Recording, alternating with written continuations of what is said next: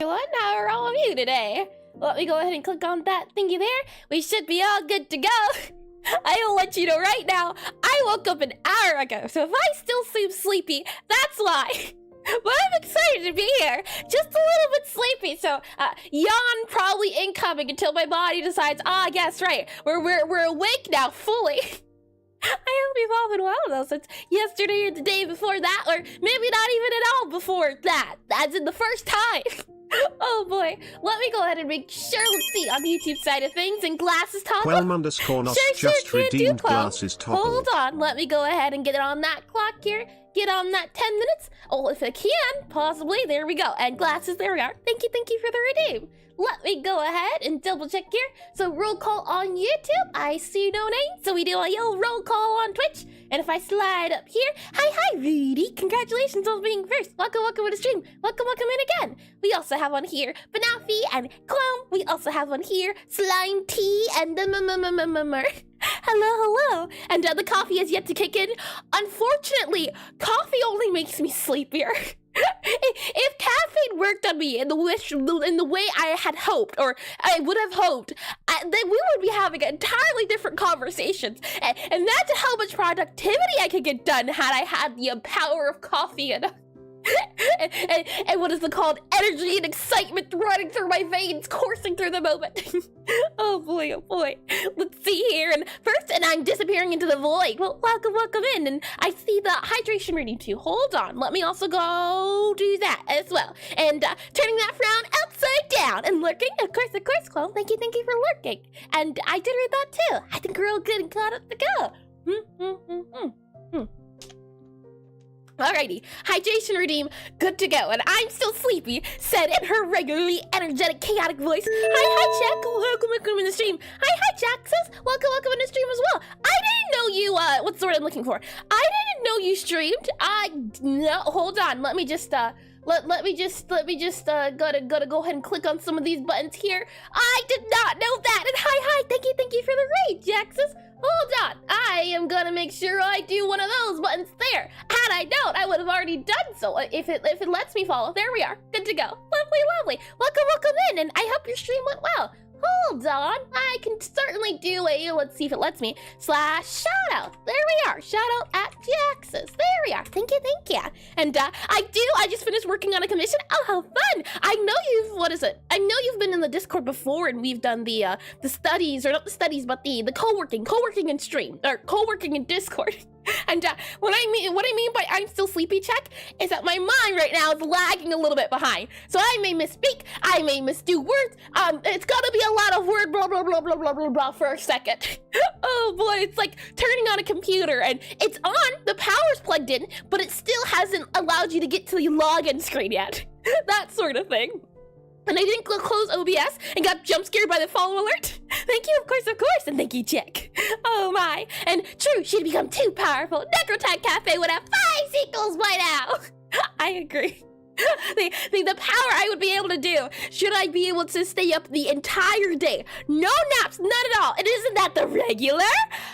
It's worse. It's worse at the moment. A little the regular, I'll give you that one. But usually my mind's had time to do things, and that way we're getting there eventually. The good news is that programming is gonna make me think, so I'll probably have some time to slow down a little bit and process things, and then over time we should be fine though. We should be a-okay. And if I really do need to end ending it beforehand, I can always do that. But you know what? I'm rolling with the punches, and the punches say straight begins now. So we do it now. Oh, hold on. Okay, I forgot. I forgot to set up a card today. So we no pun today. Unfortunately, I completely and entirely forgot. We go with the same one. Welcome into today's stream, though. What a great Sunday. Today we will be continuing exactly where we last left off from Friday. Where we last left off from Friday. We're doing the pitch, we're doing the recap, and then I take it back. Not Friday, we spent the stream working on making a plan and mapping out what the tutorial will be like for the first section of it. So today will be mostly programming instead of planning, since now that we have a plan, we can enact that plan. That's what I was going to say. And is the TM starting soon trademark? I've heard it before, I don't remember where, but I've always heard soon TM. I think it stands for trademark, but it could just mean soon tomorrow. That could also be it too, but I always like the way it sounds, so that's why I use it. And that's what I feared, the ghost! Oh my. With all that said and done, why don't you go ahead and all get a nice cozy 100% there, not like you could move or anything at that displacement.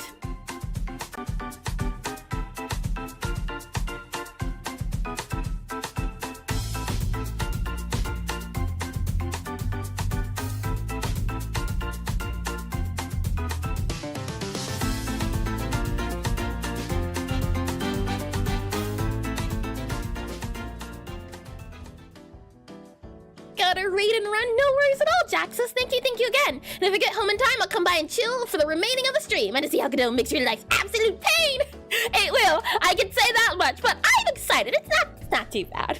With that said, welcome into this environment, you could say. Really, it's just a room. There's no doors, there's no stairs, there's no windows.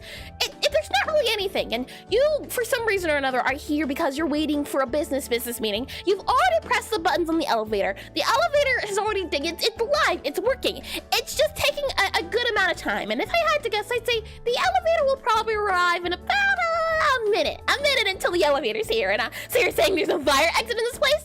No, there's no fire exit because fires can't exist here. It's not like you can start a fire to escape this place. Nope, it's 100% safety room. I'm calling OSHA. OSHA doesn't exist here. And I have to run in the elevator segment. Oh boy. And since you're here, since you clearly have some free time on your hands, I like to use opportunities. I like to make sure I get my dues worth. So since you're here and I'm here,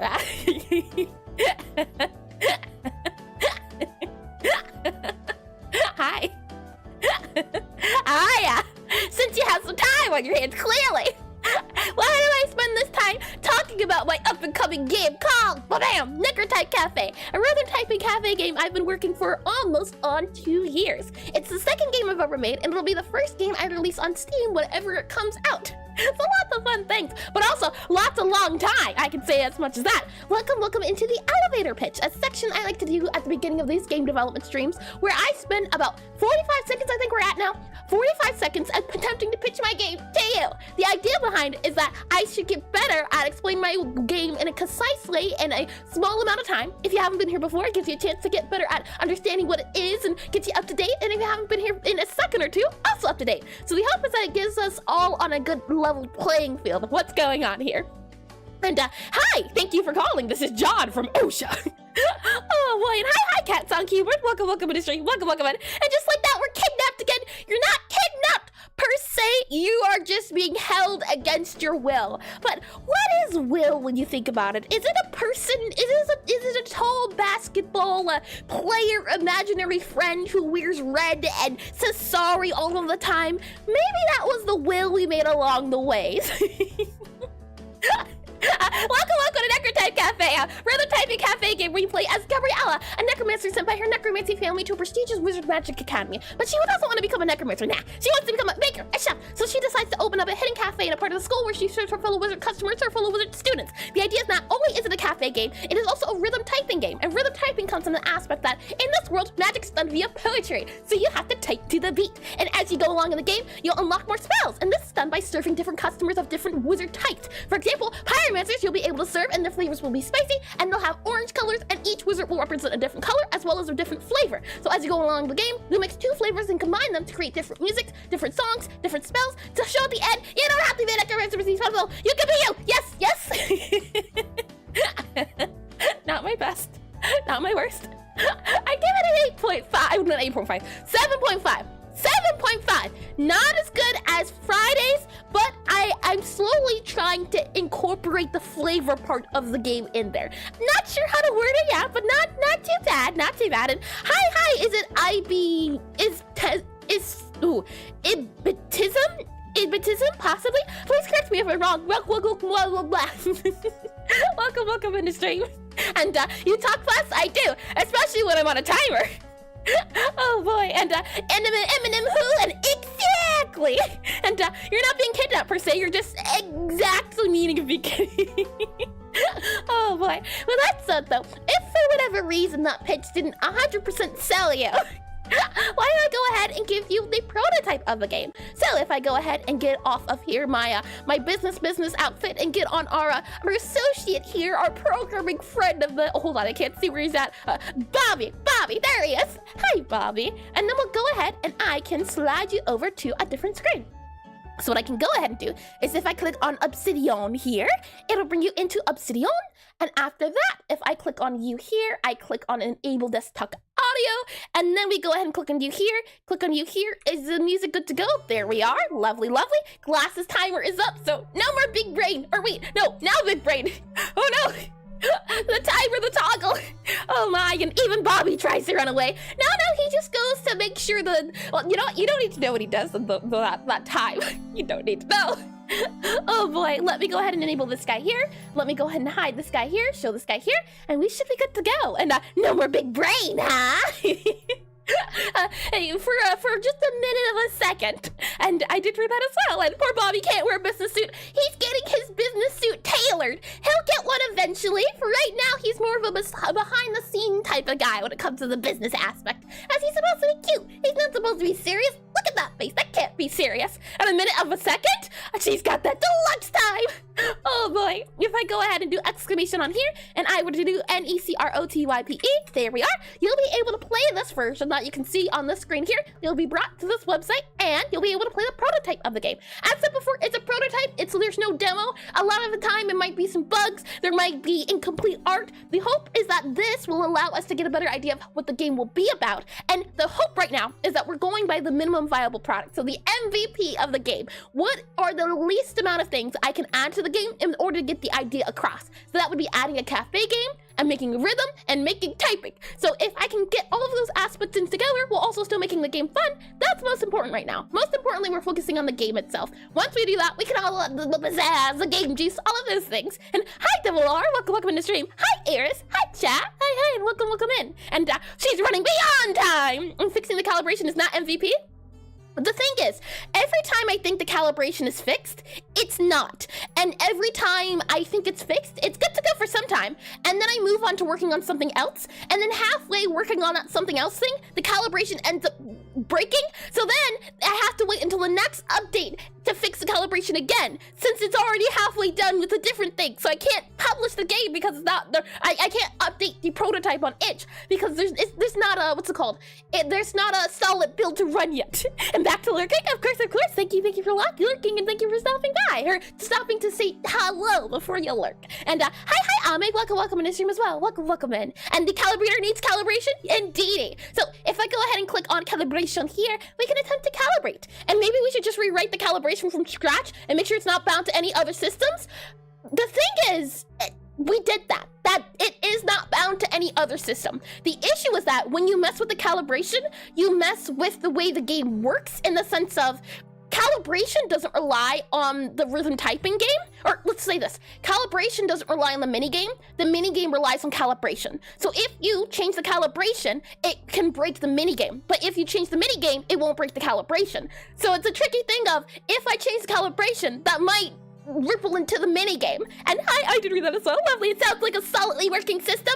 It's somewhat, hopefully, the fix I did recently, I say recently, this has been 2 months since it's been updated.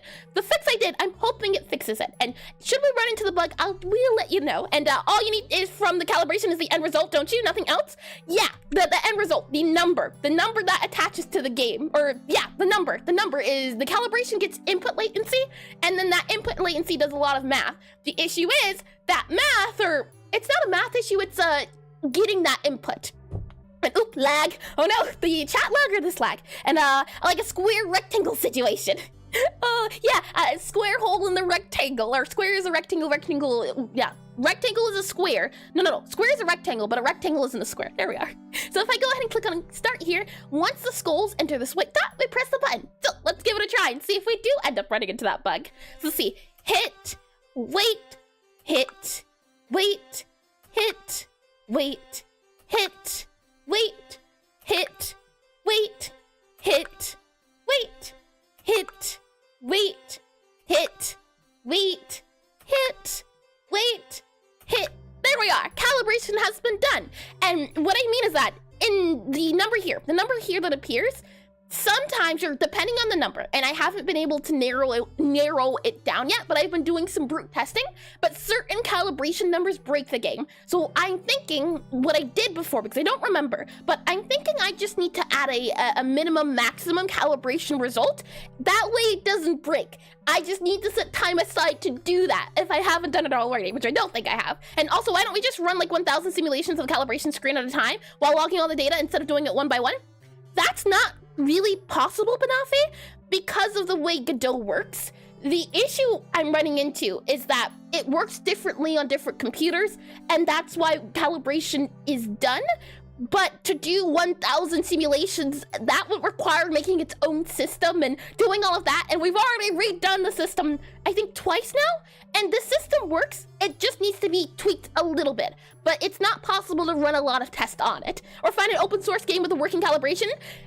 Issue is with that one is that Godot doesn't really have a lot of open source rhythm games, and we're working, or this game here, this is on the web. It's not on a downloaded, you don't download it onto the computer.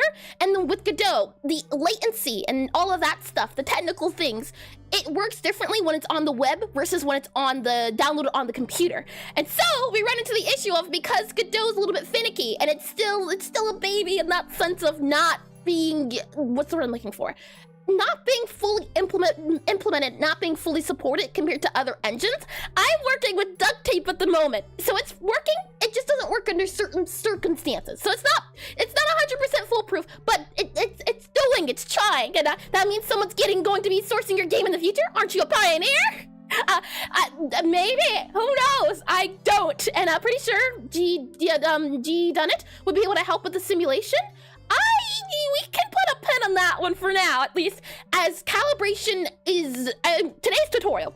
Calibration can be talked about a little bit later. And hi Frost, welcome to the stream, welcome in. Yeah, calibration can be talked a little bit later once the tutorial's done. So technically speaking, even if we fix the calibration now, the tutorial still has to be done. And she's trying not to explode her brain. Yeah, my mind has to be in simple thought track at the moment, and it's calibration. I'm not see, it's tutorial.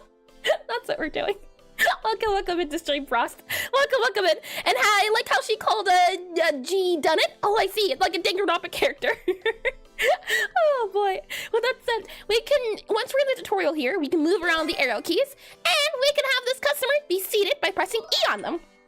And once they move around, once they think about what they want to do, they'll read through the menu, figure out what they want, wave their little arm around, which lets us know that their menu is, or they're ready for us to take their order. So we can go ahead, take their order here, and now that the order has been taken, if we hold them space, you'll see that we have a book here that shows us what does what.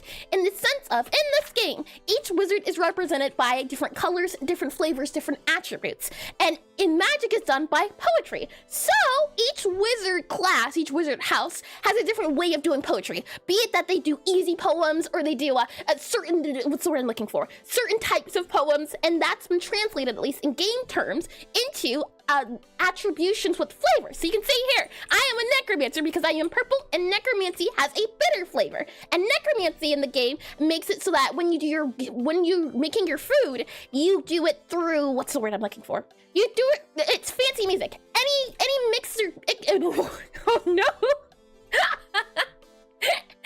Any combination that includes bitter will have a song that plays fancy music. There we are. And what you'll see here is that part of it's sweet, part of it's bitter. And we're not off to a great start today, IRS, I won't lie. I know. I very much know. Oh boy. With that said, what we can do is we can follow this skull here into the kitchen. to make our food. And if I go back here, you'll see what I mean by food combinations. We can mix 2 flavors together and bring it into a product. And you can do this. I believe in you. Thank you, thank you. As we said, give it a second, like an hour in, we should be good. And just take your time and things will be fine. No one has time for that. No, that's probably a good idea. Oh my. What we can do is we can go up to this bookshelf here and you'll see the 2 flavors. So we'll grab the sweet flavor here and then we'll grab the bitter flavor here. And lastly, we need a product, which will be our cake. And she's buffering. Indeed. Oh boy. And she's not even word man in the full third dancing. Yeah, that's true too. And what is my Twitch doing, BRB? No worries at all, Banoffee. No worries at all. Oh my. What we do here is you can see, hold down Q. So once all the flavors are here on screen, once we have a product, we hold down Q and this will give us the tutorial. This is what we're changing. Not today specifically, but what you're seeing right now as we're going through the tutorial, try to keep in mind as this is the old tutorial or will be the old tutorial, and what we're doing today is we're updating it to make it easier to understand as well as not doing slideshows of information. And oh, the irony. Oh my. What you'll see is, like with the calibration, once the icon or whatever we're pressing, which is right, oh no. Once the icon reaches the white circle, you press it. Once this meter fills up, you have completed the spell. This is your done meter. This shows the progress until until it's all good. And then what you'll see here is the fail meter. Once this rises up, you're done. You have you failed. And up. Check 14, just redeem, breathe. Okay, deep breath and reset.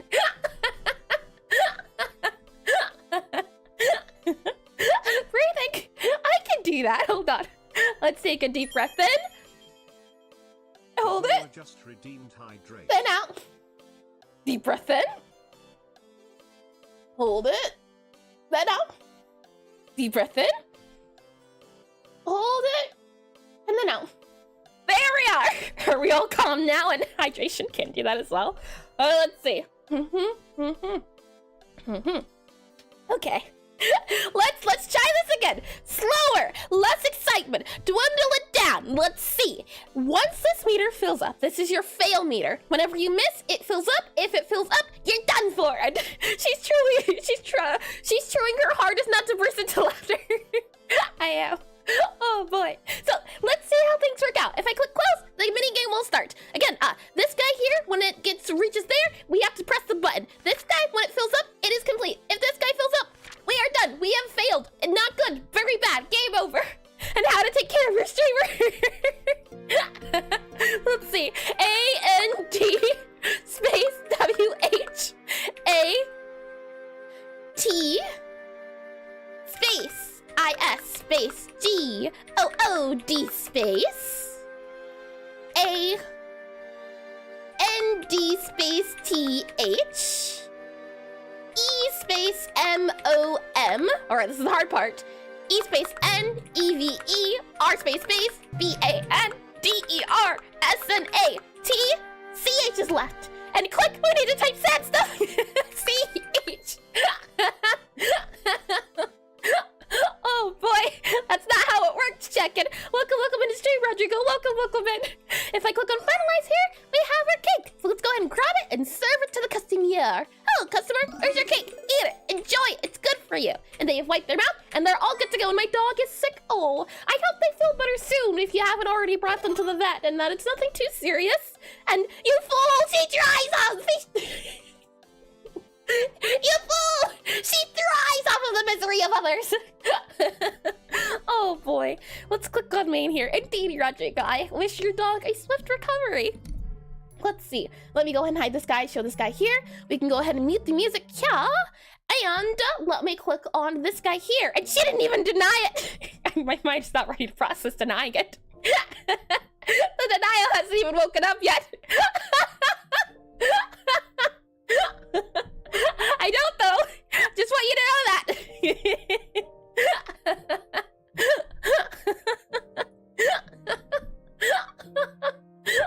Oh boy.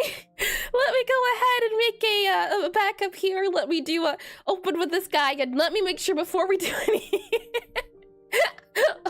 anything that should we make any mistakes going forward that we'll have a backup set a gun.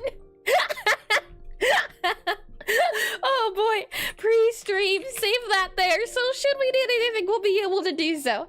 There we are. Okay, so last where we left off, I believe it was Banafi. Let me double check here. If I scroll up to this guy here, it was Nima. Nima who had been trying to help, and I did look at the code offline and I couldn't figure it out. So it'll be a thing of figuring it out some other time, not within 2 days. But where we're at the moment is we're trying to make a little arrow guy here. So this guy here, and what'll happen is, as I can go ahead and also grab this here. So if I grab a target, it should hopefully make a little bit more sense if I can find the target where it should be here. I don't see it. Oh, I see. Hold on. Let's grab the target here. I want to grab, is it a scene? I want to grab the target scene. Target scene. Where are we target scene? Ah, this guy here. This is the guy I wanted to grab. This here. If I go ahead and remove this target here, since it just seems to be a script, and drag and drop you into here, the idea is that we want a arrow to hover above where we want the player to go. And yeah, I wasn't here for the last coding stream. I see. No worries at all, Banafi, and only absolutely jolly in these parts of towns. Yeah, jolly time. And what you'll see is that the idea is when the player gets to the purple circle, we want it to register as them reaching their goal. And the idea was that we have an invisible spot here and we would have an arrow. The arrow won't hover at the moment, but it will eventually, and the beatings will continue until morale improves. Hold on now. I just need a second. No need for violence right off the bat. No need for guns. The idea is that when the player reaches this area, we want it to say, "Oh, you've done the thing," or "Congratulations, you've reached the spot," or this is supposed to be a way for us to guide the player to where they're at. And the hope was that I could make a tool where if we change the height here on the arrow, it would change it in the editor before we even click on play. And I believe that there is a way to do it as I close all of this here, so there's not too much going on. Let me just close all of this. There we are. The idea was to use a tool script. Couldn't figure it out, which is okay. Eventually, but with the time between Friday and today, was not able to. And hold on, let me clear my throat. Give me 1 second here. Oh, also, music here. Do that there, so the music isn't doubling. And let me through. Hold on. There we are. And didn't we have the floating skull ghost direct things to a player? Yep. The skull, we do have the skull ghost. We still do have it. The thing is though, the skull ghost is supposed to show you from moving from one spot to another.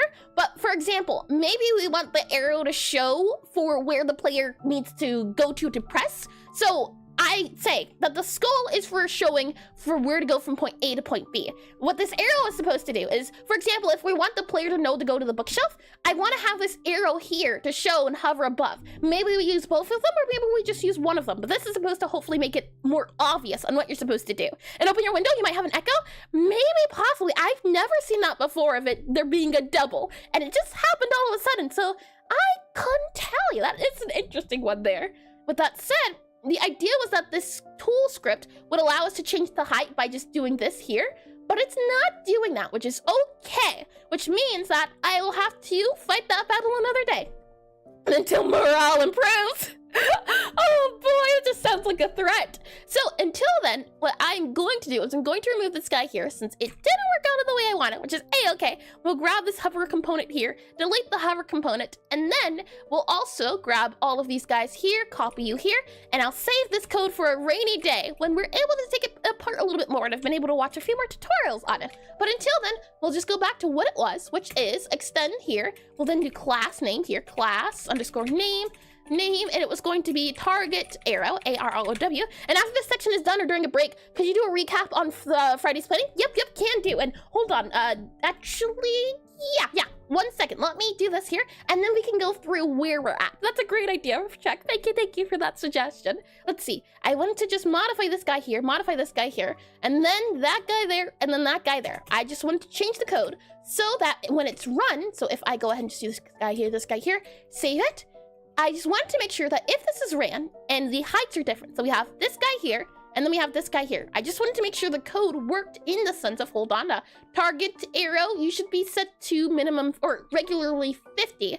Now go back into here, reset 50, you're good to go 50. And if I set this guy to, for example, let's just say 25, it should appear lower when we run the code. So if I click on you here, I click on you here just so we can see their heights, save it. I just want to do a quick check into that. And I did read that as well. Lovely. So let's see. If I click on here, if I click on you here, and I click on you here, and then here, we should be able to see as I mute the game so that we don't have double music going on. Go back into this guy. Oh, what are you angry about? Sprite.position.y. Aha. Oh, hold on. Export var. Is that it? Hold your horses. We have a sprite here. Yep. Let's just go ahead and do that there. And then we'll go ahead and grab you here. So you should be this guy here. There we are. Good to go now. Let's see. Cancel the game. Start the game up again. And are we good to go? Let's see. I did the app export, so now good to go. Lovely. And what you can see is that they do change it once the game runs. The hope was to make a tool so that I could change it from here and see the changes, because right now for testing, if I want to modify the height, I wouldn't be able to just use this guy up or down. The good news is that this lets us have the base of it, but hi Pixel Tanuki, welcome in the stream, welcome in, and welcome back in. I hope you've been well. And the little Speen, welcome in. The hope is that I can just put this here anywhere I want. So for example, maybe I want the player to reach the trash can, I would have this guy, and then the arrow would be able to hover over the trash can to let you know, yeah, you need to go there. The issue just says at the moment that it doesn't really let us see that update in real time, which is okay. It's something that can be definitely worked on, but the good news is that we have this guy here already. And what I'll do as an extra bonus is, just for, what's the word I'm looking for? Just so that we know what's going on, I'm going to add a little rectangle here. Let me make you a little bit smaller if I can. Let's see, transform here, make your scale a little bit smaller. And I just want to make this guy so that we can see what's going on without having to worry about other parts. So if I grab this guy here, move you down to about here to let us know where the player can touch. And then I set the visibility to a smaller number, so something like here. That way it's see-through. Or you know what? We don't even have to do that. I just realized. And can I make my game does social media connect content for the week and lurk? I see.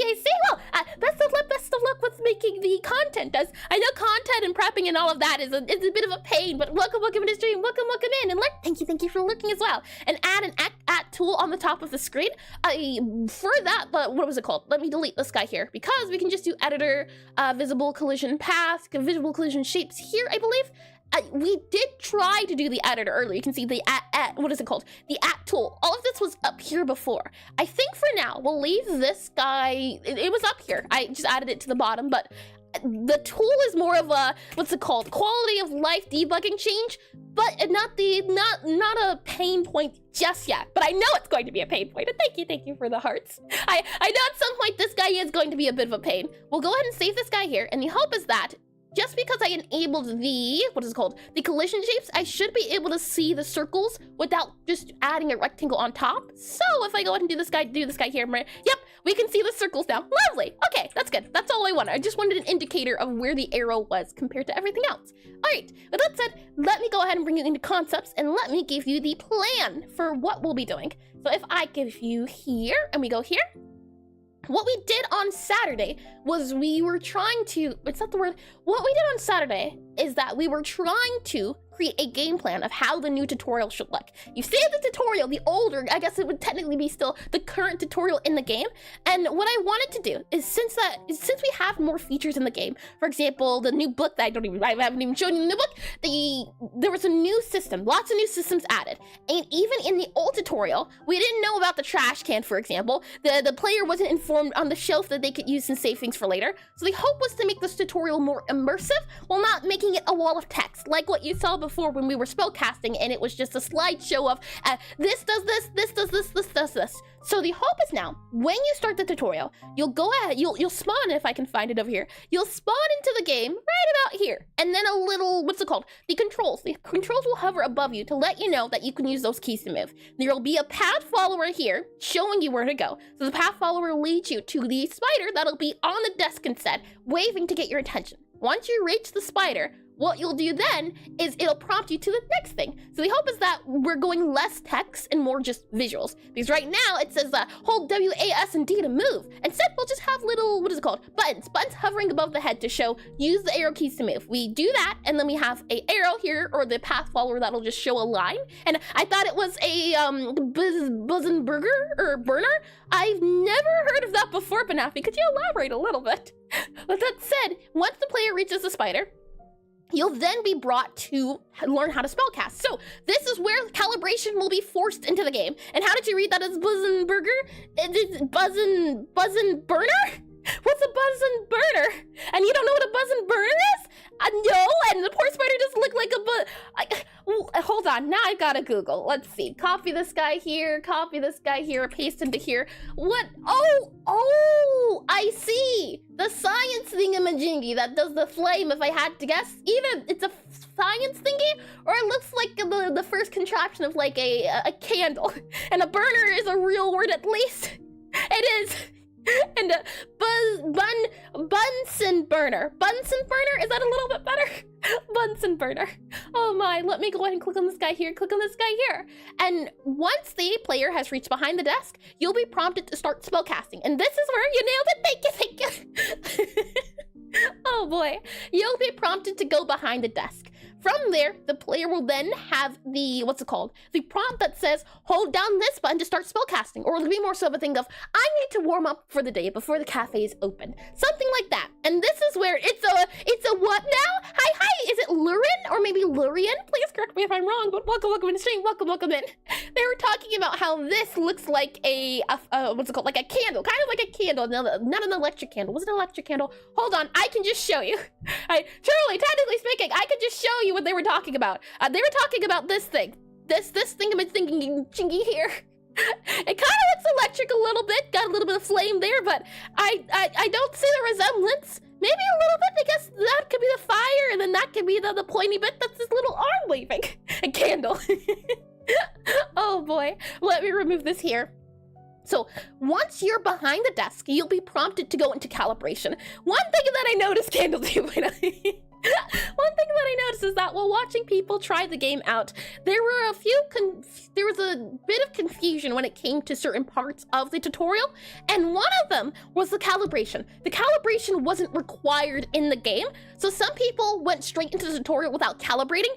Other people went through the calibration and stopped halfway because they couldn't tell that the calibration was complete. So what I'm thinking is, for the new version of the game, and there are different designs of Bunsen burner, silly, my school had one with weird little slits so it looks like a spider.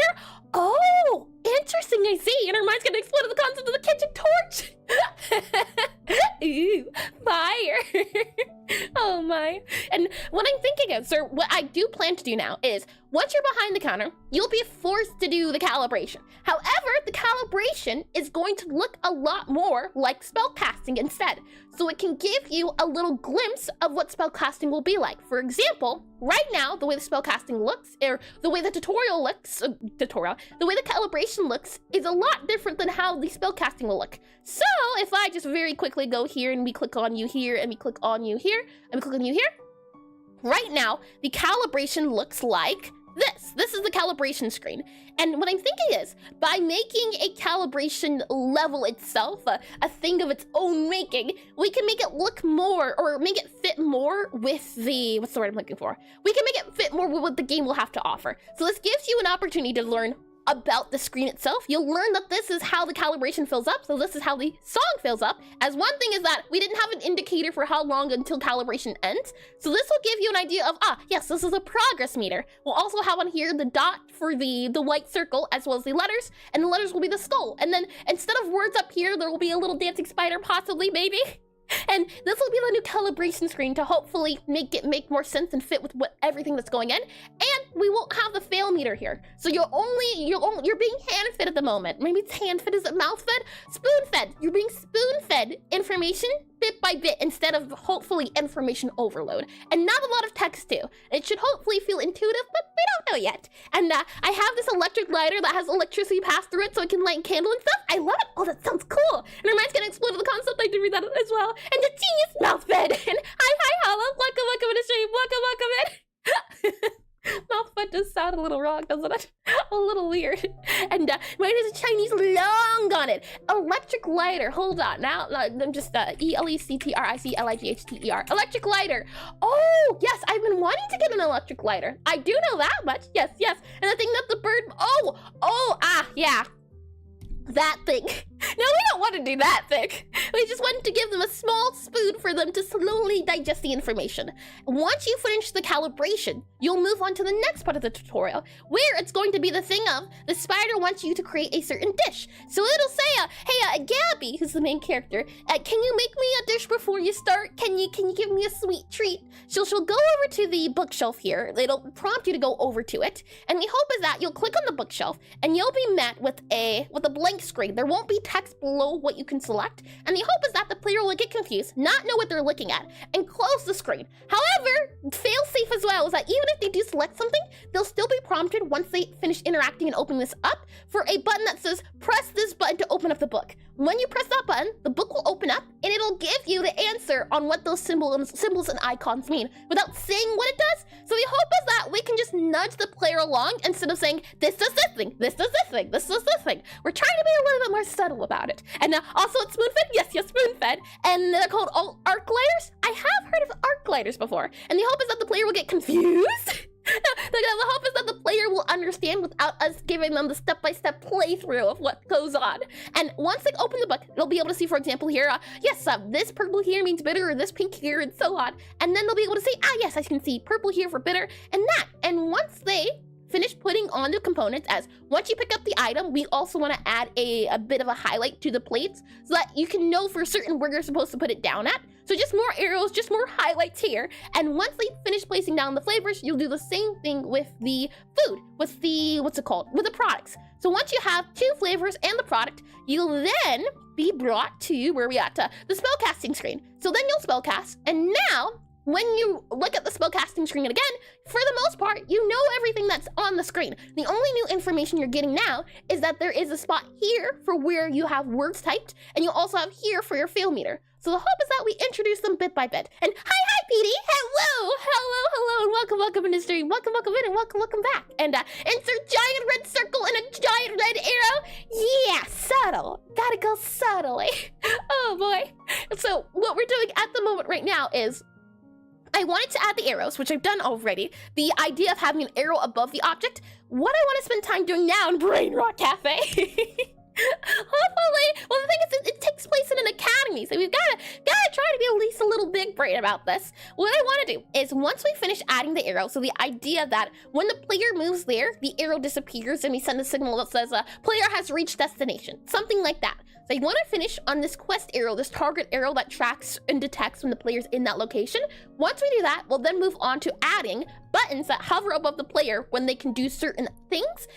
And another thing I want to do is that not only do I want buttons to hover above the player, I want to have buttons that appear in the bottom right of the screen, or maybe the bottom top of the screen. Bottom top, yes. The top left of the screen. So either the bottom right or the top left that also shows you what buttons you can press. I've seen it before in games, for example, here in a game called Little Witch Academia. Not Little Witch Academia.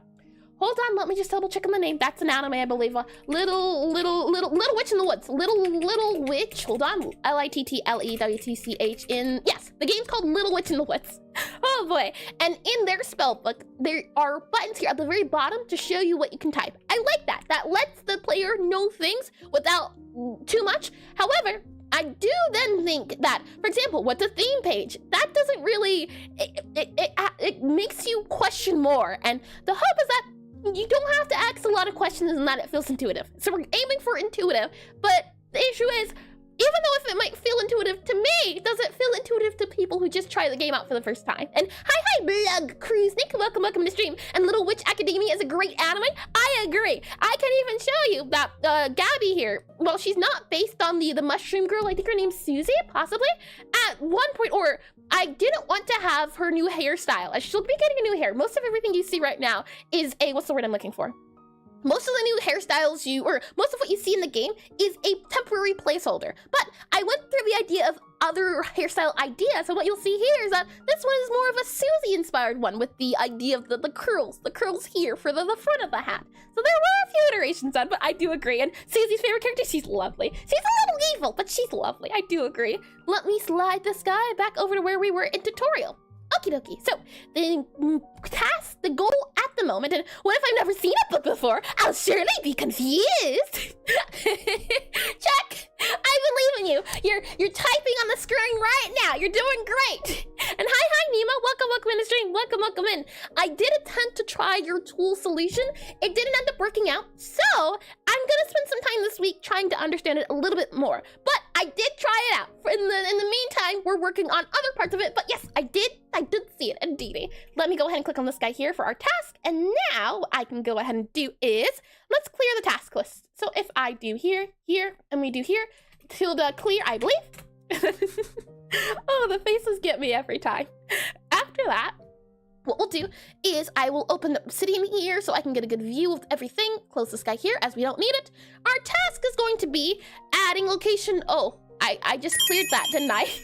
Oh my! And underscore Whitechapel just redeemed hydrate. Tilde task here, and then we go here.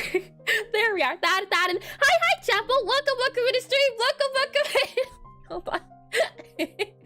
Where are we at? Where can I do the thingamajiggyada? Hi Ayers, hi chat. Welcome in. / shout out here and then do @ and then oh boy. I highly recommend checking out Chapel. He's a pixel artist. He's making a hold on, let me see if I can remember. It's a monochrome themed game, Metrovania, where it's all about the theme of plague. And I recommend it because I'm often joining his streams after my own stream later in the day, and it's a lot of fun just watching and listening and watching him do wonderful pixel art animation. So highly recommend. As that said, let me go ahead and click on you here. So we're adding the location goal marker. That's what we're doing. And if I click onto, let's see here, back into, let's see, programming. Let me go ahead and also get the hydration done for you. And time zones. Yeah, well, the thing is, I stream from 1 p.m. to 4 p.m. And then I take a nap after stream, and then I can turn around to like 11, it would be 11 p.m., 11 p.m., 2 a.m. That's the time I'm usually catching it at. And task inexplicable violence. Oh boy, let me get water here. Hydration has been done. Thank you for that redeem. Oh boy. With that said, if I go ahead and close this guy here, our target, we want this target arrow to not only be able to detect the player, but maybe we want something else to be put there too.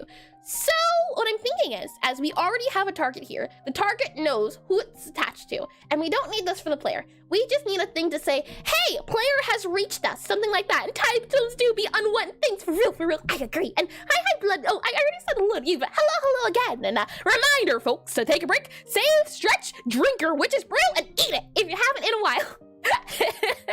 You know what? I can agree to that one. That one's not too bad. That one can be permitted, just as long as it's not unhealthy. Like crayons. But thank you again for the reminder. Let's see here. What we'll do is, I already have a little box here that detects when the player has stepped into the spot. So what I'm thinking is, we can just use this. What's it called? We can just reuse the code here. This already detects when the player enters and sends out a signal, so we can kind of just copy and paste that code there to say, yeah, the player has entered the scene, send out a signal, and I got my witch's brew. The best enchantment coffee, X2 hasten speed, and thanks, but I'm underaged. Oh my. We'll go up here, and I should be able to see first time placing correct ingredients. Where do we have player has entered the scene at? We have collision shape here, we have spell casting here. Where are we seeing? There's a tutorial wall here, an area swapper here. Where do we have player has entered? We have update plates, we have spawn, we have settings, we have initialize. I'm not seeing that this guy has player has entered. So who does it? We have the location of the desk here. Is this it? Hold on. This has assigned entity. It has all of those guys here. Nope.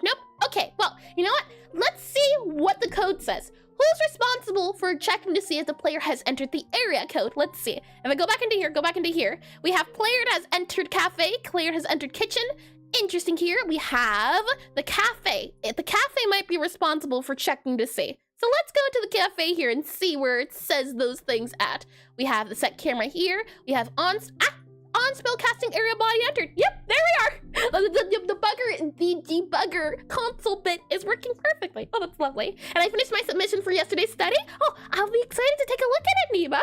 A little bit afraid considering what I've seen before, but excited all the same. And congratulations on also finishing it as well. Congrats. That's half the battle. Starting something, half of it. Finishing it, the other half. It's the thing is sometimes you start a lot of things, we don't end a lot of things. Debugger, I barely know her. And I said non-alcoholic versions. All safe for work and safe for stream. Indeedy, I can agree to that one. That sounds tasty. Let's see here. we have on spellcasting body entered.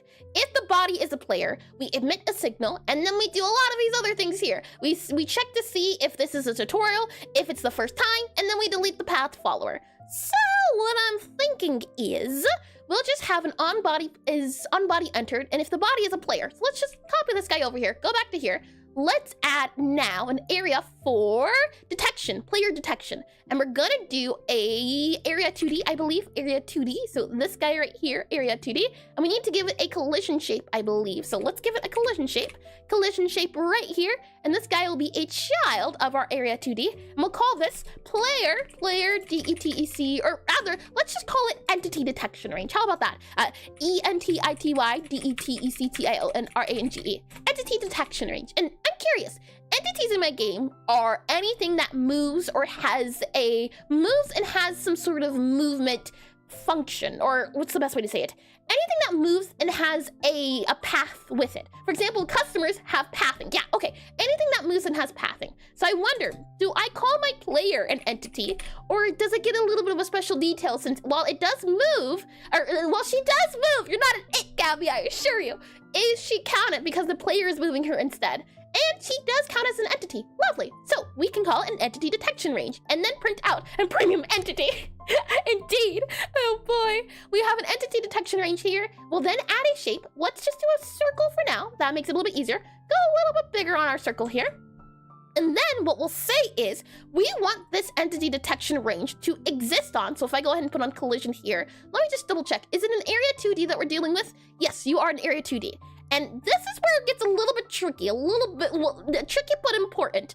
What we need to do is make sure that we understand where everything lives and how this layer versus mask work is that the layer, let me just double check here. It's one of the other, I can't remember layer okay. So the layer is where the object lives in.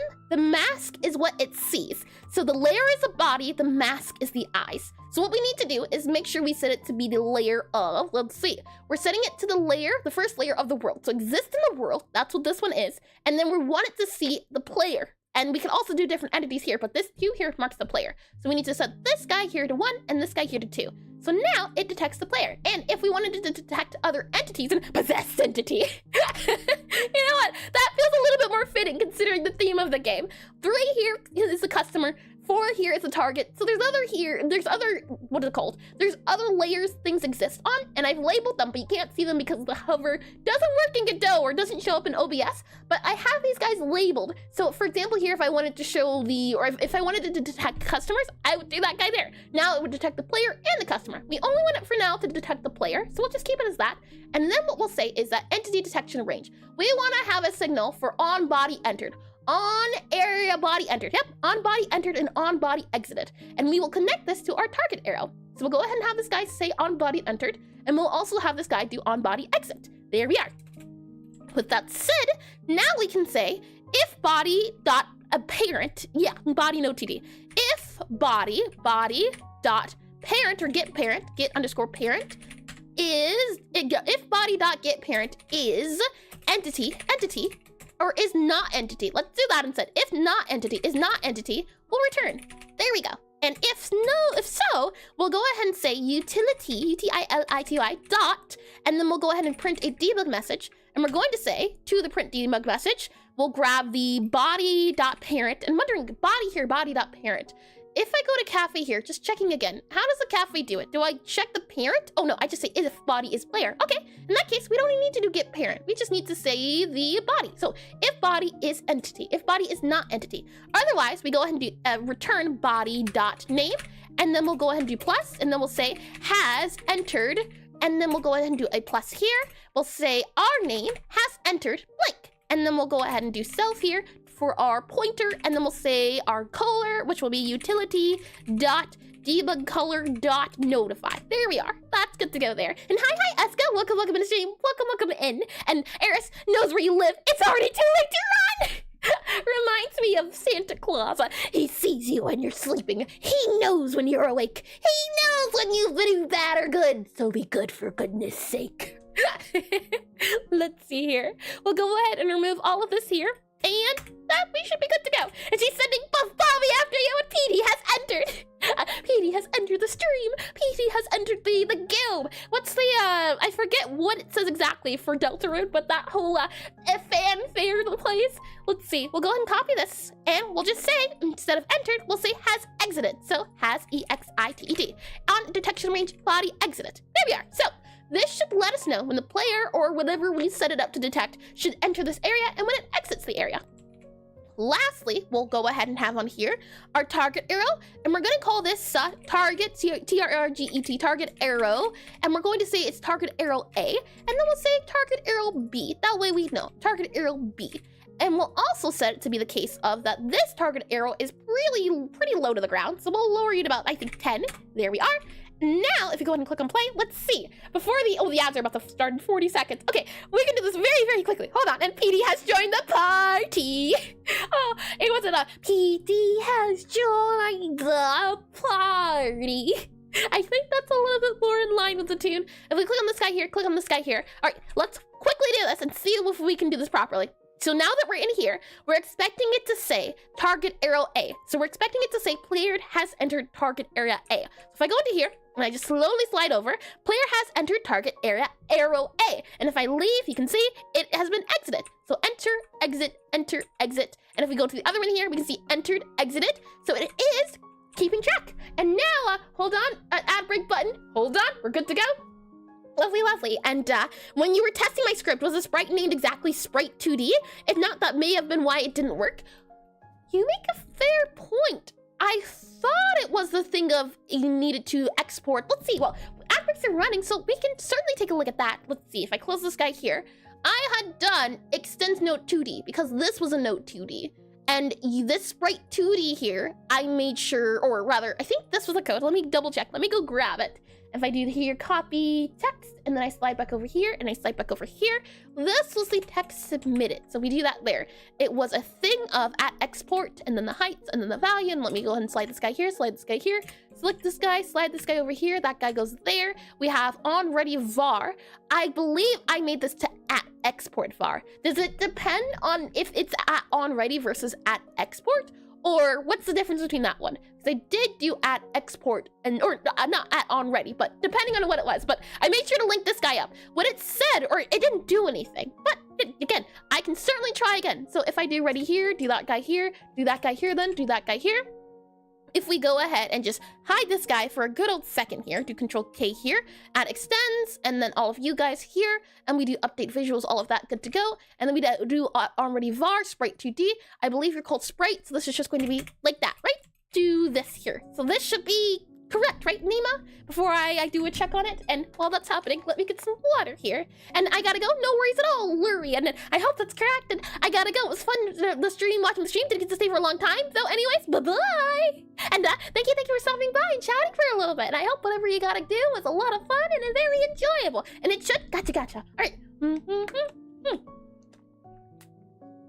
Lovely. In that case, I'll go ahead and save this guy here. We'll go back into the cafe. Now, when I was watching a tutorial, one thing I did see was that the person had to restart or reload the project. So let me also do that too, just in case that was also an issue.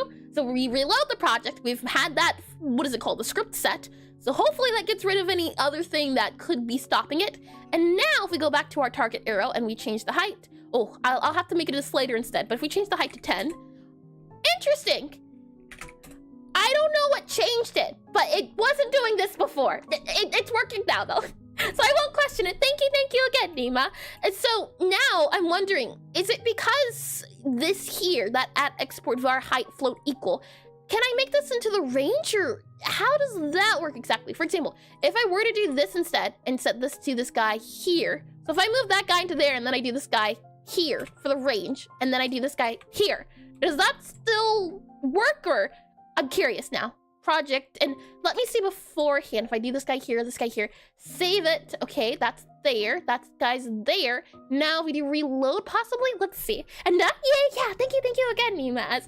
I watched one tutorial, but I didn't watch multiple. And the hope was that if I didn't get around to watching more, I could always do it during the weekend. Welcome back from the ad break. Welcome back again. And what you missed? Not anything at all. I was just copying and pasting the code, posted to the Discord for how to do a tool, as the tool's idea, I know it exists, but it's still a very new idea to me. I was talking about earlier how I was struggling, or I wanted to find a solution where when we modify the height here in the code, we'd be able to see it in the game without going and playing the game and reopening it and closing it. And maybe tripping, but if there is a value in the inspector and you click it and hold it and move the cursor to left to right, it works as a slider, but I may be tripping. Maybe, I have no clue. We can certainly try it. Now, if it is at export range, nope, it still works. Oh, that's so interesting. This is lovely. This is exactly what I had hoped for. Thank you again, Nima. The hope was that we would be able to find a way where even if the game's not running, we'd be able to see exactly what the height would look like when the game does run.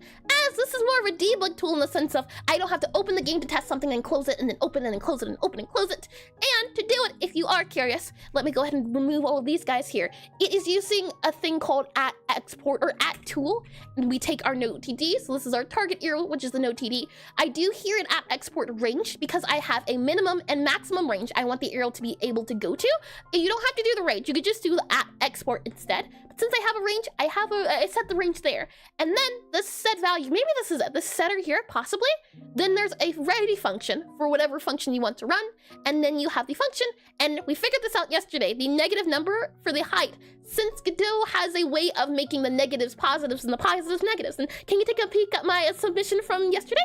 I sure can. Hold on. I can grab it super quickly. Let's see. Hold on. Where are we at? Here and here and here. And oh boy. Hold on. Yeah, I don't mind one bit. Let me bring this very quickly into here and very quickly into concepts here. Okay. Let's see. If I click on this one here and I was not expecting that. Hold on. Can I copy this? Will this work here? Here we are. Yesterday we did a study. We did a pixel art study on necks and the area around the neck and domain expansion. This is lovely, Nima. It's lovely in the hands too. Oh my. And the stars. I've always struggled to draw stars and more cursed. Yes. More cursed. And the teeth too and the neck. Another muscular neck. And then here, there's a second one here too. And oh, look at this. There we are. A zoomed in version and a non-zoomed in version. Bobby's unshackling. That's very scary, I'll be honest.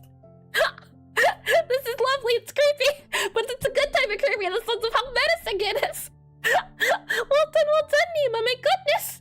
Yes, indeed. I see it even being finished. And this is just lovely. Thank you. And that's when Bobby runs to your pockets for protein. Oh boy. Let me put it here. There we go.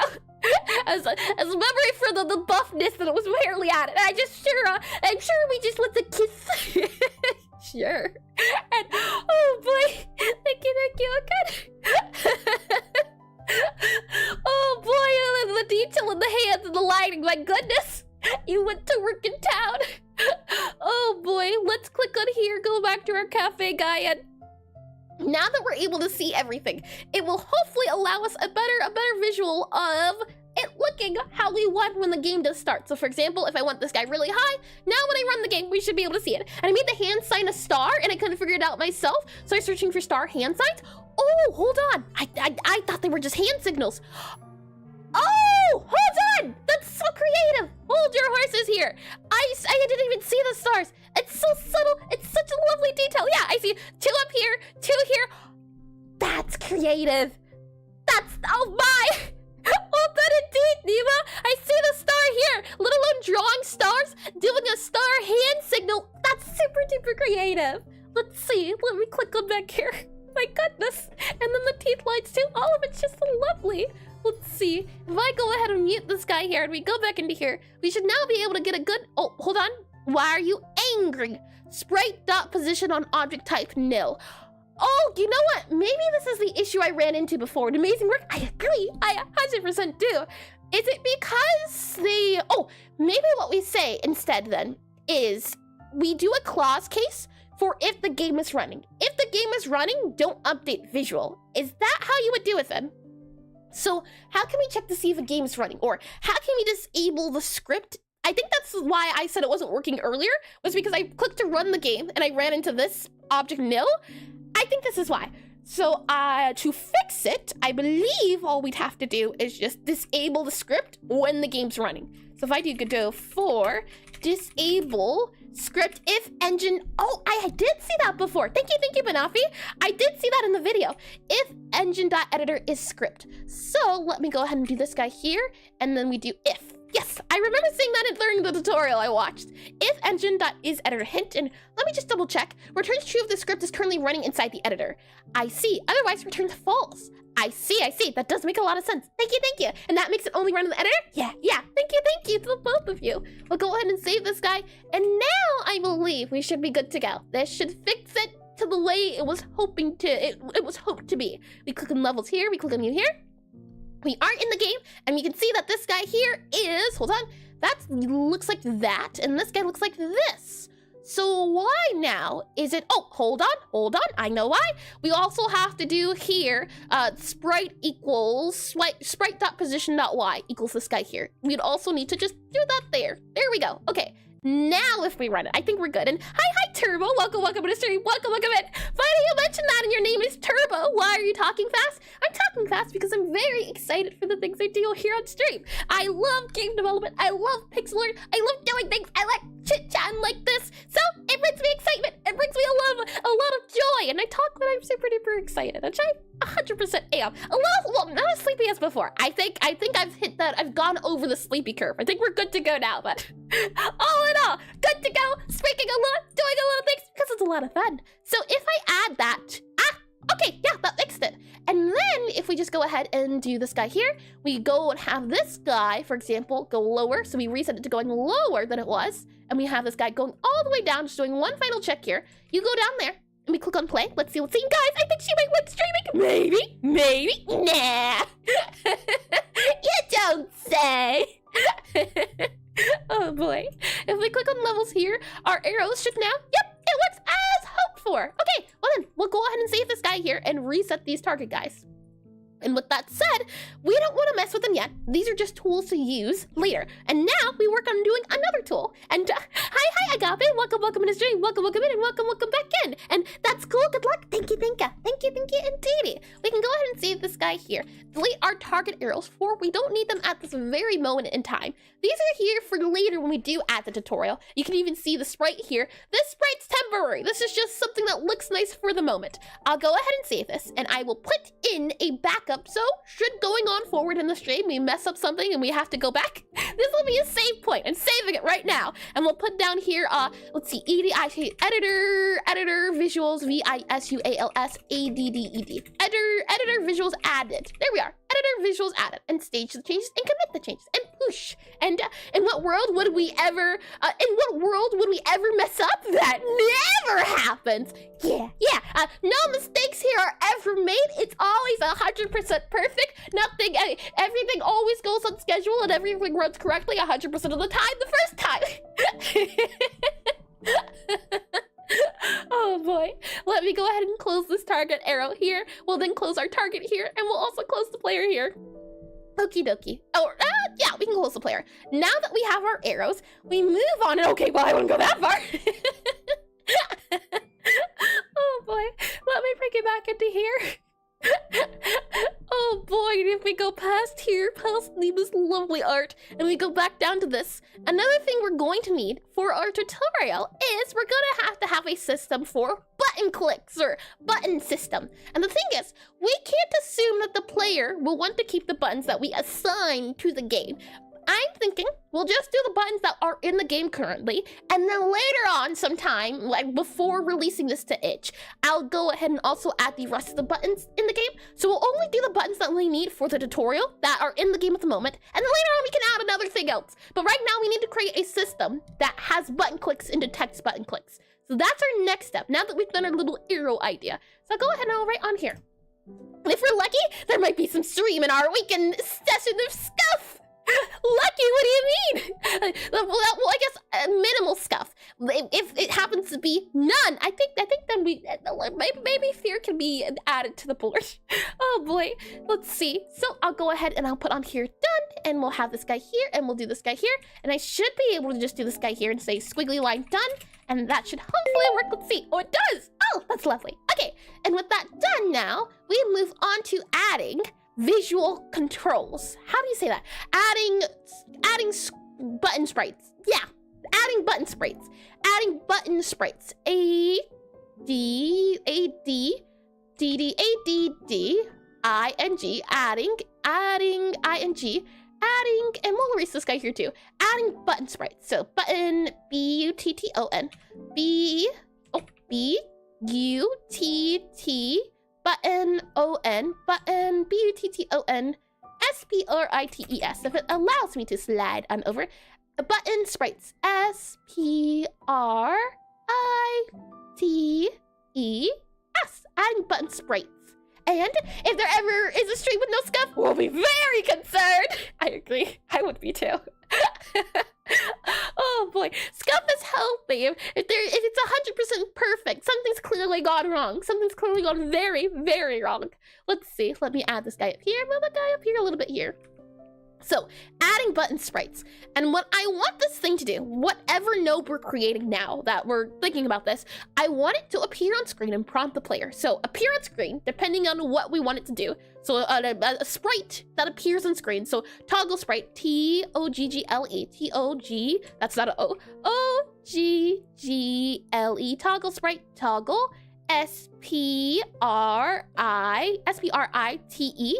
toggle sprite, and I also want to have a name for the sprite, possibly. So a toggle sprite, I want to have a toggle name tag, and I came back from the bathroom and I thought you were writing adding buttons.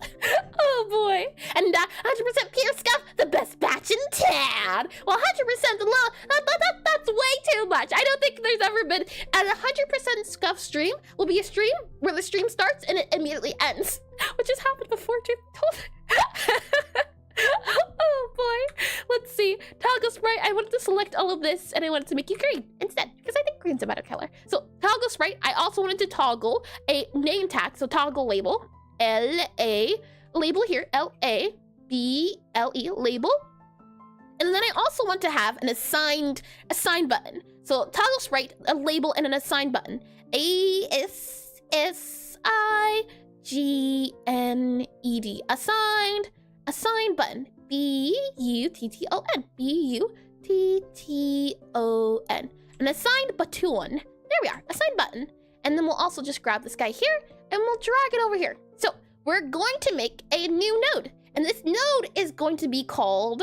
Oh, what should we call it? We could do a button. I definitely don't think we should call it a button sprite, but we should call this first. I think it should be a screen that appears. And well, two things. There's two things I want to do, which is one I'm not sure. The thing is, one includes a component, so we create the component, because what I want to have happen is I want to have this guy here. We're gonna work on making this guy that appears anywhere on the screen that we want. And then once we have created this guy, we'll be able to put him anywhere on the screen we want. For example, right below the book to show the controls, or if we're in a menu, I want it to pop up and show on the book here in the corner or somewhere else. So we need to make the thing that pops up, regardless of if it's its own screen. Right now, we just need to make a sprite that reacts to whatever we want it to set. So let me go ahead and scroll back down here, and we need to go back here. So to begin, we need to have an assigned button. We also need a button. And I was looking at some buttons on itch, and I'm not quite sure which one I enjoy the most. The thing is, lots of this is just placeholder, and is it important that the buttons are animated? Again, could just be a thing of, well, it doesn't matter for animation, just placeholder, still sprite for now. But I do think having it animated would help the player see it a lot more. So for button choices, we have here, let's see, we have this color, or we have this one here, if I can drag and drop it. So we have this pack here for buttons that we can get, and they would be different separate buttons. We can also, and the thing as well is that if I am able to get around to it, I can also make my own button keys and things of that nature. I like this one. I think this one's nice here. The issue is just going to be how to figure out attaching each of these to a letter or a button. And I wonder if there's a way we can set it up to do certain letters or something else. There's a way to do it. I'm sure there is. And that's what we'll figure out today, is making a system. Oh, hold on. Are we still in tutorial? We are in tutorial. Okay. Let me move you somewhere else. We'll move you to up here where I have more space. There we are. Up here. There you go. I like this one. I like this one a lot more. Does it have a button press? It does not, which is okay again. We can always modify it whenever we would need to. This one here is also an option as well. So let me go ahead and copy this guy here. There's that one there. And then, do you have the animation of the press? I don't see it, which is all good to go as well. So we can have this guy here and this guy here. So this here. There's also this option. Oh, never mind. It doesn't, I forgot. It doesn't do GIFs, does it? The, not a sprite, Concept. Concept doesn't do GIFs, which is okay. We can just grab this one here. I'm thinking maybe this here, this button key here. Maybe if I click it, it might make it a little bit easier to see. If I do that guy there, oh yeah, that's less blurry. That's way less blurry. Okay, so we have 3 guys here. It doesn't matter too much since these are placeholders, and we might just modify the keys to be something different in the future. But all in all, I think this one here already has buttons that press. So maybe we go for this one just because it already has the animations added to it. Though, I'm curious to see about the files. I think of these, it's between these two. So what I'll go ahead and do is I'll download both of them. And should you want those sprites or want what I'm looking at the moment, I can also show you. So hold on, let me pull it up on Godot, or not Godot, but the browser here. Copy this guy here, and copy and paste here. And then I can bring you into the browser. So this guy here. This is what I'm looking at. We have this key option, which I think is our best bet temporarily at the very least. Or we have this option here, which I don't think has animations. So that's why I'm thinking, since I would like to have animations in the future, maybe starting off with having support for animations and then figuring out a little bit later. But I'll download both and I'll see. Oh, if you're curious about who made it as well, hold on. This one's made by, oh no. This one's made by Beamadiath, maybe? And then this one here is made by, it's made by DreamMix. There you are. So if you would like to download these, they're available, and I can also put them in the Discord too, should any of you truly want the link to it. So I'll go ahead and click on Concept here. We'll go back into this guy here. Let me go ahead and download both of them. So if I click on this button here, click on this button here, and download, and we do this guy here. Now, the question is just going to become how we sort these sprites, how we organize them, for example. And I wonder if someone does have this already, if there's like a tutorial out there that says, this is how you connect 2 buttons to a different thing, or something of that case. And let me go ahead and click on you here, What I'm thinking our best bet would be to organize each sprite into its own layer or number, and then we just have them numbered. And then, depending on not the hex code, Unicode. There's different Unicodes attached to different buttons.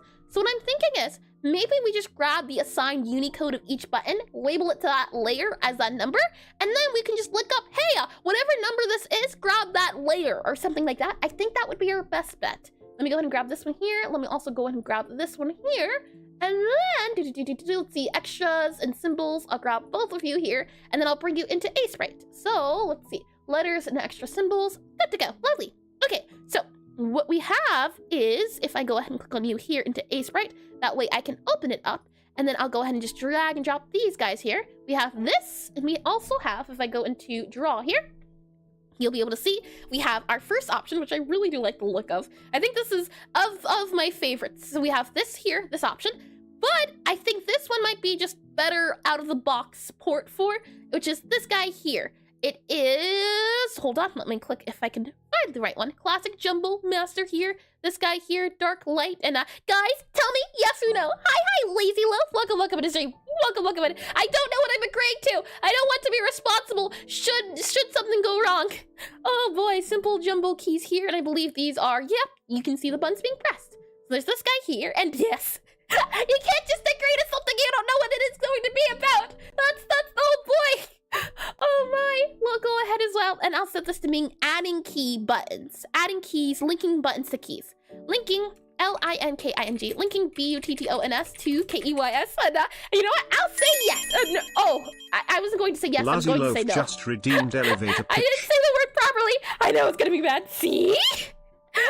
Oh boy, hold on, let me copy this guy here, set this guy to be this guy so I don't forget. And apparently we have oh, sure. Task here, there we are. All right, now that that's set, you stay right where you are, stay all nice and comfy, for apparently the majority rules here. I'll be right back.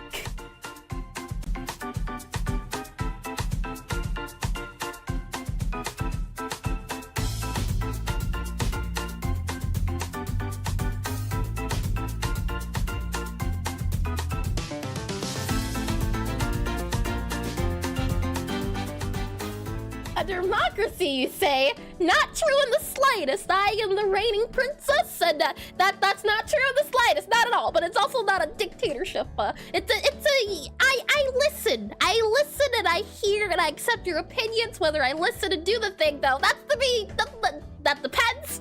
That's it, though. It's a signed contract of the redeem. So, you're back here thanks to Lazy Loaf. No stairs, no windows, no doors. It's really just you locked in a room with a few elevators in your business environment. And as you're waiting along for the button to press for the elevator, we have some time on our hands. I'd say about 45 seconds. So if I go ahead and, just make myself approachable, since I'm a person who takes the opportunity when it arises. And since you're here, and Lazy Loaf brought all of you here. Welcome. Oh, you're ready to rumble. Welcome to the elevator pitch, a section I do both at the beginning of the stream and as a redeem, where I attempt to pitch my game to you in 45 seconds. And the idea behind it gets you up to date, gets you good and good to go. And the game, I'm sure you're wondering about now, the thing we've been watching is bam, Necrotype Cafe, a real type of cafe game. So, shall we go ahead and get started? Once that reaches 45 seconds, we'll attempt to do, and you're a person. I am a being, a not all-knowing being, but a something-knowing being. And it's a little consideracy, hold on, it's ill-consideracy? What does that mean? A dictatorship that isn't cruel? Welcome to Necrotype Cafe, a rhythm typing cafe game where you play as Gabriella, a necromancer sent by her necromancy family to prove Jesus Wizard Magic Academy. The idea behind the game is that she doesn't want to become a necromancer, she wants to become a baker, a chef. So she decides to open up a hidden cafe in a part of the school where she serves her fellow wizard customers or fellow wizard students. Not only is a cafe sim, it's rhythm typing. That comes into play, and that in this realm, magic's done via poetry and spellcasting, literally spellcasting. So the idea is that it is a rhythm typing game where you have to type out poems to the beat. And as you go along in the game, you'll unlock different spells, different combinations, different floats, methods, and hope is that at the end you'll be able to show everyone that you don't have to be a necromancer to be successful. You can follow your dreams. So you'll go through the weeks, you'll go through the semester, showing everyone, and there will be fun effects, fun sparkles, magic, and words are missing me, and wizards and customers, and oh. I ran out of things to say. Oh no. Now let's see. What would I rate it out of? Maybe 6.5. If I had to be honest. The beginning, good. Middle, good. Ending, bad. Very bad. And holy zoomies. And wah. It's really impressive how incorrectly you read that. Ill consider it receipt. Ill consider it receipt. Maybe, possibly. Well, that's the elevator pitch again, brought to you by Lazy Loaf. With that said, why don't we go ahead and get back to our regularly scheduled program? We were looking at Ace right here, and let me go ahead and set the music up. And racy, ill-considerate, oh no, ill-considerate racy, ill-considerate racy. That just sounds weird. And thank you, Nemo. Wow.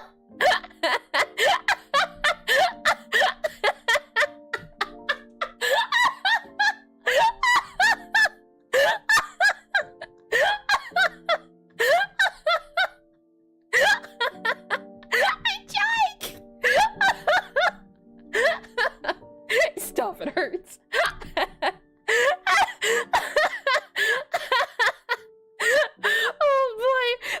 Wait, is it an I or is it an L?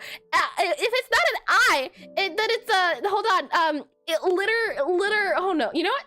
I think we've reached that point where maybe some things are just left unspoken. And it would have been several million years old being your basic sentences. You'd be surprised. Oh boy, we have here, I'm looking at the files. What I'm thinking is, each file is named its specific name, and then we just compare and contrast to whatever the button is, possibly would be our best bet. And honestly, at this point, I wouldn't be surprised. Begin. Oh boy. We have here our 0 PNGs, and I think this is what we'll do. What you can see here is that this PNG has a name to it. It has the Z PNG. And I think we'll just do this. This is already labeled, it's already named. If I bring you back into, hold on.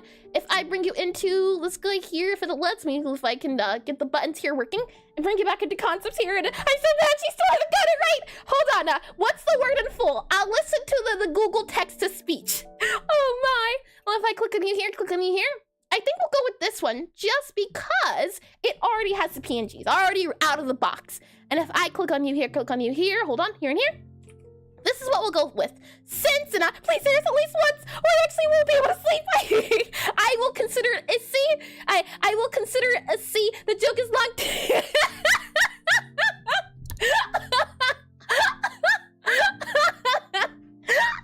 I thought it was a real word. It was a pun. That just shows you how bad it was. Oh boy. That's not true, check. This laughing you hear right now is suffering. It's pain. It's acceptance. And how have you lived this long? That's a good question. So we'll go with this here, I think would be our best option to do. Depending on the arrows. Now, I wonder, for the buttons, we'll probably have to change the name and figure out the button attached to it. And poor Bobby, where do you think he got those jeans from? Oh boy, let me go ahead and close this I give you that. That was a 3 out of 10 pun. We'll go ahead, and what we need to do is create a Wayne related long lineage. Oh boy, let me bring you back into program. But thanks so much.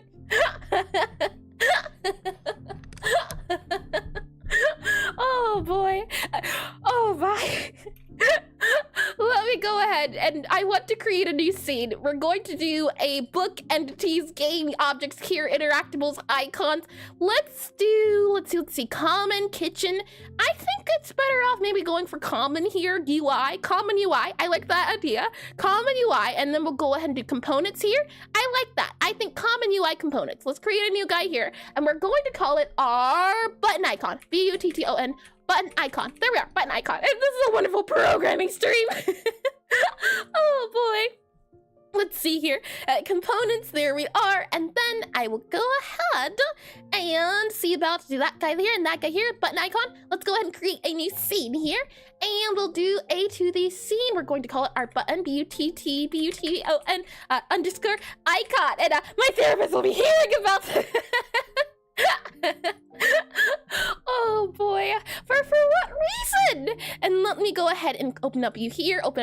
We'll create a new folder here as well, and we're going to call it here our sprites, button, BUTTON SPRATES, button sprites. It is going to have the color of yellow, because yellow in my organization system represents sprites or art. It represents assets, and I think I'm starting a class action. I'm starting a class action, and my therapist. Oh boy, let me click on this guy here to open it up in the folder, and then I'll go ahead and rename the file. So we'll go ahead and just drag and drop these guys into where they belong. So if I grab you here, I open up you here, Jumbo. We go for dark here, I think would be the best bet to go for. Or do we go for light? Light's decent. It's definitely decent. Let's go for light. Light might be the easiest to see. So I'll close this guy here. I'll drag all of the buttons out like so. And then when I click back into the game, we should get the button attached to it. Here we are. Look at that. We have all of the sprites now for all the different buttons. So next up, we just have to see if we can search the file of this here. Oh, we can't see it. Hold on. Next up is going to be searching the folder in Godot itself and having it read to see which one we should grab. And you have heard of daydreams, but now there are day nightmares. I just keep seeing flashbacks of the head she made yesterday.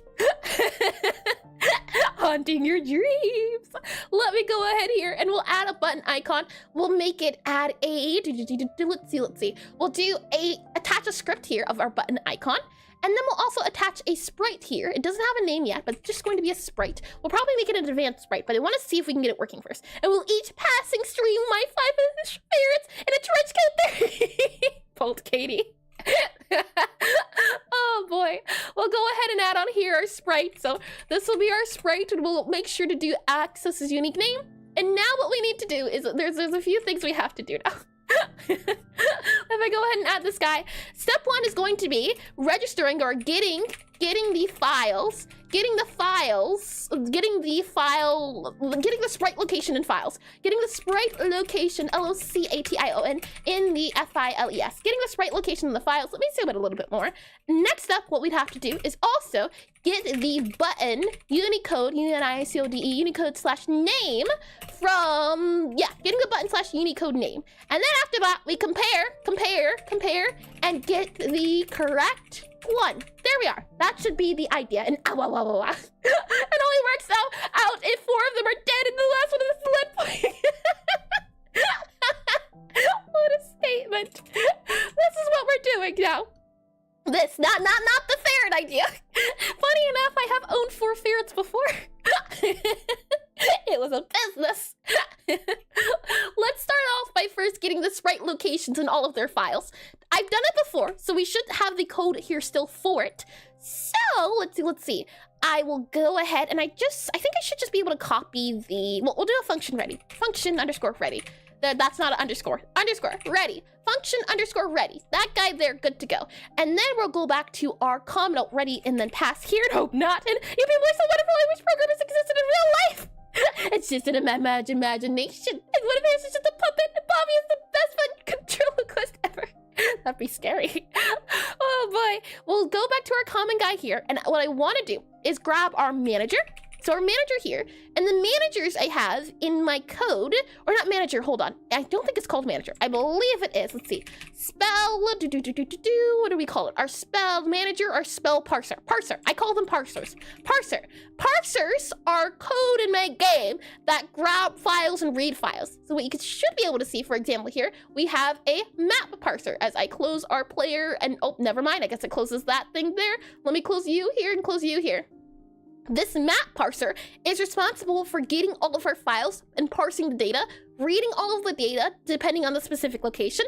It gets the JSON, it does all of those things. So what we need to do for our button icon is we need to get the data of that file and look through it to figure out what name we want from it. Much more plausible. And although that does make sense, since I think we came to the conclusion that you don't have legs, I have legs, you just can't see them. Have you ever considered that? And which is also why I always had water to your domain. That I do definitely think that does make sense. The water and the legs, and that's quite creative. Oh boy, let me get water here. Oh, not to say that the water thing, but I'm thirsty. Okay. We're all good to go now. So back in our button guy here and our button icon, button sprites, what I want to do is I want to grab the copy path. What does this give us? I see. Now the issue with grabbing the path is that should we grab the exact path? If we change it later, it's not going to read that. But I think it's okay because this folder should hopefully never be moved. So let me see if we have a parser that's a little bit easier to know. For example, here we have this parser, which grabs the chart. We grab the chart here. Nope, I don't think that's the parser we're looking for. Parser, oh, you know what I just realized? We're gonna need a parser then, aren't we? A folder parser? How about that? We could do something like that, maybe. Create a parser specifically for that one thing. You can see here it grabs profile, so flavor parser here. Is this what we're looking for? We have a grid, we have a combo, we have all of those guys here. I don't think that's what we're looking for specifically. We have a product description parser. Interesting. Yeah, we'll just have to go through old code and see what we need to adjust it. And I'm sure Bobby doesn't pop her. I saw it. He wouldn't be. He's not evil though. That's the thing. He's as pure as purity can offer. Let's see. Product description, flavor, product description, data, all of these guys here. Yes, indeed. What I think we're going to do is that in my utility, I should have it. Utility here. I should have a function that parses it. So let's see. We have that there. Get info. We have get files from path. Here it is. Get files from path. If we check this guy, find here. Where do we use get files from path? We use it right here. We do resources, we get an array, and we get the files. And then we go through each of the files that seems to be the case of. So we're just gonna yoink that and then go back here into our ready. So we have a var, and it's going to be sprite list, sprite_list. Sprite list, we're going to call it that. And then we're going to do utility, get files from path, and then we'll just copy the path here. So, well, it's tricky. This here feels a little bit funny, so what I might just do is we're gonna remove that there for just a quick second here, and then we're going to call it file_path there, file path, and then we're going to do n var or const, I think, or I don't remember if it's const or var. I think it's const var. Let's see, const var. We'll do file_path. It's going to be a string, so string, and then we're going to make it equal to this guy here. Now, const var, is this what you want instead? An expected initializer, var const, maybe var const, is that it? Nope, hold on, I forget how to do it. Is the string thing right? How do you do const again? Const var, const, yes, expected initializer, const var, hold on, I don't remember. And now wait, why were you there though? I know, he was the food there, it's not polite to turn down an invite. Oh boy, Godot for constant, C-O-N-S-T, constant. Oh boy, let's see, Godot for constant, and how do we do constant? Again, it's going to be const, and then the thing that's the const does something like this. Oh, I know the issue. We needed to do an equal there. There we are. Yes, good to go. Lovely. Okay, I just wanted to do something like this. That way we don't have the file path in the thing itself below. And now we can do this guy here. We're going to do a const or a var called file path. So sprite, S-P-R-I-T-E, sprite folder here. And then what we're going to do is have a var const, all of those things that we just did earlier. So I'll grab this guy again, go back up to here, copy to here and here. And now we should be good to go. I'll grab this guy here, grab this guy here. And then we have our file path. In our case, it's going to be our button sprite. So copy path here. And we just paste it with this guy here. Hold on, space, brackets here, that guy there. And then what I want to do is I want to print out our sprite folder. I want to see what this gives us. So we're gonna print out sprite folder here, and then we're going to run this current scene here. And Bobby has some powerful allies. He would never, not ever, hold on. Oh my, oh my, oh my, I see, interesting. Why are we angry? Perhaps, and no floater resource. Yep, let's see, load, get resource, get files from path. Why are you angry? Get current directory / file path. Cannot be loaded, cannot be accessed for files. Something's off here. What's the issue here specifically? If we do var, what if I just do this? Var sprite folder equals that guy there. How about that? Does that feel nicer? Funny number. And I did read that, lovely. Okay, we're still getting the angry number here, so we might just have to do it differently. Okay, that's all right. Let's see, object null, yeah. I was hoping to get specifically the compressed texture 2D, but it seems to be the case that it's not trying to give us a list of the texture 2Ds. Let me make sure, copy path here, you guys here. Yep, it's button sprites, but our file path, what if I do sprite folder, and then we do it to the first in the array? So sprite folder, something like that there, does that work or does it not? Oh, you know what I just realized? I think I know why it doesn't work. Or hold on, wrong guy here, play that guy here. I think it's because it hasn't loaded anything. It's just getting the information. Yeah, that's so interesting. This guy here, it doesn't like the idea of even parsing it, but it will print this out, which is the resource and compressed file and all of those guys here. So what I'm wondering is, do we just have to go through each of them and figure out what they are, possibly? If we go back into our parser here, so this guy, let's see, map parser, flavor parser, all the parsers here, we have our file path here, and then this file path here, we have for you and you, so for you and resources. And our resource file path, just checking, is our customer profiles. Oh, I see. I think I kind of get it. This only works and checks all profiles in pro folder. And our customer folders, our profile, P-R-O-F-I-L-E, is a resource. I think that's why. It's shouldn't work that way since it isn't the hope was that this guy here would be universal. It wouldn't have to be a resource in order to be understood. Right now it's checking to see, I think it's the issue of it's a resource. It's seeing it as a resource. Oh, you can't see it, hold on. Let me hide this guy right here. It's seeing this. This is why this guy's working. So it's saying resource. And because my guy isn't a resource, instead it is a bunch of PNGs, I think that's why it's angry, but it shouldn't be angry because of that. That's what I'm confused about. This guy here, get files from path. What's it doing is it's grabbing the directory, it's opening up the files, it's grabbing the strings, it's grabbing the resource here, var, whatever it is. It doesn't assume, and then it appends, and then returns the files. So I'm wondering, why are we getting an error when it doesn't say what it should be? It's not saying specifically that it's a resource, anything. It just has this guy here, and then we have that guy there. Interesting. Okay. No loader found for resource. Let me type that in. Godot 4, no loader found for resource. Maybe that's the issue. Help with no loader found for resource. If I open up you here, and no loader found means that there is, the engine cannot re-import assets or import. What if we do var sprite? What if we do an array here, and we set it to an array of compressed 2D files? So compressed texture 2D. Does that help at all? Because we give it an idea of what it should be or what it will be? Does that help? It does not help. If anything, it makes it angrier. I see. Okay, that's fine. We have here, if file path ends in handling remap of files, verifying resource extensions. My question, I guess, then is, if we don't do anything here, are we still going to get errors?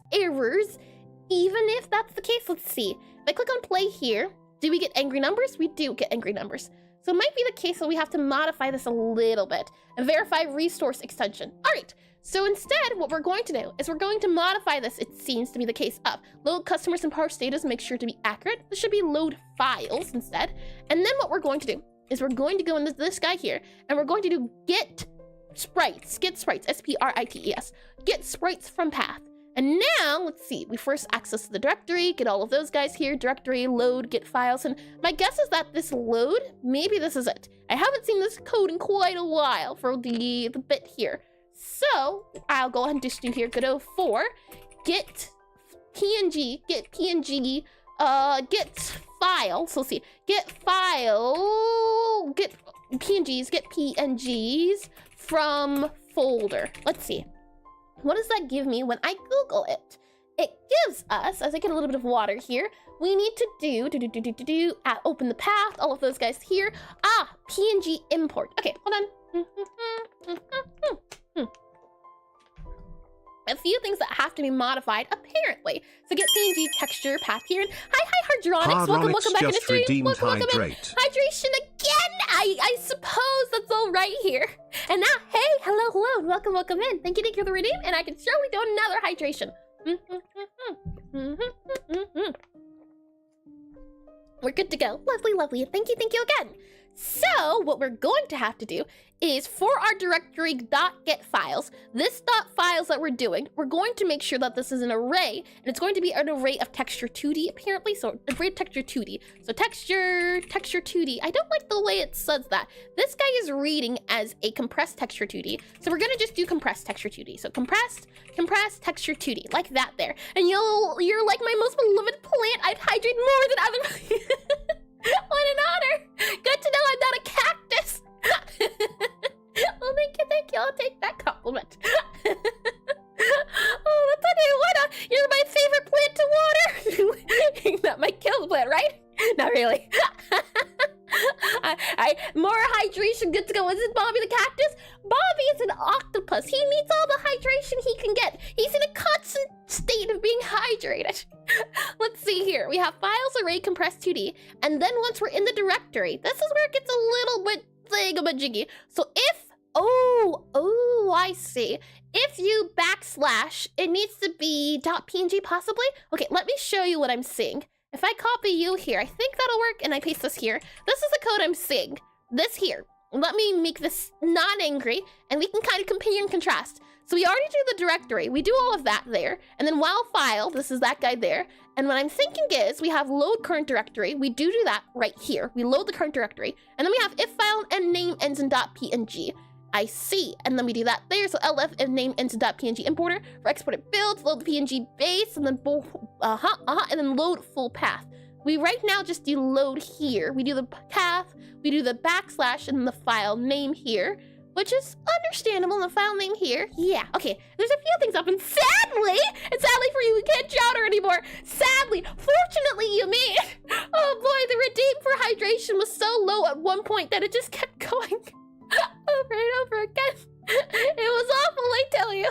Pure insanity, really. Let's see. If file ends, texture.append, and our texture guy here is an array. Yep. And we have the directory, and then we have you guys here. So what I want to do first is I want to go back to this guy here, and then I want to do this here instead. So get sprites from path, and then we'll go back to here and here, and that way it runs even when we aren't there. And what I want to see about doing is, I'm just curious to see if I click play now, are we still going to get angry guys at the very bottom? We do. Okay, that's good to know. In that case, let's see. We set that file there. We then do for file and string get files. We then have to load the resource, and that's what I think is doing here. So this load guy here, let's see. You are being loaded indeed. How are we loading you? We do full path. We get the path here. I kind of see, I think I do path here, file name here, and gotta run in raid time. No worries at all, Banafi. I hope you have a lovely time. What's it? Wow, right? I hope you have a wow timer. Wow, you gotta go raid? I hope you have a lot of fun. Best of luck, and have a great one. Indeedy. Let's see here. We have textures.append, and then we have load here. That was the only right way to do it. 10 out of 10. Wow, stream. I've tried, or I haven't even tried it before. I just don't like the look of WoW myself. Oh, I like League. League is very fun. Let's see. If file name ends in you here. So what I'm wondering is it the idea that the full path we have here is the path, which is a get current directory / file name here. File name, yep, that's that there. We do this here. So we get the file path here. That's what that guy is. But it doesn't load, which is what I'm wondering if that's the issue here. We load this, and that load full path is just load this guy here. I might need to look at another one. And you were wowed by the wow? I unfortunately was not wowed by wow, indeed. I even at one point tried Final Fantasy 2, but it just wasn't up to my pace of ideas. I had wanted to do, what was it? I didn't like it because I wanted to play a certain class, but you weren't able to do that class until later in the game. So it was a thing of, well, I don't want to play it if I can't do that class, and you'd have to wait until later in the game. But no one had time for that. Let's see. Let me scroll down to here, and let me go back down to here. So save path images, how to load PNG files. Let me click on that guy there. So we have file path, load path file, and that there equals object.null. And goodness, doors and murder your eyes and colors. Hold on, no, I was happy with Final Fantasy. It was just a delay of what's it called? Delay of what's the thing? What's the thing that gives you happy feelings? The delay of dopamine. There we are. Yeah, it has progression. Indeed. And she probably, yes, yeah. That was it. The answer. That's the one. Yeah, that's the one. It looked cool. Oh boy. Let's see. And yep. I didn't want delayed gratification. You had to play the game a lot. I just didn't have time for it. Let's see here. Typically you use user something there, something there. List.directory. Yeah. Okay. So what we'll do here is do load file append resource. We're not going to do that. We're going to return null, and then we're going to do, let's see, you return an array. Yeah, cannot return null. Okay, fine. We'll return an empty array then. There you go. And that said, we'll do, and I want to hate that, but that's kind of Sesame's valid.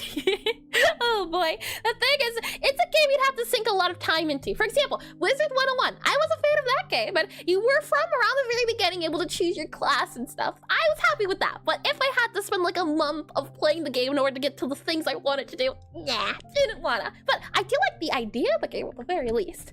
Let's see here. We have var files, and what I want to do is I want to print out resources here. So I want to print out, we'll go ahead and control K that guy there, and print this guy out. Let's see what we get here. Print resources. So if I go ahead and play this guy again, what do we get? And you can buy story/level skips. See, that's the thing though. I didn't even know if I would like the game, so I didn't want to buy anything should I not enjoy it. And with the original first 50th level/story is very slow, so I've heard. Let's see, resource here, all those guys here. So no loader found for resource, I see. Okay, so if that's the case, let's try the idea of doing the full path. So we'll do this guy here. So instead of resource, we do var full path, and and we get the path and the file name. For the file name, we can just grab this guy because this is our file, and then we do get current directory, directory.get current directory, something like that. So if it's that instead, and then we print out the full path, are you okay with that, or do you need a little bit of change? And maybe you'd love the things along the way, you never know. And it's a fun game though. Oh, look at it, we got it, someone working, look at that, it's doing the thing, it's doing it, which is lovely. And it's a fun game though, the early game just needs another rework. Yeah, the thing is though, why work on leveling up and grinding when I could just go play League? And at the time, I was also very into Overwatch. So it was a thing of, delayed gratification, nah, don't want it. But it looked fun, but League. Oh boy, let's see here. Now that we have our full path, I see what it was talking about with the idea of .import and then the dash, and for exported builds, we want the .png. We don't want the .import, and because you get to keep something from the time, you only get to keep frustration. Like, you know what? That's a fair point. That's a very fair point. Very true. Oh boy, is that true? Let's see here. For our file list depends, we want to see if the file ends. That makes sense. We want the .pngs. We don't want the other guy. And then we have that guy there, and then we have textures.append. Okay, I'm understanding this more, slowly but surely. So what we need to do is once we have the full path, we need to see if it ends with the, and file name here. I'm curious to see about if file name ends with so and so and so. I'm going to see, or I wonder, because we have file names here, while file name is not that there. Let's see if we do, if file, or if full path dot ends with, and then we'll go ahead and do .png. So if not, there we go. If not ends with PNG, and how do you go, or how do you continue out of a loop? I guess we could just say if it does, or I forget how loops in Godot work specifically. I believe you do continue to keep going in a loop, right? And then break to go out of the loop. But you would want to go continue, right? So if so and so, then continue. I think that's how continue works. Let me double check here. Godot for continue. There we are, Godot for continue. Godot for continue is used within a while for immediate skip to the remaining code in the current iteration. Yes, I think we use continue. So if not you here, we continue. So continue here, continue, and then we can go ahead and print the full path. I think that'll work, and then we click on play here. And I had the same feeling with Gungeon, that felt like worse Isaac the whole time. That is understandable, yeah. I can see why. And that's why I've been rotating through WoW, easy enough to play the casual pace, traditional enough to feel like I can earn something. That's a good idea too. The thing is as well, is WoW, I could spend time sinking it into progression, or I could go play Minecraft. That was also an option too. Modded Minecraft for the 2 weeks I've been interested in it, or I would be interested in it. Now that we have our .pngs, what I want to do is see about appending it now. So we would then do here, append, I think possibly, we would now grab our files here. So we would do our sprites, S-P-R-I-T-E-S, sprites, and I think you would say sprites.append. And I have only ever played Minecraft for about 2 to 3 weeks with mods. Yeah, it's called the classic Minecraft itch. It happens every few months, and then you pick it up, you drop it, you pick it up, you drop it. It is an unfortunate circle of life. We'll do sprites.append here, and then we'll do load, and then we'll do the full path here. Full underscore path, like that. And let's see if that is good to go. And then we'll go ahead, once we're out of this guy here, we'll go and print out our sprites. So print sprites here. Let's see what this gives us. So if I go ahead and click on play here, and streamer friend did a community Cobblemon. Ah, Cobblemon, that is something I have been looking forward to 100%. And look, we're not getting any errors anymore. And so I was being a hobo in NPC's towers. They were killing the endgame dragon and speed rushing. Yeah, that's a thing too. I like to try my best to slowly but surely take my time. So we'll go ahead and return, and we'll return sprites. And I think this is the answer here. We do that guy there, we append it here, sprites.append, and then we save it. So now back into our button icon, what I want to do is do here. We'll have it do underscore ready, and then var sprites folder, get all of that guys there. And we'll do var sprites, sprite list here. And it's going to be an array of texture 2D, texture, compressed texture 2D, compressed texture 2D. There we are. Hi Jaxus, welcome back into stream, welcome back in. And reminder, folks, to take a break, save, stretch, drink your witch's brew, and eat your bone meal. Hold on now. Speaking of Minecraft, eating bone meal, though I don't know if that's quite healthy. And surprisingly, previous summers, I played Minecraft the whole summer. Yeah, summer. Usually summer, something like during the season. And yummy bone. Oh boy. Oh my. Now that we have the files working properly, what I want to do is I want to, whatever file we set for this guy here, I want to grab our sprite and I want to set the sprite's texture to whatever texture we can get. So what I want to do first is I want to print out our sprite list. So print out sprite list. I want to make sure we're getting the sprite's name. So if I go ahead and run this guy here in my return to survival craft games or Terraria 7 days to die. Oh, I can say that one. Definitely. No, hold on. Another thing I want to do too is I want to give them different names. Right now, these are the things we have to work with. And I'm wondering about names. So sprite list dot name or name. How do you set the name of the sprite as you're loading it into the compressor 2D? Oh, you know what I just realized? We won't be able to do that, will we? We'll have to grab the name of the sprite, or we'd have to grab this guy here, wouldn't we? Because this is the name. These are the different names we're getting. These are the locations of the sprites, but they're not the names. So what we're going to need is a name and a location. So truth be told, we're probably going to need an array of a string, and then, or not an array, a dictionary. A dictionary of a string for the name, and then a compressed texture 2D. I think that's the thing we'll have to go with. So let's go back into here. We'll go back into here. We'll remove that guy there for now. Us, we'll remove this guy here, and we'll do a pass here so that it doesn't reach it. And have to go. No worries at all. Check. Thanks for stopping by and chatting for a little bit here. And good luck with the wizardry that takes place on the string. Oh, thank you. Good to know. Not stringing you along for the ride.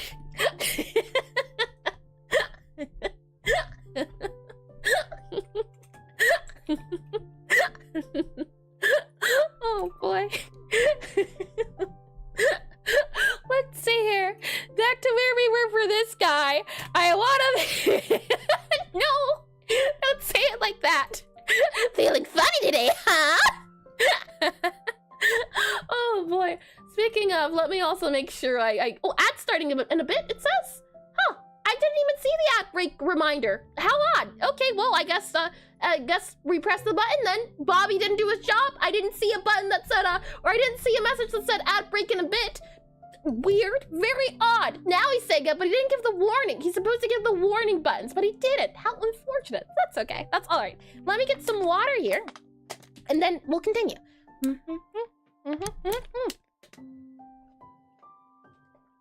Water is all good to go. And with that said, let's go ahead and do some stretching while we're waiting, shall we? So I'll go up here. We'll then go to the right with our back, and slowly but surely, if something breaks, if something cracks, if something feels uncomfortable, that's up to you to decide. Not on me. Call a doctor, call a lawyer.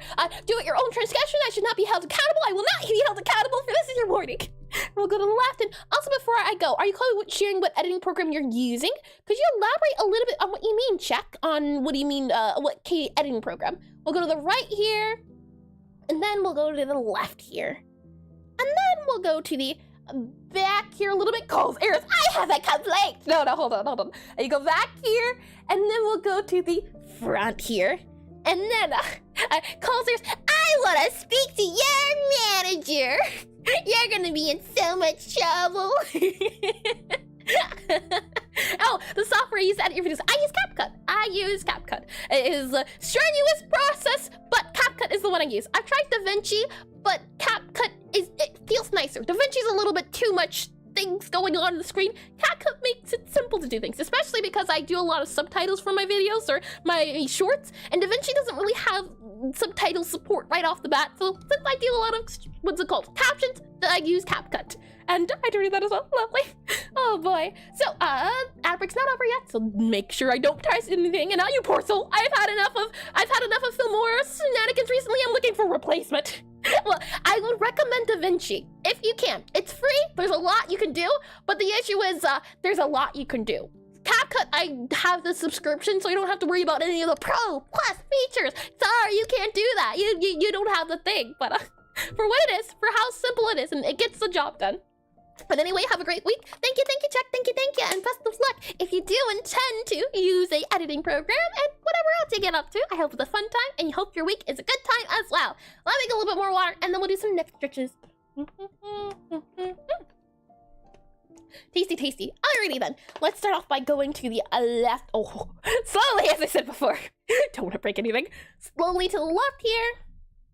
And then we'll want to go, as I enable our taskbar back, we'll then want to go to the right here. Slowly, slowly but surely, making sure nothing hurts.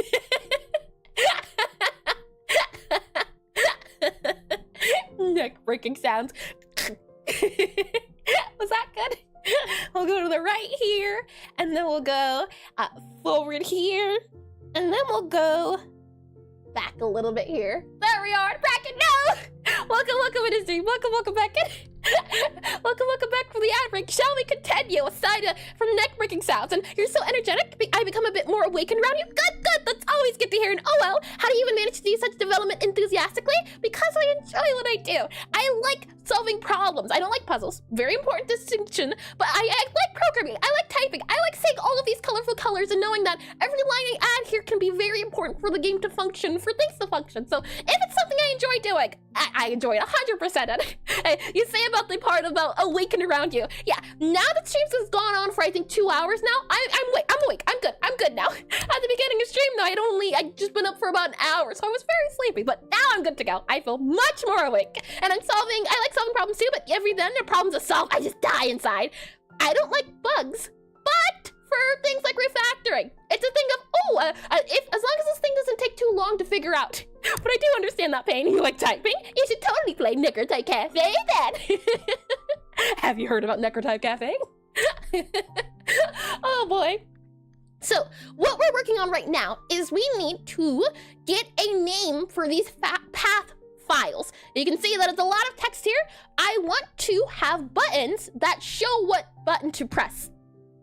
I want to have sprites to show what button to press. For example, here there's a v.png, but right now we're only able to check it and to find it by using this entire text. So what I want to do is make a dictionary of string to compress the texture. And the hope is that whenever I say, I want you to get the W sprite, it'll grab the W. That's what we want. That's what we're doing at the very current moment.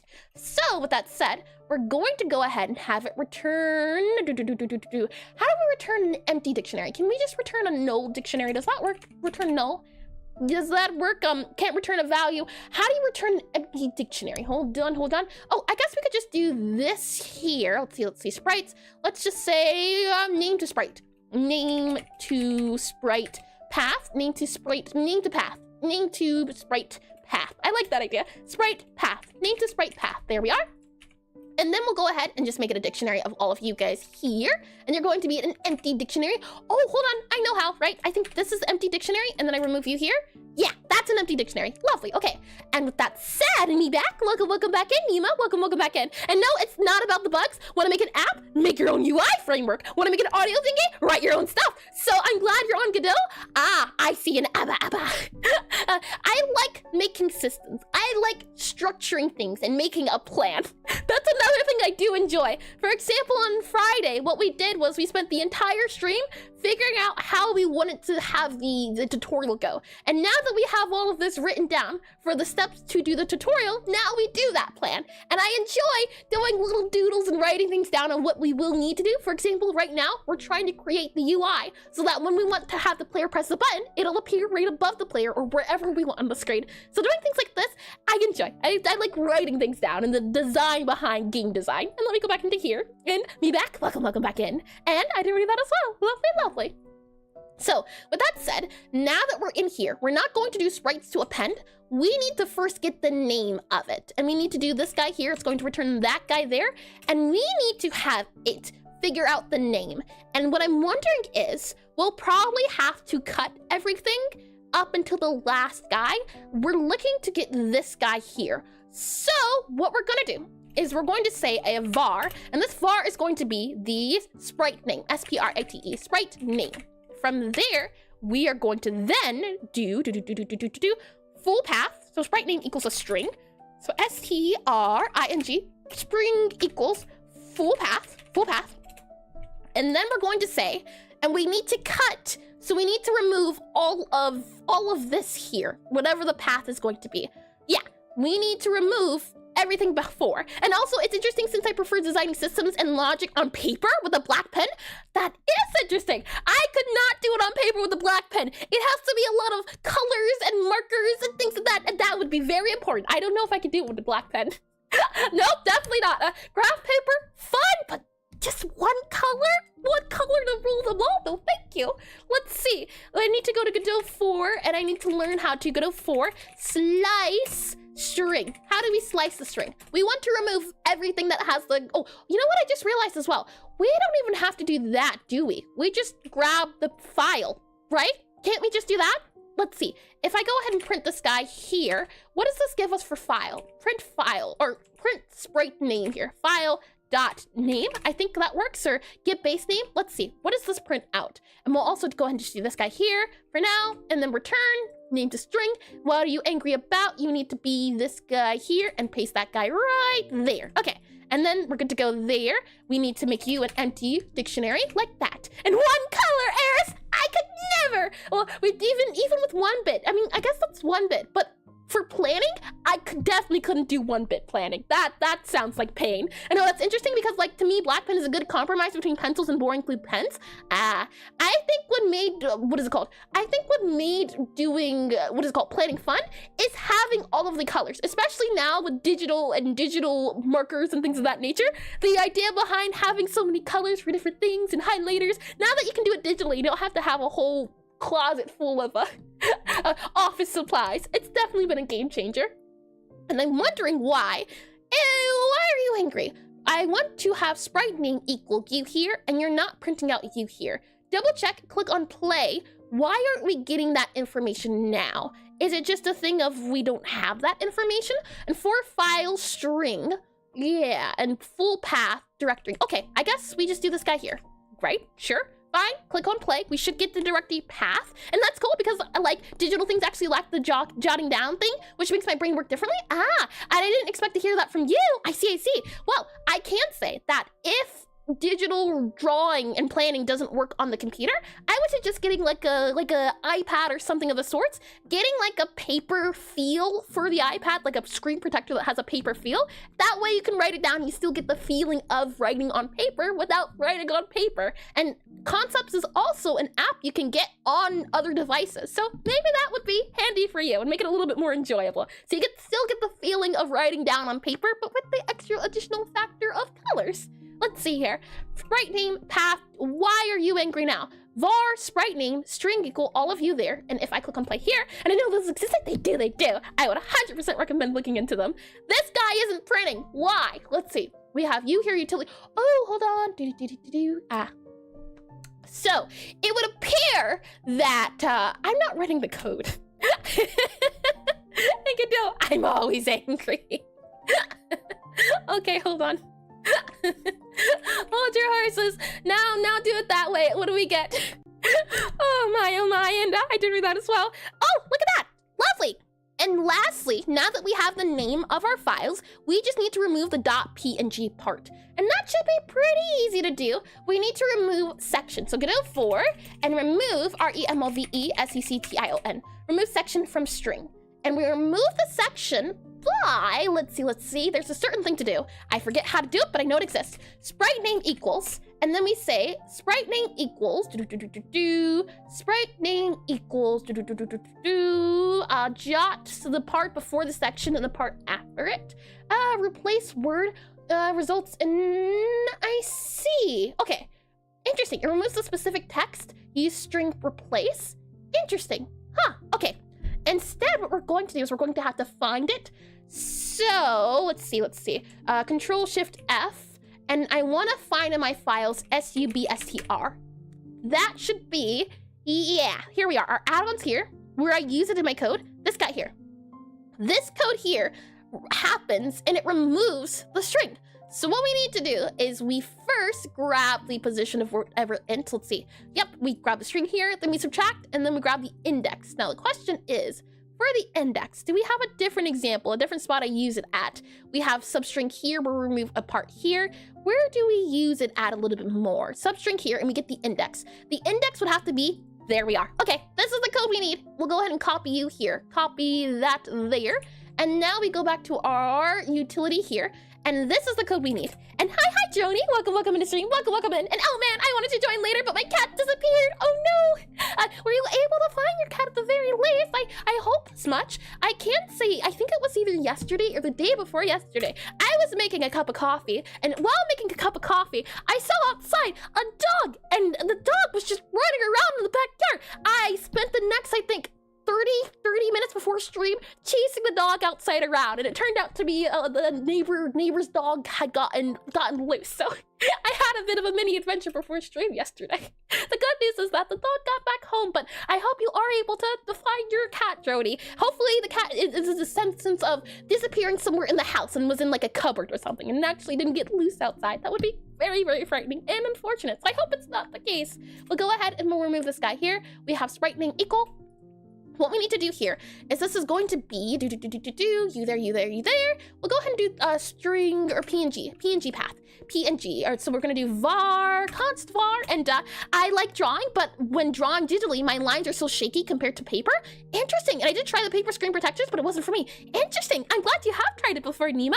That is interesting, and that's why I like pixel art so much, because there's no, yeah, I can understand that 100%. Funny enough, I've been struggling to draw pixel art on like an iPad compared to on the computer. It seems I only do good with pixel art when it's on the computer, and I'm decent at art when it's not on the computer, but computer setup better than mobile setup. We'll do a const var, so const var, and it's going to be our PNG string, so PNG PNG string here, and then we're going to set the PN string to equal you here. There we go, and do that there, and do that there, and is it going to be a var const instead? But I do it wrong again.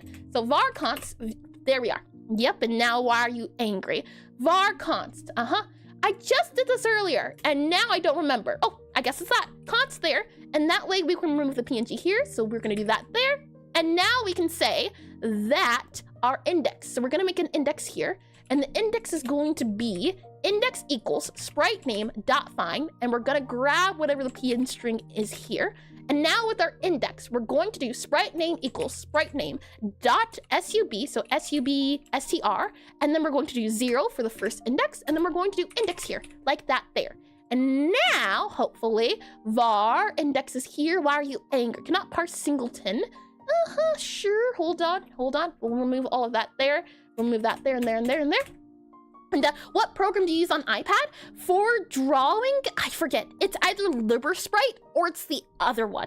And there were 2 of them, and I tried out both of them. I don't remember which one I ended up liking a little bit more, but I didn't like either of them, really. I realized the mobile apps aren't truly for me, but I did try the 2 options I think that are out there for mobile pixel art. And he was so deep in sleep he didn't hear us after 30 minutes, he finally showed up. Oh, and normally it only takes him about 2 minutes to come out. I see. Okay, that's good. He was safe and sound, just a little bit too sleepy. Let's see here. Var index. Why are you angry about my index? Cannot parse unity. Huh? I'm not even up here. Why are we getting angry down there? I am very, very confused. All right, sometimes it's just a matter of turning it off again and then turning it on again. So now if I open up the utility again, are you going to get angry? We're good. Yep, turning it off again, on again. That did it. And I don't know, oh, PicSquare. Yes, I have tried PicSquare before. And it's very similar to Aseprite, and it even has an option to import Aseprite files. Yeah, I have tried PicSquare too. I don't know if it was the one I preferred over the other one. I don't remember. I just know that it felt funny, and I liked using Aseprite on the computer a lot better. Now that we have this here and this here, if we go ahead and run it now, hopefully we should get a lot of random numbers and random letters, and we shouldn't get the .png. So if we go ahead and run it, and it was the second, he was in the second, I guess, top of the house. Hold on. Oh, look, it's working. Lovely. Okay, so now that it is working, which is good, we need to close this guy here, and we do name to sprite dot get or add dot get or add, and we grab the sprite name here. So sprite name, sprite, hold on, sprite name. There we go. And then from there, we're going to do name to sprite. So name to sprite path. And then we're going to go ahead and have it do dot, or name to sprite path, sprite name, so sprite name here, and then we're going to set it equal to, and then we'll go ahead now and grab our full path. So full path will go here instead, like that there. Okay, and assignment is not allowed inside of an expression. Huh? You there. Oh, hold on. You there, right? That there. Yep, and could not parse again? It's super weird. Hold on. Close you there. Back open utility again. Are you good to go, utility? Now it's good to go. And he was in, oh, I did read that. In the screen of a door, do you mean? I think so. Let's see. Down here. I think we're good to go back down here. Okay. So, with all of this written, I believe now, if we go into our button icon, for example here, let's now print out our sprite list. So printing out our sprite list now, we get the print, yes, print. Ah, of course. Oh boy. Well, click on play here. What do we get now? Let's see. We get angry. Why are you angry? Assignment value opposite of key with string, base 0. Name to sprite here, get or add, sprite name equals, I am wondering why you're angry. Invalid property of key 0. We do dot get or add, and then we grab you here. Why is it angry? And not screaming like the space in a house we're directly under the roof. Oh, I don't know much about houses to know the names attached to it. But I think I understand the idea of just hiding it somewhere that wasn't obvious. Tempted to set string and type string to variable of object. Our full path here, our sprite name here. Why is it angry here? We're doing sprite name equals sprite name dot u. What's odd about this guy here? If we just remove that there and we click on play here, possibly, let's see. We get those. Oh, interesting. Okay, so we do add it. That's good to go. That is useful. It's working. And then we should be able to just grab the sprite name now. You can see that it registers all of the names, and then we would just need the full path. But for some reason, the full path isn't giving us the full path. So name to sprite, path, and then we grab the sprite name, whatever the sprite name is, and then we set the full path. And that's a lot of nulls? Yeah, the thing is, this is setting the nulls to be empty because we haven't set them yet. But for some reason, replacing the nulls with what should be there, it's not working. But the good news is we are grabbing all of the beginning. And twinkle, twinkle, Godot star. Let's see, click on play here, and we get you. Yeah, so it's saying invalid assignment, and that's what I'm wondering about. Something here is off about our get or add, and our setters and getters, and it seems to be the case of invalid assignment of property king was type string. What if we just, I'm just curious to see, what if we just do this here, and then we do this here? What if we set you to string? Is that the reason why you're angry? I don't think it'll work, but I'm just curious to try it. We get, let's see. Yeah, okay. Invalid argument of type key 0. Okay. In that case, what we'll say is our name to sprite guy here, we do you here, and then we have compressed texture 2D that does exist here. I'm wondering, okay, let's have you print out, just curious to see.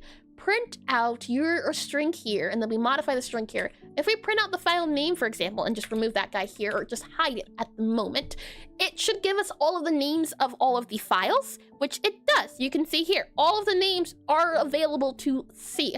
But the issue is just sprite name. Yeah, print sprite name, name to sprite name. For some reason, our get or add isn't working for our dictionary, and that's what I'm not too sure about. We have that there, dot get or add that there, and I'm just curious what this part is angry about. Let me just double check on Godot 4, Godot 4, G-O-D-O-T, Godot 4, dictionary, D-I-C-T-I-O-N-A-R-Y, dictionary. I want to do dictionary, yep. And in the documentation, let's see, for dictionary, you have to do get or add, I believe, I think, or there's another way possibly, and it's a translation. Oh, I see attic.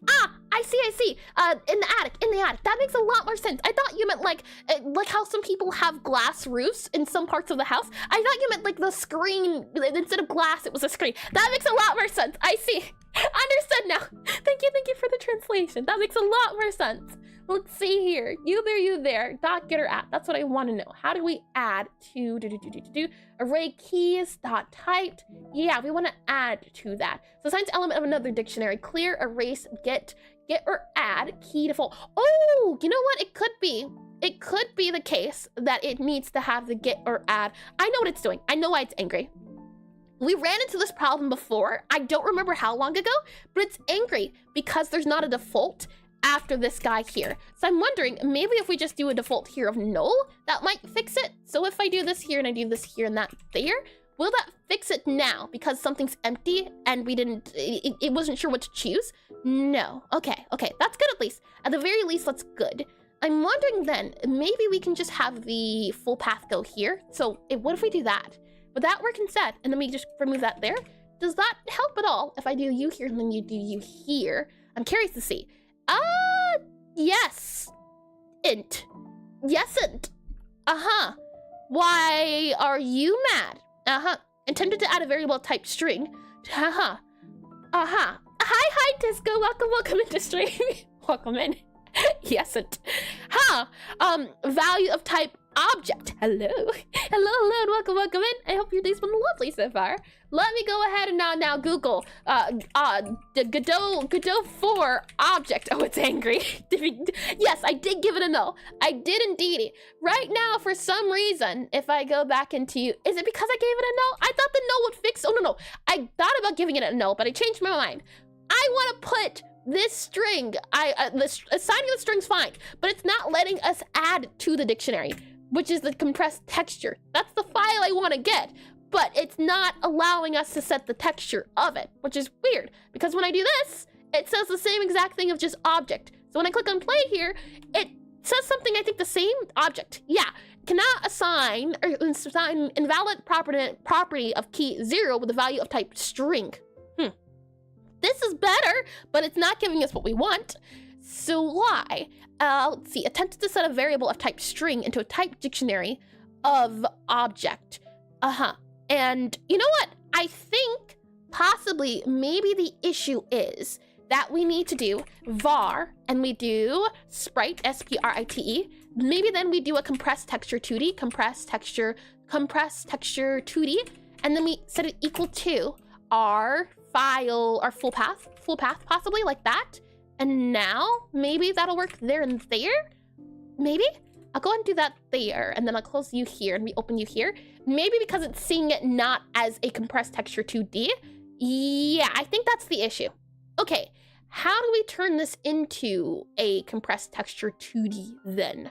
It was working before when we wanted to make it a compressed texture 2D. But for some reason, now it doesn't want to cooperate with being a compressed texture 2D. Full path here should work. It should make it into a compressed texture 2D. Okay, so, why are we angry? I'm wondering, and you likely need to initialize it?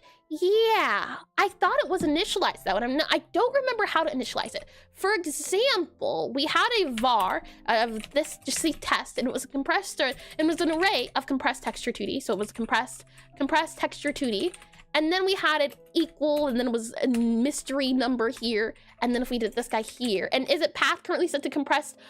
Oh, hold on. I don't think I've done that. Compressed texture 2D dot path. And then if I do, let's see, you're saying to do this and then this here, like that.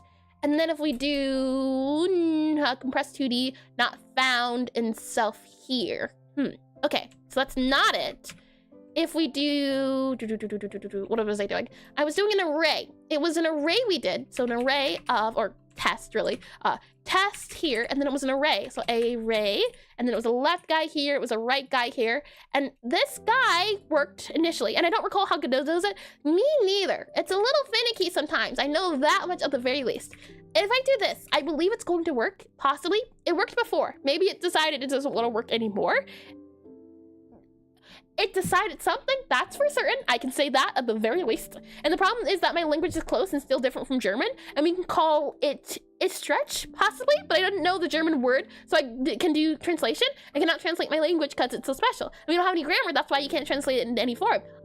That's interesting. The thing is, I want to learn new languages, but I am not good at the consistency. At one point, it was, what was it? At one point, it was Russian, and then the next point, it was Japanese, and then it turned into French, and then it turned into, what was it called? Portuguese, and now it's back to Japanese. There's so many different languages, but so much time, and you might have to load it like load. You are correct, I believe. Hold on, let's see. Let's do utility here. Go back to utility, so this guy back here. Remove this guy for the moment. Back into utility here. There was a load option. So you're saying we need to do a load here like that, and then load here, and then this guy here, and then this guy here and here like that.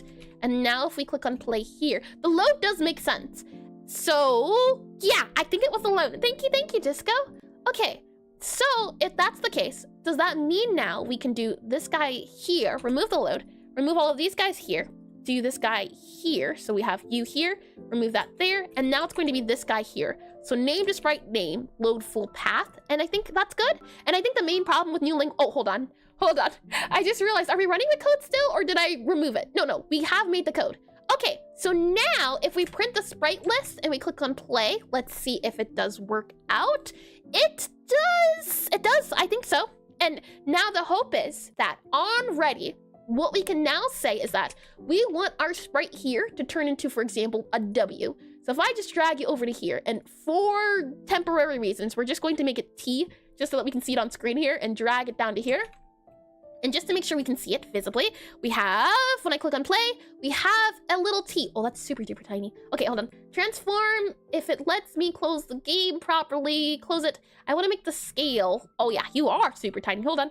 Scale a little bit bigger and slide it down a little bit more just for testing purposes. And now if I click on play, let's see. And I think the main problem with new languages for you is you cannot speak them as fast as you can get impatient. That's a fair point. The thing is, the biggest thing I've heard for learning a new language is that you need to be able to think in the language. You shouldn't have to pause to translate it and then do it. It should be as easy as thinking it instead of, all right, this word means this one, so in order to map out the sentence. So you do have experience with different languages, Eska. And so you're loading all the button sprites before you? Yep. We're loading all the sprites into an array. It was going to be an array, but now it's a dictionary. And the hope is now, what we'll be able to do is if I grab this guy here and drag you into here and here, and I can only speak English and German in my country language, but I can't count that because it's basically German without grammar and special words. Interesting. And let's see, country language, but I can't count that? Huh. That is interesting. Let's see, move that there. So I'm hoping now we can do sprite dot, for example here, sprite dot, and then we can do texture, and we set the sprite.texture equal to sprite list here. And to be fluent in a language, you need to be able to think it, yes. But for conversational level or to get by, you can still think in your native language and translate in your head. It's just hard to understand people who talk fast. That does make sense too. my speaking speed does not help me in this sense. Sprite.texture, sprite list, and then we can say, for example, the letter A. So let's see, move here and sprite. Oh, hold on. Sprite list, sprite.texture. Why are you angry? What? Oh, we already have the sprite. Never mind. Okay, so now the hope is that when we click play, this should translate to the letter A because that's the file name. And when I click play on here, we get A. Look. Oh, you can't see it. You can't see it. Hold on. If I go here and we go here to here, we go there and we go here. Look at that. A.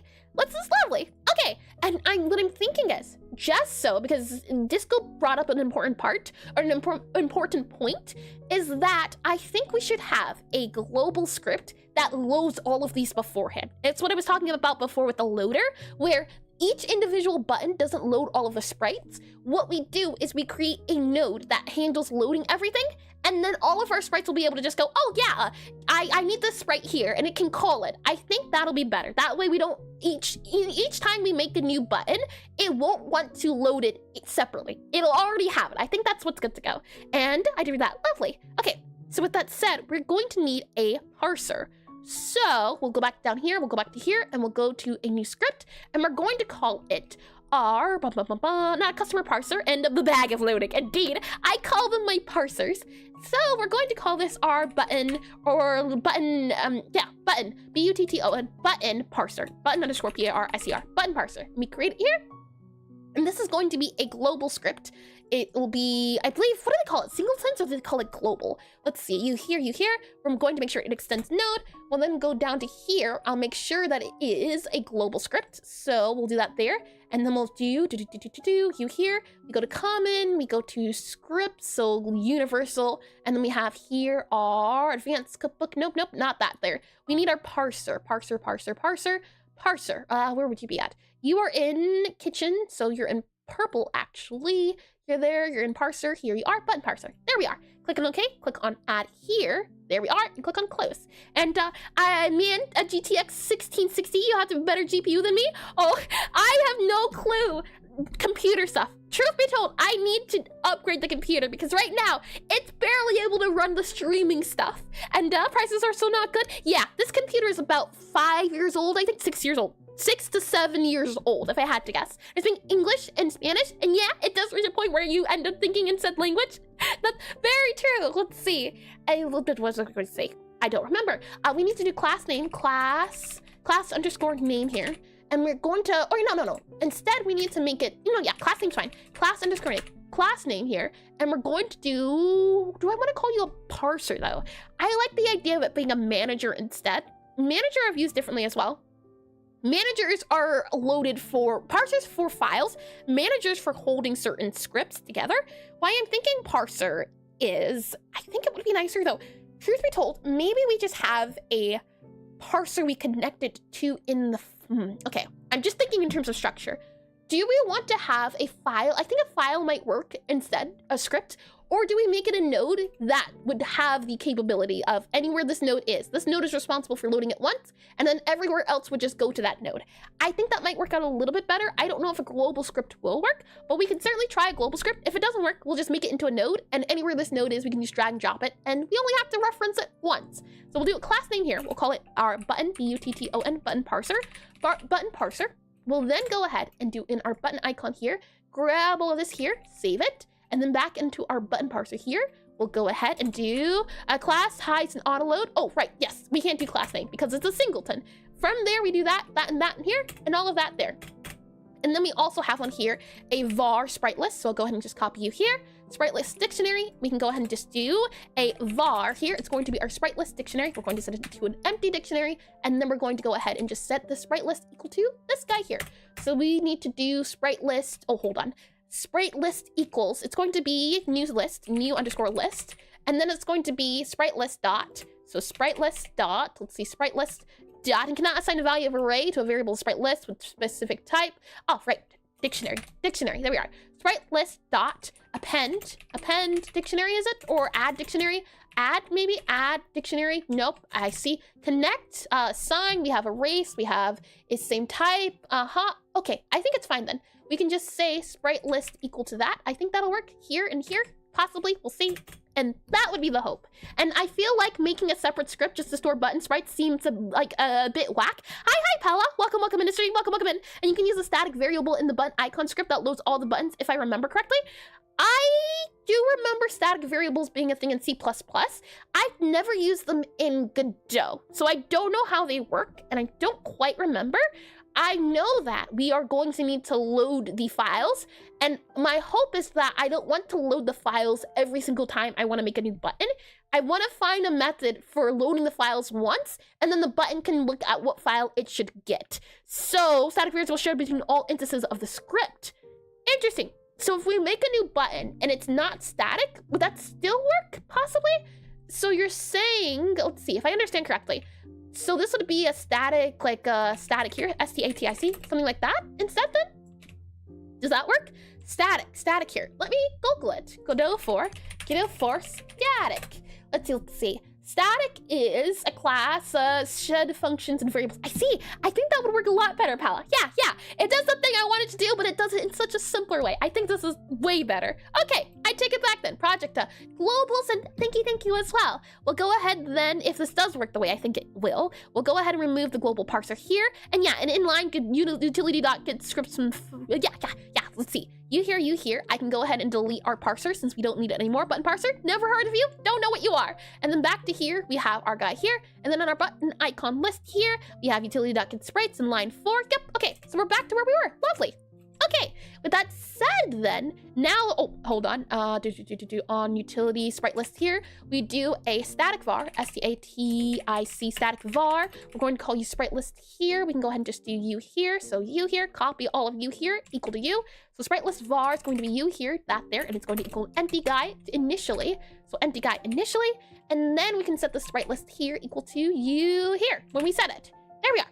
Are you good to go? No? Lovely, lovely. Okay, so next up, now that we have the sprite locations as the files, now we need the button and Unicode name assigned to each of them. The hope is that, depending on how Godot decides to name all our Unicodes and our buttons, we can then go to our, if I collapse this guy super duper quickly, we go back to our cafe here, we go on to, let's see where we're at. You know what, fine, I don't remember, button, B-U-T-T-O-N, oh, B-U-T-T, and ADA, let's see, B-U-T-T-O-N.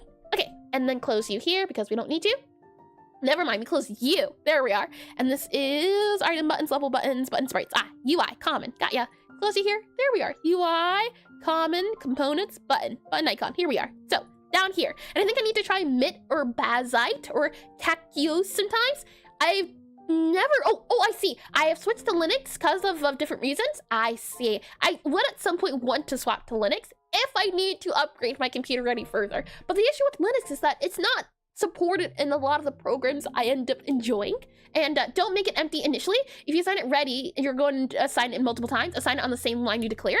Oh, can I assign it on the same line though? Because we have to do the functions. So does it work there? Are you saying instead? If I do that there and that there, and let me save that guy there, click on that guy there. This is T, it should turn to A when I click on play. Does it turn to A when I click on play? Interesting, I didn't know you could do that. Oh, that'll be handy. Thank you, Paula. Yeah. Oh, that's super duper neat.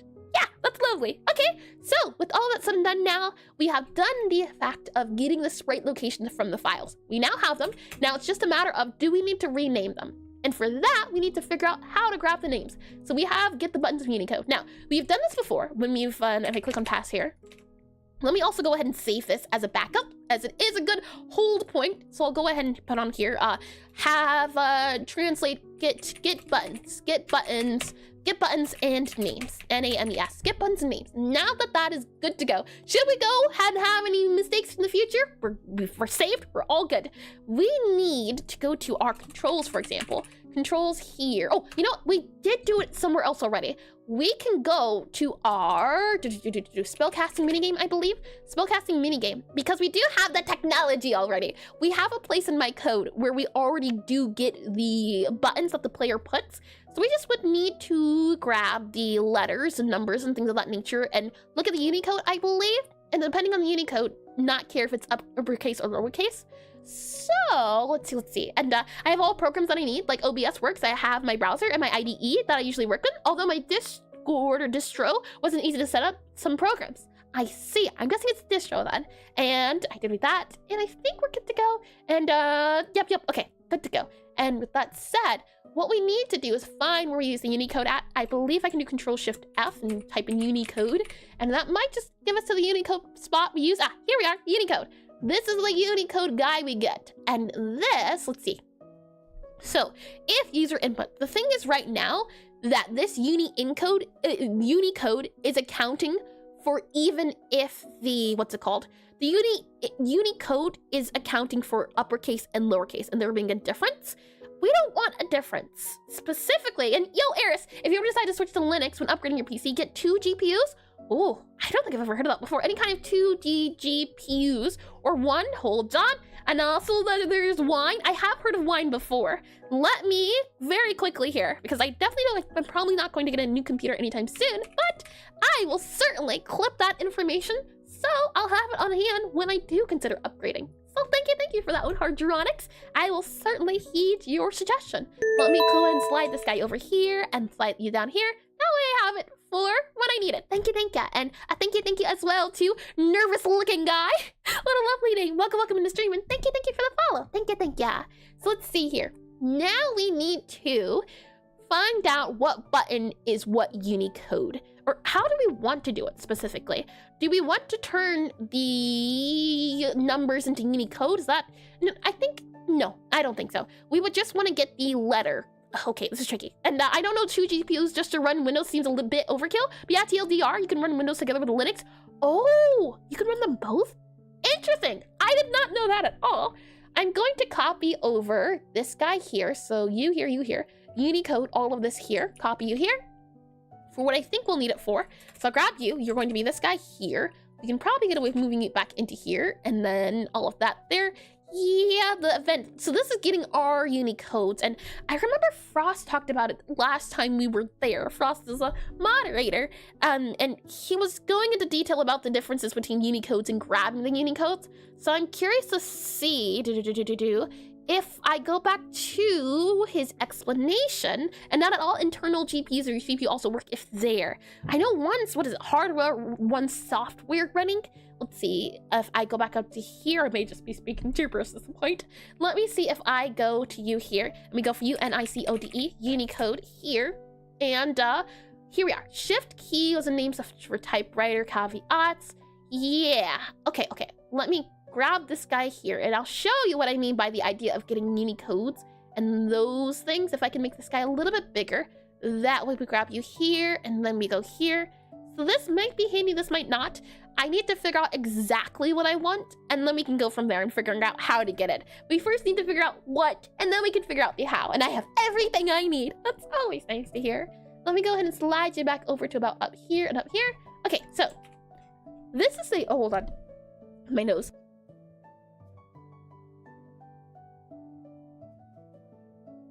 We're all good to go. I was saying this was the answer and the idea of what Unikeys meant what, and I'm telling that to Aira since I do music production in Windows for now. It's just irreplaceable. Same probably goes for her. Yeah, some of the programs I use, they're not available on Linux. That's one of the reasons why I haven't swapped over to Linux. So if I could have the best of both worlds, that would be super duper handy. I am going to put here, and then we're going to do here. Now, do we want to have the universal language of Unicode? So let me put that on here. Unicode's U-N-I. Oh, that's not an N at all. I skipped the N.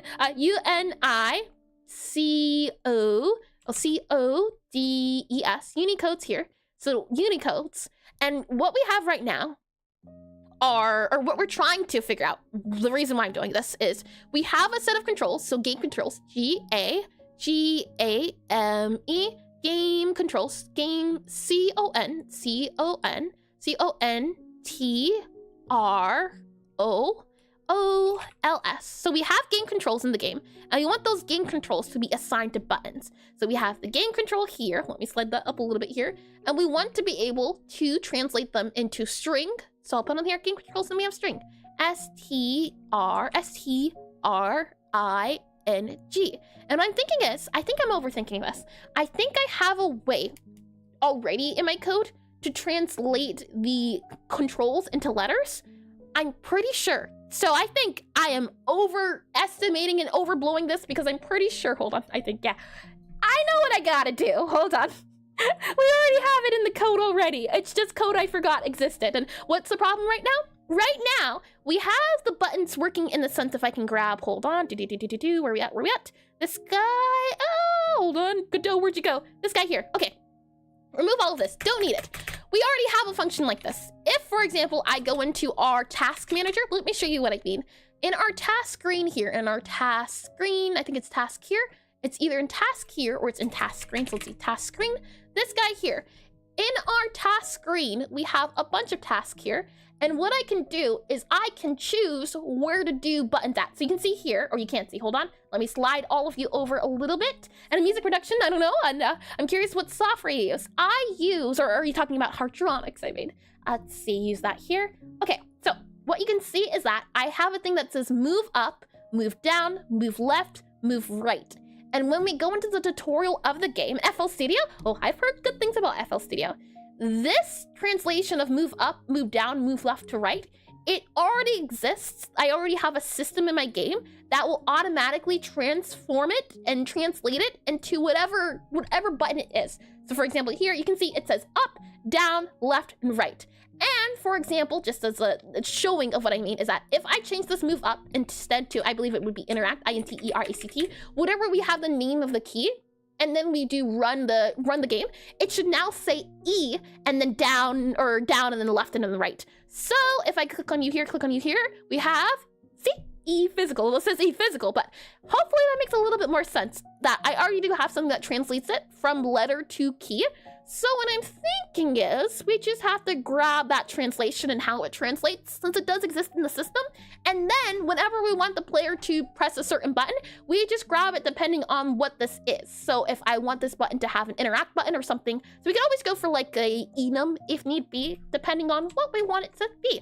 I'll go ahead and remove that there. We'll go back to move up. And from there, what we'll do is we'll go to this guy here, I believe. So our task and all of those guys there. Now, I know for certain that the task was a little bit modified, or the, what's it called? Update screen here, update. There was a certain guide. I might just have to go into the code here. Action, action find key, print profile, action is complete. Yep. Previous task. Where do we assign the action's name? That's what I want to know.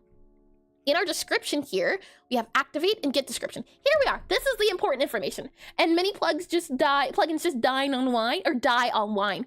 Isn't wine, or am I thinking of something else? Because it did end up getting a Steam Deck. I think wine sounds familiar because of that. Because Steam runs on Steam Deck is Linux, if I'm not mistaken. And I was trying to get a few mods on for Minecraft, and it didn't end up working because of Linux, if I remember correctly. Let's see. Translate description, input key, and then we have here look through screen and translation and input key here. And this does is he found the start of input, include brackets, start recording characters for the input key. Since no input key, add to description as usual. So what this guy does is it translates whatever buttons I'm looking for. And I'm wondering is I know for certain that in the older versions of my game, this worked a little bit differently. So what I want to do is I want to grab the old code to see exactly how I made those task guys. Let's see, task screen scene, post stream save, book here, deleted old book, customer, all of you guys there. There should be a section where I deleted the task guys. Let's see, tutorial here, task screen. Was this guy the one I deleted here? Let's see, open book, go to kitchen, node. Yep, you there to grab ingredients, interact with interact. And bookshelf there. We have the backslash there. Okay, I think, let's see. This guy here, interact. Okay, hold on. Going back in Godot here, and Minecraft mods work just fine. It was something, I don't remember what exactly. And you made a small parser for this? I did indeedy. It's already here. It's just old code, so I don't remember it. That's the issue at the moment. What I'm wondering is, beforehand, I had a way, and it exists here, but I deleted it. That's the issue. So I'm looking through the old code at the moment. And Java is bound to OS. It can run everywhere. I don't remember the exact issue I had, but yeah, I have been able to run modded Minecraft on the Steam Deck. Let's see, interact, grab the ingredients, interact. What was it specifically? That's the issue I don't remember. We had you there, and interacts, ingredients there, and hydration sure can do. Hardronix just redeemed hydrate. Tasty. And doesn't need wine. We're talking about Java Edition. Yeah, modded Minecraft on the Steam Deck. But there was a certain thing I was trying to do, but I wasn't able to do. I don't remember. It was a good second ago. So let's see. Color there, all of you guys there. It's tricky that I can't grab the old code, unfortunately. But that's okay. I'm going to see if we can figure this out. There was a way to toggle it, because right now, for example, it's saying if I do INTERACT, interact here, save it here, and click on play. It does say E, but it also says E and then physical, which it should not say. If I click on you here, you can see that it says E, physical. It shouldn't say any of that. It should say something else, or it should just say E. That's what I'm trying to figure out right now. So our translate description, get string as name, We do here, var status, array, character equals, found input. We have you there, found input, yep, and that's that there. And runs on 3 billion devices, and that's why I love using Java and Python. And it has been fun. Translate description plus character. Input key, since not an input key, add a description as usual, inside brackets, found the key at the start of input. Input key, if we found the input key, utility.getString as name, input key true. And this guy here, get key as string. So now we're in utility here, and we have key name. Okay, so this guy does say in brackets or not in brackets, and you can even see here that it trims the suffix of physical. So something's going on here. We do end up trimming it, but for some reason, somewhere along the way, it's in get key name a string probably. I'm thinking so back here. So somewhere along the line says minus physical. is getting printed out. And suffix changes between versions probably.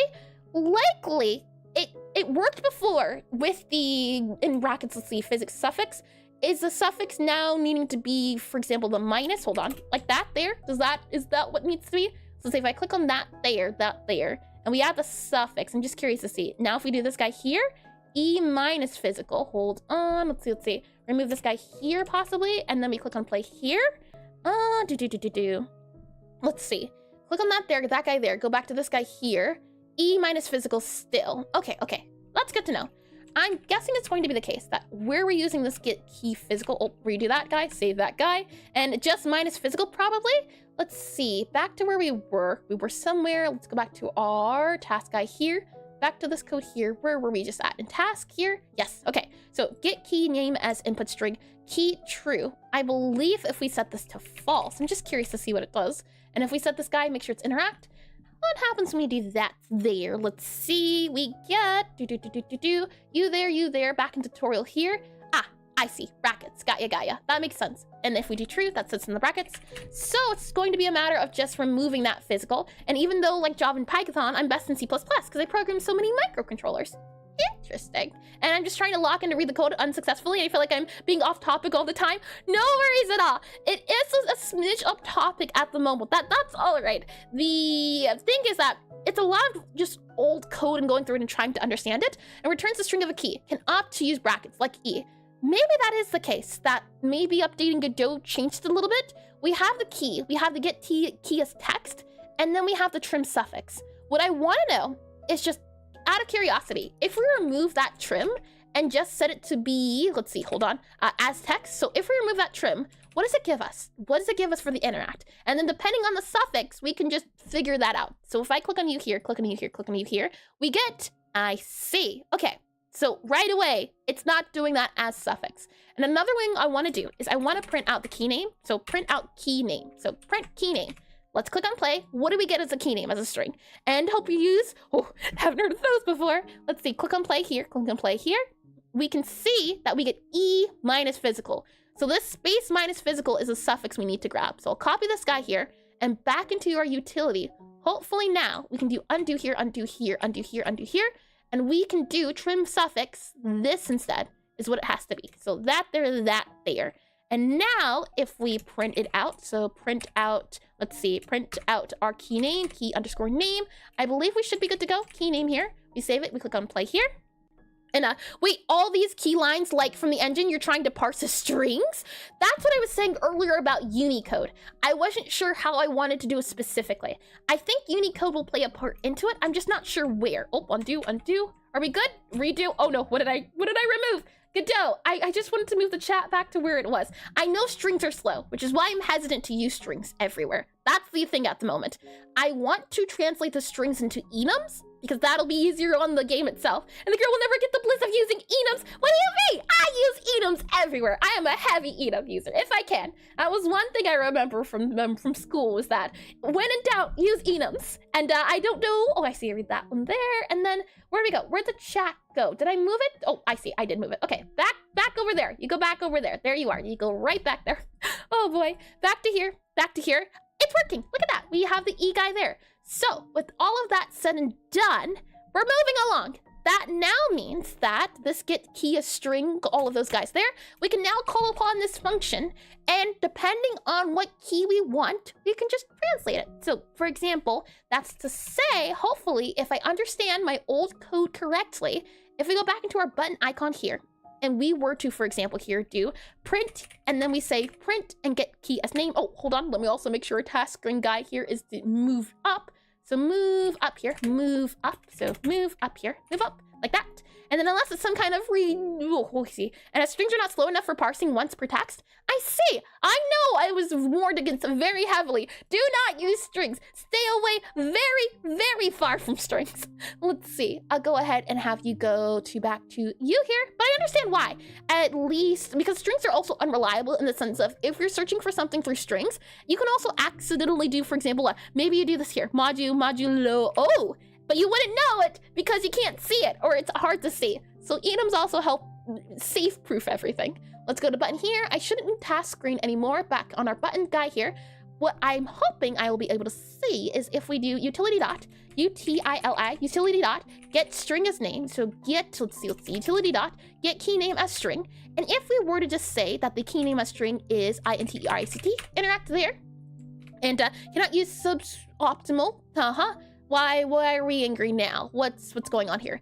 Isn't this a function? You are a function and you return a string. Yeah, so why are you angry? You're that there. We do a string here and in brackets for a bool and so and such. Is it because we need to make you a string? Just curious to see. Var test string equals you there. Are you happy now? It's not. Cannot use the subscription operator on a base callable. Oh. Hold on. Hold on. There we go. Okay, now that problem solved now. Let's go ahead and just do that there. There we go. Yeah, wrong brackets. Thank you for that, Pala. If only I'd read that a little bit sooner. Now if we click on play here, it should print E because E assigns to the interact key. So if we go ahead and click on play here, we get E. And now that we have this guy here, anytime that we want to prompt it for the button that it's associated with, the hope is that in code at the very least, what we can say now is that we can take our sprite. So I would be able to do sprite, so SPRITE, sprite, and then I would be able to do sprite.texture. And now we should hopefully be able to do sprite.texture, and then we say equal to, and then we do sprite list. So sprite.texture, sprite list, and then we grab it depending on whatever this guy is here. So sprite.sprite.texture, you would then set it to this guy here. And now, anytime we want a certain button or control, you would grab this guy, and we can always, as I said before, we can make these into items. That's good to go. And Eris goes like Eminem, E. Oh boy. Now when we click play, when I click on this guy, because interact is set to E, we should just be able to see this guy turn into an E. So if I click on play here, we get E. Look at that, E. EA Sports. It's in the game. So we do have a system already that translates everything, which is great to know. You know, I guess that's the plus side. I guess that's the plus side of making a typing game, is that we already have a system in place that translates typing into the code and the buttons and the controls. So I'm very happy to hear it. That we didn't have to today do all of this here and figure all of this out and then all of that there. It's already here. We're good. We're good. Good. Safe. Okay, with that said, I'll go ahead and make a backup. We'll start from there. Now we have a way to get the input, get the INPUT, get input as text. Get input as text. We'll save it. Now, the final thing we need to do, and the final thing we have to worry about, I never needed to use a template with my code. Well, how big are your projects? How big are your projects, would you say? The thing is, this is 2-year-old code, so almost 2 years, but the hope is to keep it clean. The last thing, my worry now, is just what buttons assigned to what. For example, here we have, where we at? Button sprites. All these guys here, they have, for the most part, all the letters, all the numbers should be good to go, should be clear enough. The only issue is something for this, like Alt. If the, hold on, you can't see it. If the player assigns a button to be Alt, is this the way it's spelt in the code? That's the only failsafe we would need to do, is that we would need to rename these guys depending on what they are in Godot. That's the only problem with the system. Aside from that, we're good to go. We would only have to label them and rename them once, and then we can edit them to our heart's desire. So I'm just curious to see, in our project here, project settings, I want to see how well the input map's already set up. So if I just write here and I type in space, because space is a control, is it going to give us a space key, or do we have to rename it to be the space key? So if I click on you here and I click on you here and click on you to here, oh, you know what we need to do? We also might need to set it to lower, possibly. So let's see here. In our file, guys, get sprites from files. We'll see. And they're definitely read into them, but TLDR, they generated code for a special implementation, and they're also useful. And I did read that too. Lovely. So let's see. If I click on play now, are we going to get a crash because there's no space? We get, yes, a crash because there is no space. So what we can also make sure is if spritelist.has, so if spritelist.has, and then we'll go ahead and put whatever key in here. We'll just say var input or string here, string. Var string is going to be string, and whatever string we want to just test it for.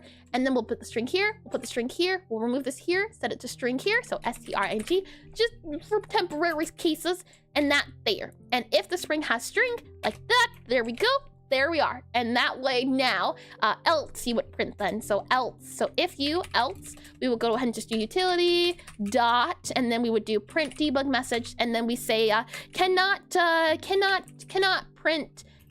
set button. Cannot set button, and we do brackets here, and then we would say, cannot set button here, do that there, we do plus and do name, cannot set button, name plus, and we might have to do, I forget what it's called, but typecasting, not typecasting.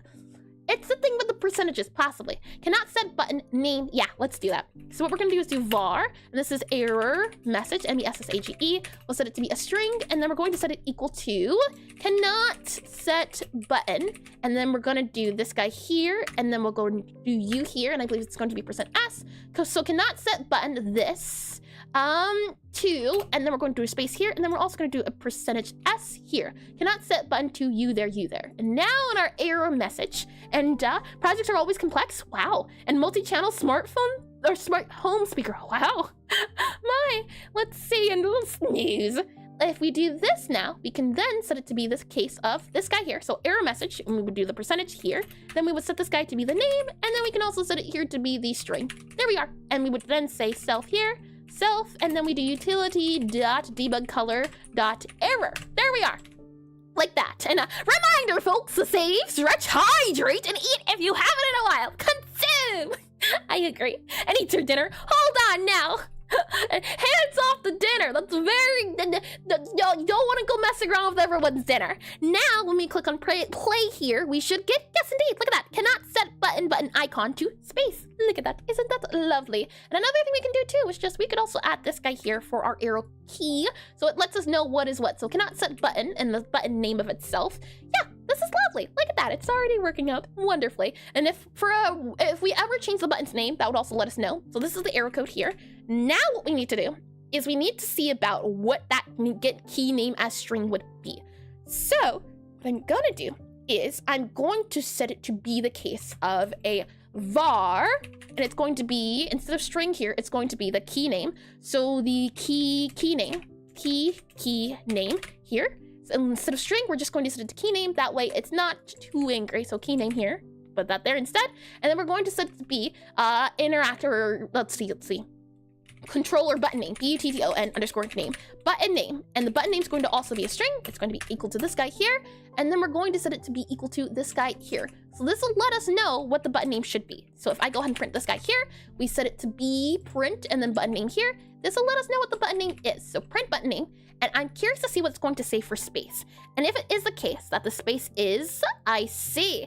In that case, since the space here has certain letters and certain capitals, now what we need to decide is naming conventions. Do we want to make the names uppercase, lowercase? I think in this case, we want to do capital case or not camel case. There's a way to do it. What we would do here is in our file paths, in this get sprite from file path, what we're going to do right about here, let's see, right about here, no, here, sprite name equals, we then can say sprite name equals here, so sprite name, sprite underscore name, oh, I forgot, ads, right, I completely forgot, Bobby, oh my, did the ads, oh, the ads are already running. Did they already run? Did they already do the thing and I didn't even notice? And maybe have a notable texture if I can't find a key, so console. We do that already though, pal. Well, yeah, that's the thing that is already done. For example, if I go in here into our cake dish sprite, yeah, this guy here, you'll see that it is, well, that one's not default, but you can kind of see a black box. So if it is an error, I already do that. Right now, we're just setting the basics and then going from there. So we're just setting the groundwork, but I do have null and things of that nature to make sure. So yeah, and thank you as well for saying it too, because it does need repeating. I do forget very often, and I feel like if I get back to code, I'll begin solving your problems given how epic your enthusiasm is. You should. Programming's a lot of fun, and it's so neat to see slowly but surely an idea of drawing on boards or drawing on spreadsheets or using markers on a big whiteboard slowly come into being something. It's always so nice to see. We'll go ahead and close this guy here. We'll go ahead and what we need to do is we need to set it so that if it is a capital letter, if it's a lowercase letter, regardless of what it is, we need to set the very beginning one. But currently I'm just doing the controller small display. Let's see, you there? So the Godot 4, I want to capitalize C-A-P-I, capitalize first letter. That's what I want to do. So we're going to grab the sprite name. We're going to set the sprite name equal to this guy. So first off, what we're going to do is we chop off .png. Once we do that there, once we chop off the .png, we then are going to capitalize C-A-P-I-T-A-L-I-Z-E, capitalize first letter only. First letter only. That's the next thing we're doing here. So sprite equals sprite name dot, and then we're going to do dot capitalize, like that there. And after that, we add it to everything. So the hope is now this space here should be properly set to the other spaces. So I believe this is going to work now. For if we go to this here, you'll see that space is capital, but it should now, in at least code-wise. The only thing is, well, I guess it's proofreading, because we could do capital here, we could do lowercase, but it won't matter. Technically speaking, it's already good to go. It's future-proof. Let me also enable this guy here because I keep accidentally hiding it. But now we should get the space key. I think in theory, let's see. If I set this up in the way I think will work, if we click on play now, we should see space. When we click on play and we get T, I see. Cannot set button to button icon to space. Oh, hold on. Hold your horses. I need to do this, don't I? I need to do How about now? Oh boy. And at least we don't have to click the silicon against each other's to bad Apple ruining our display. And I see. Yeah, now why are you angry here? Cannot get out of bounds index. You there as trim suffix. Now why are we angry? Just double checking as well that if we set this guy to be interact, I-N-T-E-R-A-C-T, interact, is it an issue of the name itself? This should go back to being E, I believe. And yeah, hold on. Okay, close you here. If we set you to, just checking again, interact guy. And this is where strings can be a little bit wonky and where I would add some enums in when we do have the, oh, I think, you know what? Funny enough, I think we do have it. Hold on. Key name there. If spriteless has key name, change the key name. The key name's not changing anymore. We have the key name there, we have the print button there, and if that there. Let's go into our controls. Let's see. Key something. Where are our controls at for our setting the buttons? Option menu, hold on, O-P-T-I-O-N. Options menu, screen here. We have you here, we have a controls menu here. In our controls menu here, we have all of these guys here. So in our input settings, that's what I call it, we have the action mapping here. Yeah. And I would want to grab, depending on whatever actions we have, I believe in utility. If I go to my utility here, utility, I should have all of the actions that we assign up here. Nope, not up there. It's somewhere here, I believe, that we can use it at. I think it's all strings though. Ah, here we are. Input actions. Look at that. And it is a dictionary indeed. This sets the names, and this also sets the names of whatever buttons we want the player to be able to use. So what we can say is, well, there's a few things we can do. We can either make this into a solid, what's it called? Yeah, you know, I think that might be our best bet. To have this, well, that's tricky. This right now, what this is doing, it allows us to get the input map in Godot's code, and it changes the name. And why I do this is because while in code I may refer to it as menu right, I might want to make the different name menu right instead, or I might want to have different ways to label it. So right now it's taking the code and translating it into string. And I want to instead make sure that our string, whatever string we do, we set it so that it is always a string. And maybe move localization into a different module? Most likely, yeah. The thing is, utility here, I have not touched. This entire script here has not been touched for the time I've spent working on the project for, so about 2 years worth. I've refactored everything but this because this changes so often that it feels as though if I were to refactor it, I'm gonna be constantly refactoring it. So I'm saving an overhaul refaction. Is a lot of this here is a lot of dead code. I'm saving refactoring for when we get to the demo of the game. So once I have a good idea, a good ground base, and everything's not going to change, then I'm going to go back and refactor this. Yeah, a lot of this is code that is not even in the game anymore. It's just here. And then, Eris, I'm an engineer, and I solve your problems. I do love engineering.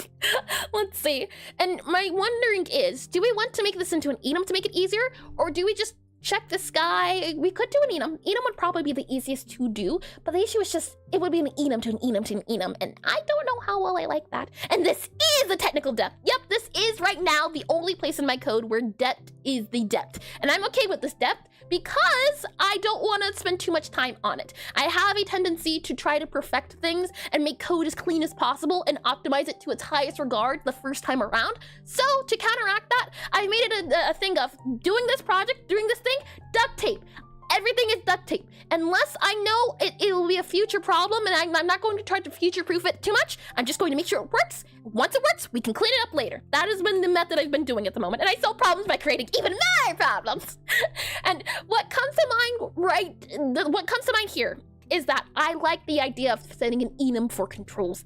That seems like the best bet to do, but I don't like it because there's this guy here and then it turns into putting it 2 times. And I managed to solve problems without making it worse. This is wild. Oh boy. Let's see. So we could make it into an enum. That's a possibility. And then it would be a dictionary of enum to string. That way we 100% know everywhere that enum is going to be perfect everywhere. I like that idea. I do. But then it's an enum to string, or is an enum to, oh, you know what? I figured it out. We're good, we're fine. What we're going to do, and the reason why I put in input actions, I think, instead in task screen, don't need you, task, don't need you, spellcasting mini game, don't need you, product description parser, don't need you. Okay, what we're going to do is in our input settings here, I believe this is a global. Let me just double check here. Are you a global? Global here, input settings. You are not a global. I'm going to make our input settings into a global. We're going to move that enum set into input settings. And then, oh wait, I don't think I can make it into a global because it has a scene, right? Globals don't work if they have scenes, if I'm not mistaken. I don't quite remember. It's been a good second. But I'm thinking, make this into a global, move utility, this guy, move this guy into the other guy there. And also another good thing I found very useful is when it comes to designing games and books, games as books. Could you elaborate a little bit? I want to know where I use input actions here. And there's surprisingly many books in game design. Oh, I thought about reading those books, but well, the thing is, sometimes books are handy, sometimes not. I got scarred a little bit from reading college textbooks about game design and seeing a lot of just white text, white and black, and not a lot of colors and pictures. So I've definitely been avoidant of it since dropping out. Let me go here and find. We use here input utility actions. Yeah, okay. I think this is a good idea. We'll do this. All right, I think we're going right now. No worries at all. Hydronics, thanks for checking in and stopping by and chatting for a little bit as well as helping. And good looks hugs you if you're fine with that. That's a-okay. Thank you. And I think it's a good start, the art of game design. I have seen it before. I have seen it. I've looked at it. I avoided it. Didn't want to look at it, but I have heard of it in the very least. And have a nice toy. Indeed. And thank you again. I hope you have a lovely morning, afternoon, evening, or good night. Yes, that is the book I see get recommended a lot. And what I help with though, what is it called? Hold on, there was a very specific part. There was a proof ID. I don't remember specifically, but I know there was one thing I didn't even think about. You brought it up, and I realized, yep, that's probably going to be an issue firsthand in later parts. Let's fix it now. I don't remember specifically what it was, but I know it was helpful. Oh boy. So we'll go ahead, we'll select all of these input actions here, and we'll move it. We'll make sure to do project settings here. We'll go ahead and make sure, or not make sure, but just grab our guy here in our UI. I believe it's going to be UI in our input, input settings. Where are we seeing you here at? I think it's going to be in common screens, and then we have calibration, debug, options, input settings. I see options when you hear, where's our input settings at? Hold on. Input settings, where are we at? Input settings, INPUT, input settings. You are in common input settings, I see. Okay, project settings here, and we have you here, and you are in our common UI, common UI. I see input settings here, components, input settings, input settings. Here we are, input settings. Click on you here. Click on OK, and now it is a global. And yeah, it's nearly midnight here. Thank you, of course, and thank you again. Let's see here. If I go ahead and click on you now, we should now be able to just go here and set this guy to be that there. And then lastly, all we now need to do is save it here. And then in our guy here, instead of action plus label action, these guys aren't linking up correctly. Control-Shift-F, input actions, fine. Yep, this guy here. I see, okay. This is in input settings, and then we have this here. Instead of utility, we're going to name it input settings. So input input settings, it should allow us to see it now. Input INPUTSETTINGS. Why are you not a global? Hold on, project settings. You should be, oh, I never added it. Now it's added. Okay, now let's try. Input settings. There we are, input settings. There you go. That's input settings, it goes there. And then input settings should also go here. Instead of utility, it's now going to be input settings, not input actions. If anything as well, I would also now, instead of input actions, I would also now rename it to Control-Shift-R or Control-Shift-F, and I would want to replace all of these guys for just, there's only 3, truth be told.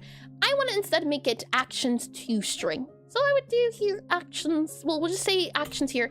Actions, well, we can modify this. This is fine. We can refactor this. I think that's a good idea. And good luck with your code. Thank you. And yeah, I really like it here too. No worries at all. Jody, thanks for stopping by and chatting as well. Thank you. And I hope you have a lovely, lovely night.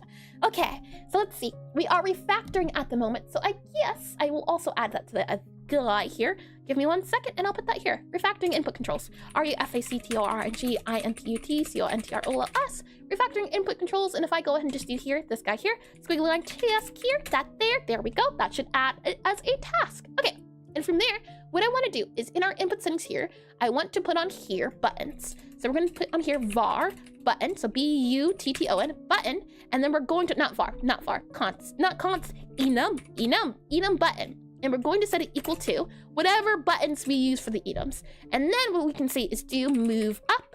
So move up, and then we can have it do comma, and why are you angry? Is it, I forget how to do it. Is it this the enum instead? Is this enum? And yeah, nope, enums. Okay, well, I forget enum, so we're just gonna go to a cookbook and just quickly check how enums are done. Enum, okay, no equal sign, hold on, like that there, and no equal sign, like that there. And then we also need to do squiggly brackets. So you here, and I've heard you say it a few times, but what is refactoring? Refactoring, you can consider it as being code cleanup. So cleaning up code, going back and refining things. If something is, for example, 100 lines of code, compressing it into 20, it's code cleaning. That's the best way I can describe it. Cleaning up code that you haven't touched in a good second and making sure it's up to date, making sure it's clean and that it runs and that there's not a lot of code or removing unnecessary code. Maybe that's the best way to describe it. And I like refactoring because it's cleaning, it's organization. I don't like debugging because bugs are a problem. Refactoring is just cleaning up already, making a solution even cleaner than it already is. That's the difference. Hopefully that answered your question, Jaxus. We have move up here. We're then going to grab our move down. So move down. We'll then go ahead and do move left. And this is why I wasn't sure about just doing copy and paste, but I think for now, I like it, so we'll do it. Move up, move down, move left. We have move right here, move right. And my worry is just, again, duplication. How much of this do we have to duplicate? Twice. I'm okay with twice. I usually follow the rule of 3. So as long as there's no rule of 3 going on, I'm okay with it. We have move up, we have move down, we have move left, we have move right, we have open book here, open book. And I love refactoring in a project that's already scaffolded. Yeah, as long as it's already clean, or even just removing dirty code too. So code you made at 3 a.m. half asleep, if it already works, it's fun. Okay, I see logic behind that, but I've always wondered about mechanisms behind making the same operation in less lines without making too drastic changes.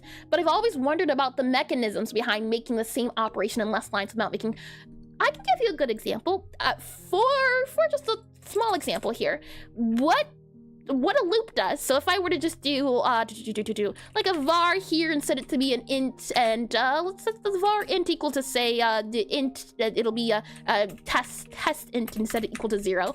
And I wanted to do int, and then we'll say int equals, yeah, you could say int equals int equals or plus equals 1.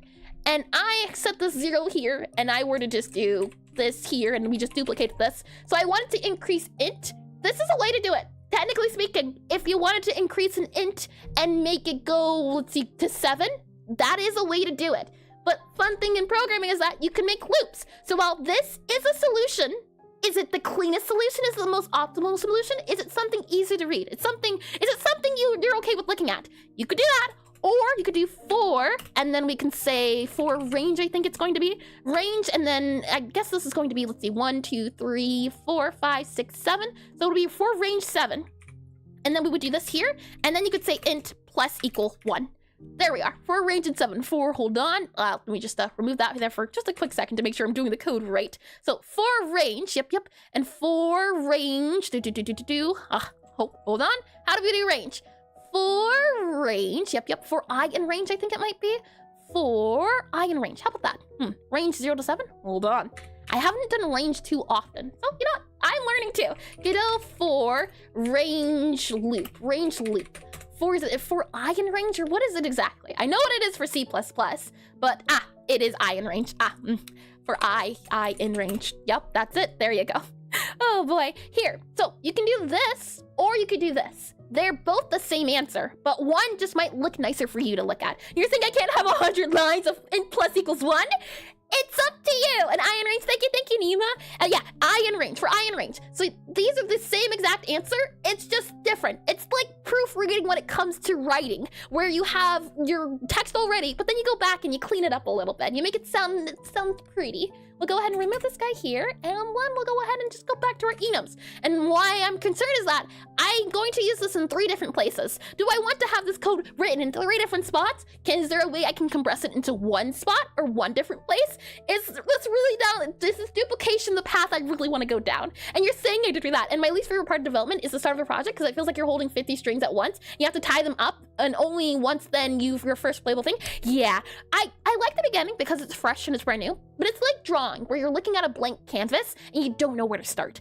That's the tricky part, but I like in the sense of when you're beginning, when you just click on and make a new project, there's so many possibilities. Right now, there's no wrong answer. You'll find out what the wrong answer is, but right now, there's no wrong answers. We'll do here, move up, down, left, right. We'll do open book. We'll do interact, interact. We'll then do menu up, down, left, and right. So you know what? We're gonna do a fun thing here. We're gonna copy this. We're then gonna paste this here. And then I'm going to click on this guy. I'm going to hold down Alt, and I will be able to select all of these here, like so. And then I can subtract and then do menu, menu, like that. That saves us some time. Next up, we'll do select, select, comma, and then we'll do deselect, deselect. There we are. We have all of our enums now. These are all the buttons that exist in the game. I do kind of like having it here instead of in Godot itself, because it does exist in Godot, but having a list of buttons that are in the game currently, I do like that idea. And now what we can do is we can say, how can we do this exactly? Okay, input actions, it's going to be, and oof, weird. I'm surprised why you're not a dictionary. Let's see, input actions equals, oh, I remember why. This was a time before type dictionaries were added into Godot. And I think I only heard about the for loop once, and it was about being an efficient alternative rather than doing lots of if-else statements. Is that true? Yep, that's it. Is it refactoring is about making either something efficient or easier to read, or just nicer to look at? I guess that's easier to read. But it's a thing of just, you can do it this way, but there's other ways to do it. And choosing whether you want to do it a different way, or choosing the way to solve a problem. That's programming in a nutshell, and that's one of the reasons why I like it. It's usually the thing of, there's no wrong answers, but if you run into problems down the line, you only have yourself to blame. Let's see here. Input actions, I can now do a type dictionary because it exists, and a type dictionary is just saying what's in the dictionary. So I can do a dictionary here. We can now say dictionary button, and we can then do button, and then it's going to be a string. So button string. And now we can go ahead and paste you here. And I'm just wondering if there's a way, I wish there was a way to just modify it from here, but there's not, and that's okay, or there might be, but I'm just gonna go through here and just remove all of these guys here. So paste that, move down, we then have this guy here, so move left, paste you to here, we have them move right here, copy you, paste you to here, we have open book here, we then have open book here, we then have you here, like that there, and then we have you here, and then we have this guy here, so remove that there, remove that there, like that, and just slowly go down the line. So you there, and then we have you here, then we have you here, and then we have you here, and then we have you here. The good news is, because this is a small project, there's not a lot of buttons, but should it be a game that you need a lot of buttons, that's when you would definitely have to worry about refactoring and figuring out a problem or a solution that you'd be able to have in the long run. We can then go ahead and remove all of this here, go back to this guy here, like that. And now I can select all of these guys again, select all the very beginning, select all of you there, and then we do button, button, dot. There we are, button, dot.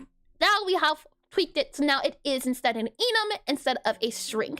And last thing we're going to need to do is for our input actions here. So let me go ahead and copy you here, save it here, Control-Shift-F, and we need to find where it is in the program we use it. We only use it in 2 spots, thankfully. So we have here, for action and input settings, the actions. And we have, let's see, this is an enum, I believe. Yep, so now what we have to do here is a little bit different. Now we have to do a translation again. So we have to add another translation, and this is what I was worried about. But the good news is, I think this will work out better because we won't have to worry about a string. We already have the string. We put the string down once. We never ever have to worry about it ever again. Now what we can say is, oh, hold on. I deleted it. Hold on. Undo. There we go. I needed these guys here. Yep. Okay. And then redo. Okay. Now these guys have to be copied to here, input actions, and this is going to be instead input strings, but that's okay for right now. Now we grab this, and now we move that there, and now we do this here. I'm just wondering, is it easier to write this down or something else? This is what I meant by just concerned about the number 3. All of these guys here. The good news is, it's such a small thing that it's more of just a, what's the word, peace of mind. Peace of mind tweak. It might feel weird, it might feel dirty, but who's looking at the code except for all of you that are looking at it currently? Who's gonna judge me? Myself, very much. Oh boy, let me go ahead and remove that there, and remove this here, and we'll just go ahead and remove all of these guys here, and I won't read. Bobby will judge you. The horror. Oh boy. Menu down, menu left, menu right, and select and deselect all of these guys here. And then we have menu right here, let's see. And then select and deselect, select and deselect. And really, that's just the letter there. There you go. Okay, so now we have 3 copies. And this is not going to be input button. Instead, it's going to be input action, input to string. So it's going to be button to string. So button to string. string. This is going to be button to string. And then this is going to be button dot to action. So button to string or button to ACTION. Button to action, like that there. And after that, we can go a little bit more. You're being judged so hard right now. Oh no, whatever shall I do? The horror, the agony. Let's see, I'll go ahead and save you here. And back in the guide, we use it. We seem to use it. If I do Control-Shift-F here, and we do fine, again, we only use it here. And we are grabbing the string. And this action guy here, for action in input actions. What we need to now do is this input settings doesn't give us what we're looking for. What we're looking for is the name of the action.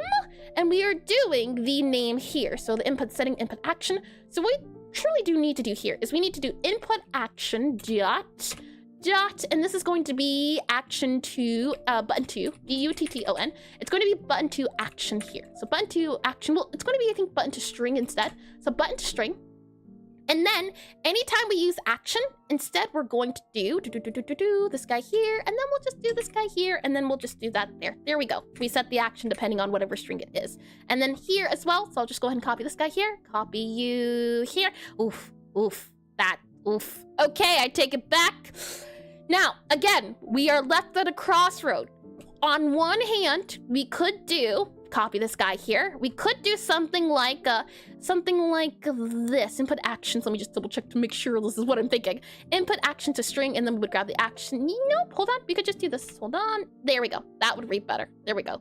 Input actions, and we grab the button to string here. And then events are the keys. So this will be the event that you're actually doing. So action label text. And then this is going to be, instead of button to string, it's going to be button to action. So button to string, and then this is going to be button to action. Like this, ACTION, like that. And I did read that, lovely. So this goes there, that goes there. I believe this is the only place we use the input at, possibly. We'll see. So let's just do a check to make sure nothing broke. I think it might, just because, yeah, usually things break quite quickly. So why? That's my next question here. What ails you, dear child of action list and whatnot? Why are you angry? Input, yeah. Is it because my concern earlier about this being a global? Because I don't think globals can have something that's already loaded. If I had to guess, that's probably why, is that a global can't have something, it just has to be a node. And let's see, action list, implicit, node not found, action list, yeah, hold on. Save it here, close it here, save it there, go back to our input settings here, and we click close and click on start on game. What broke exactly? And let's see, you there, cannot call for item in action list. Action list, what is action list? Action list here is a VBox container, action list, do we have an action list here? That's this guy here, and we do an action list of you guys here. So what exactly are we angry about? I think it's a thing of we don't have a guy. So what I'm going to guess is we're going to have an @export var for action lists. That might work. Let's see. If I do @export var, I think it's because it's a global. Globals work a little bit differently than regular because globals are used everywhere. They're active everywhere. So if I do this instead, @ready action list, and I set it here instead, that might fix it. I close this guy and then I click play again. Does that, fingers crossed, fix it? It does not. It still says it's null. I definitely do think it's just because it's a global. Okay, so let's see. How can we do this? On one hand, we could just make a script called input. That is an option. It could keep everything that we need in here. And I think that might be the best answer. It's a little funny, but I think it's okay. Input.button. I like the sound of that. So we're going to do this a little bit differently again. Oh boy. What we're going to do is we're going to save this, and then we're going to go into our input settings. We're going to create a close guy here, close all of you, comment here, and we're going to remove the fact that this is and you're a little funny, Airs. What do you mean by a little funny? Let's see, we'll go back into our universal here, and in our universal scripts, we're going to create a new here, and we're going to call this input. And then we'll make a script here. It's going to be called input, I-M-P-U-T, input, like that there, create a GD. We're then going to project settings. We're going to remove our input settings here, so remove you here, and then do a guy here, and it's going to instead be in our global. Let's see, you there, common, universal is now going to be input, and now we click on add here, like that. And now what we can do is in our input settings, we're just gonna you don't need any of that. Who said you could have that? No, you don't need it. You really don't want it, if anything. And now we go back into our input boil here, close our map parser, close our key listener, and now in our input, hold on, I lost it, input.gd, yep, and maybe he doesn't need it, 100%, not even a thing. Now this guy here is a global, so all of our other scripts can look at this guy specifically. And now in our input settings, what we can say is for action and input settings instead, what we can do is do for action in input.button. And cannot find button to string and base input. Yes, now why are you angry? Let's see, input dot here. Oh, hold on, that's a real thing. Okay. Back a little bit.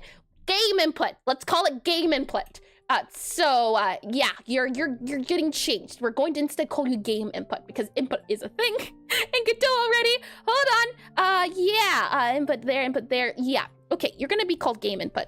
Yep, rename you to game_input. Game input, there you go. Now let's save this guy here, click on project settings, path here, yep, we're going to instead call you game input. Click on you here, open, click on add, game input instead, save that there, back in our input settings now, and we can say game input. And am I tripping, or did she read doesn't? Huh? Maybe he does need it? Oh! My mind automatically corrected it. No, you're not tripping. I definitely did read it incorrectly. My mind auto-corrected it. Oh boy. And then in our input map, we're going to do this here. So game input.actions.get event. And then we're going to go ahead and do here, game input.button to actions. We can go ahead and rename that guy here to that and that. And now, anywhere else we use input actions at. It doesn't seem to be the case, so I think we're good to go now that we have this guy here. And type of reading comprehension curse that Jujutsu Kaisen fan talks about. Oh boy. And not a consistent function in action get event. That's okay. Events are going to be I see. Input action. Hold on. Input here. Input. Is it actually input action? Input event action. Hold on. You there. Input map. I see. Okay. And then it's going to be game input here. Game input. And now that guy here is going to be game input there. There you go. Try again, all over again, rinse and repeat. What do we see it being the case of? Okay, it's not breaking.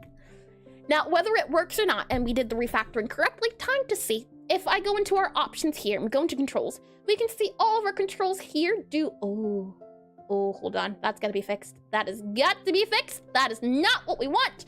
Okay, let's see if we can fix this super duper quickly. So for this guy here, what the issue is that in our input settings, in our name here specifically, game button to string, our action here, what we'll actually want to do is, or hold on, game input 2, is that the 2 guys? Let's just double check here. Let's see. And maybe that's what I want as a player. You don't know what you want.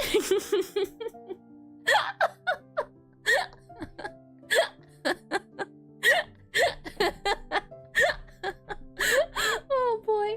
We have here the 2 buttons here, and then the minus, and then the other side. That is also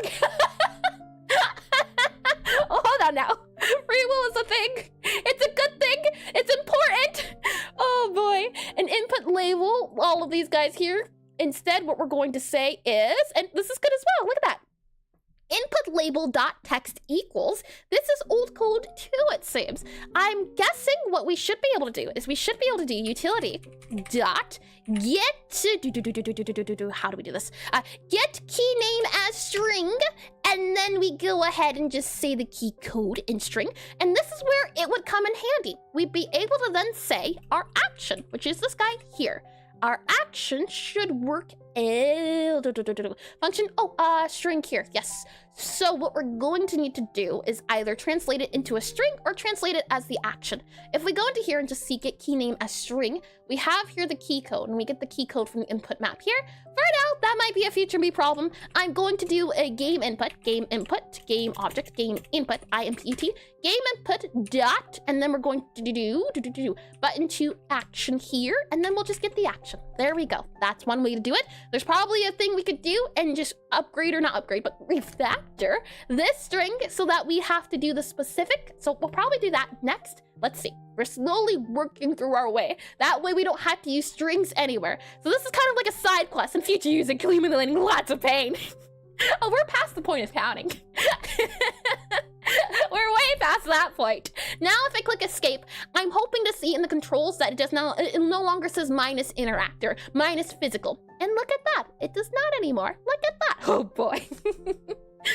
Okay, now with that said and done, let's see about just making sure we have a save point to come back to. So I'm going to do here refactor save, refactor save, refactor save, just to make sure, should it break later, we have a point to save. And that's basically being a game dev in a nutshell. Yeah, pain. All I know is pain, constant, eternally, it never stops. Now what we can say is utility.get name key a string. I want to change this. I don't want it to know, no longer do I want it to be tied down to get key as name. Nah, I don't want it. What I want is I want to just be able to say game input dot and then the input. And hi best creeper, welcome into stream, welcome in. And we can do that now, and welcome back in as well. And sounds fun, said no one in the industry. Somehow they do it anyway. Oh boy. Now we get to refactor this here. And what we're going to do is we have here our button to action. I want to just be able to put the action here. So in our utility, all of this guy here, we are now going to say not key code string. Instead, what we are going to say here, and hydration sure can do, Best Creeper 21 just redeemed hydrate. Thank you for that hydration, and it's for the love of the game! Oh boy, both the completion of it and the game itself. What we're going to say here is instead of key code, we're going to call it something different, posture Best check. Creeper That's 21 I'm just sorry, redeemed Nima. posture You're not check. sorry. We know you're not. And oh boy, it's times like this where I think having a spray bottle emote would be a great idea. Oh boy. Now what we're going to do is we're going to do input map, all of you their key names. Yep. So this key code is going to be a little bit different. We're going to instead do a var key underscore code. Key code here. And then we're going to say key code, it's going to be a string, and then it's going to be set equal to, we'll do game input, so game input dot, and then we're going to say our button to string, so button to action actually, not button to string, button to action, and then we're going to grab our key code here, like, hold on, like this, like that. And then what we'll say is, this is going to be our game input button, so game input dot button. There we are. And this is going to be our button. And then we can go ahead and do you here and you here, hopefully, like that. There we are. There we go. That fixes that there. And no, not the spray bottle. And Jaxus will remember that for future draw togethers. Oh, so I'm just thinking of a spray bottle that specifically has pun written on it. For particularly awful puns. Oh boy. And with this said now that we have get key name as string, and now that we're using buttons as the language to communicate, things should hopefully become a lot easier. And I thought that's an adorable Toad emote. I think it looks like Toad if I had to guess. And now we go through a little bit more refactoring, though it should be a lot easier now. For example, here where we have all of these guys, and then we have character, we have translated description, input key, all of you guys there. What we can go ahead and say is that instead of utility.getKeyName input key, how are we getting the input key? Input key is gotten, let's see. Where do we get you at? Because this is empty at the moment, var input key. But where do we put you at? We do for character in description, then we do status, then we do found input key. Those are both bools, and then the character here. Yes, but the input key, where do we make you? Where do we put you at is what I'm wondering. Input key equals nothing. Let's see. Input key, get key name as string. What we should just be able to do, we would need to translate the input key first. So get description, input key, yeah, something's off here. One of these things is not like the other. And it's basically Toad, but different colors. I see. Oh boy. Huh, why wrong? Why do? Who hurt you, Godot? Huh, who hurt you? Found input key, found the end of the input, get input then, go back to normal finding. I think how I want to do it is if we go back into our task guy here, our task is, oh, hold on, wrong thing, task listener, task screen here. Yes, this is how we're doing the input at the moment. I want to instead make these into input keys. So, you know what? It should be fine, I believe, if I just do here find key. I think we should be able to do instead, it'll be move up, so it'll be move up here, move up, and that'll be the input key. For example, this will be move down, so I'll be able to do move down, so MOVEDOWN, move down. This is going to then be move left, so we have here, hold on, move left, like that, move left, and then we have here move right, so move right. And then I think the fix for this is going to be taking that input key, and I also want to change the name of that. I don't like the way that sounds. Fine, replace. Is this the only spot we use input key at? Yes, it is. Okay, instead I'm going to put here button name, BUTTON, button name. Button name here is instead going to be what it is. Replace all, that's going to be the button name, found button name, all of those guys. And then what I'm going to do is we're going to do utility, or no, game input. So game input, INPUT, game input dot button dot find key, and then we grab you here, input key. Or hold on, button name. There we are. That should fix it, I believe, if I remember how this thing works, which I don't. We're moving a lot of different parts here. So let's go ahead and click on play and see if it breaks. And who hurt you? Well, there's this thing called Courage. And hi, Black Skulls. Welcome back in the stream. Welcome back in. Hold that thought. Let's see if we can figure out why someone's angry. Why are you hurt? Oh, you know what? That's a good point here. This is the reason why I wanted to change it, because look at that. We have another string here, and that string, I don't like the string the way it looks here. There's so many strings. So instead now of start spellcasting, what we can go ahead and do is just say game input. So game input here, dot button, and we're going to say it is the start spellcasting button. So start spellcasting button. Do I not have a start spellcasting button? Hold on! Project here, project settings here. Let's see. Input, yep. What's our start spellcasting button? Start spellcasting button. It is apparently Q. Do we have a start spellcasting button in general, or is this a new button I didn't know about? Let's see. Back into our game input here. We have move up, we have interact. I see, well, we don't have a start spellcasting button, which means we get to add it. So I just do here, start, or rather, I don't think it's going to be start spellcasting, it's going to be a different one. What buttons do I use for Q? And hi, hold on, Kibatski, I think, welcome in the stream, welcome in, and you caught me at a little bit of an awkward time. Thank you for the raid. Hello, hold on, let me go ahead and do /shoutout. Currently, I broke a lot of things, so the game is in a spot where I cannot show it off. But what I can say is, hello, I'm a game developer, I'm a very new game developer. I've been making a game for about 2 years now. It's the second game I've ever made, but it'll be the game I release on stream.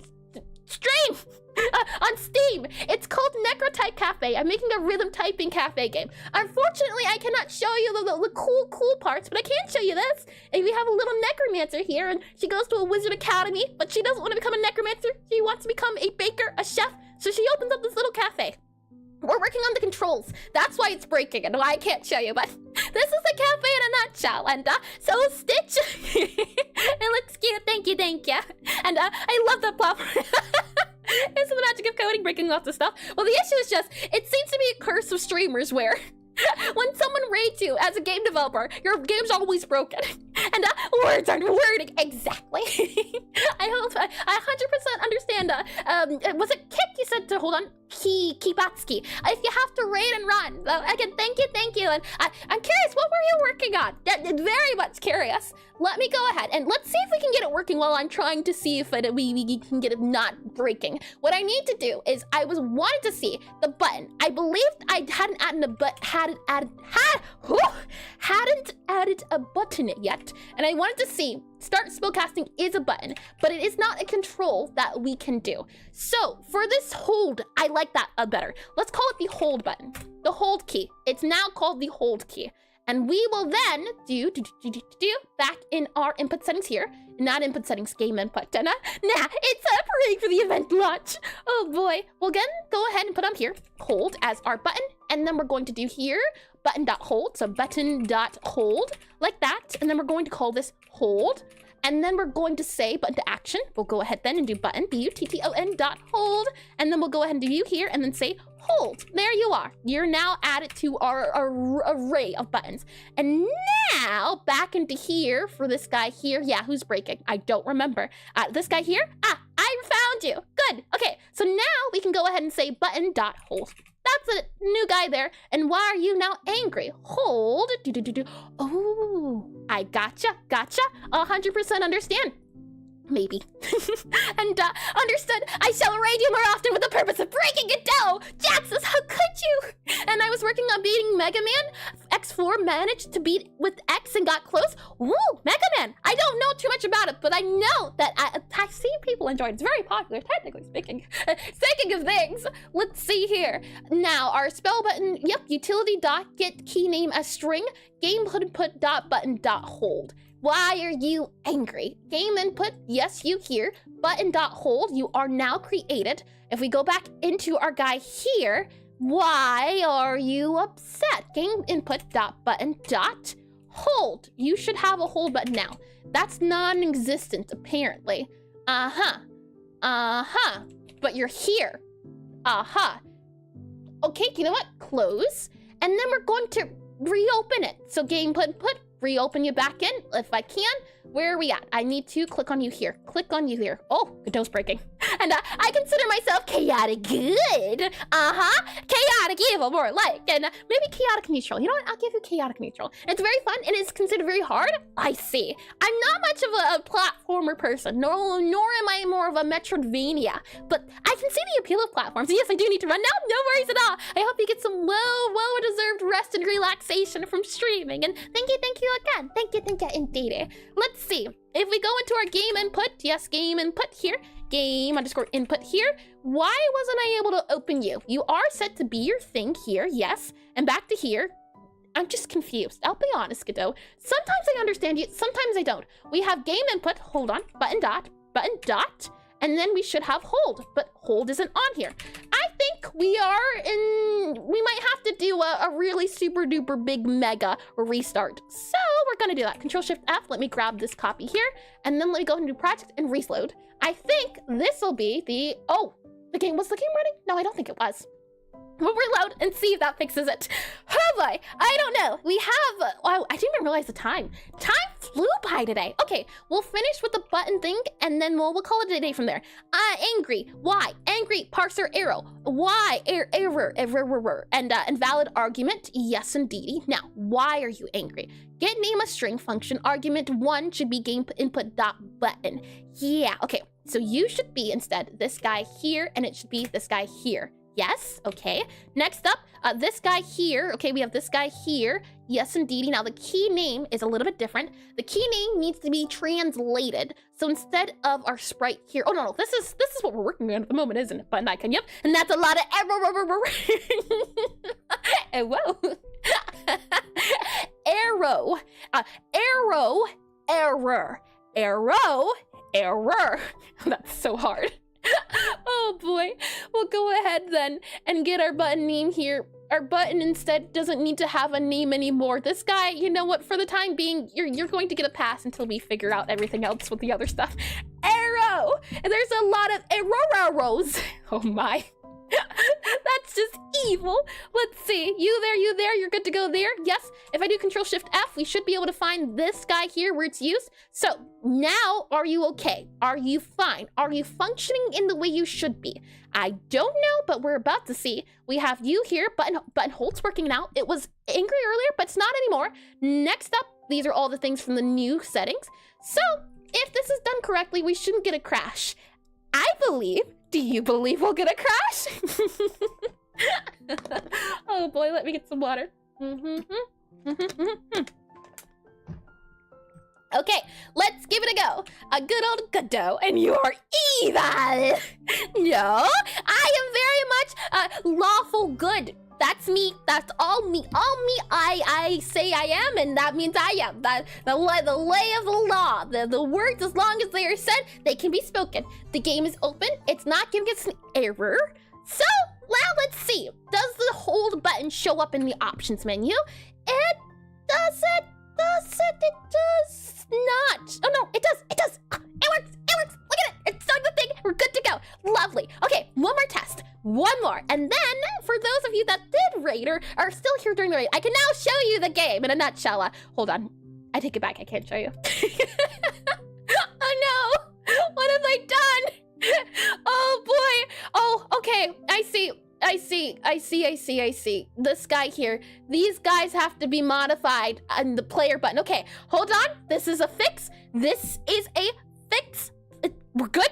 And where's the game? This is the game. Okay, this is an easy fix too. I say, knock on wood. What we need to do is for the project here, hold on.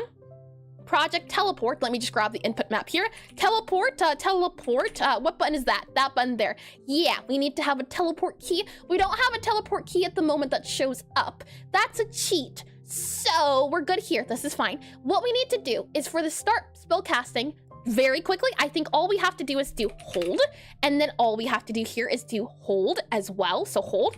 This can be refactored. It should be refactored so that the names are different here, but that's fine for now. That's a-okay. Now we click on play, and I lost. Oh boy. And where's the game? This is the game.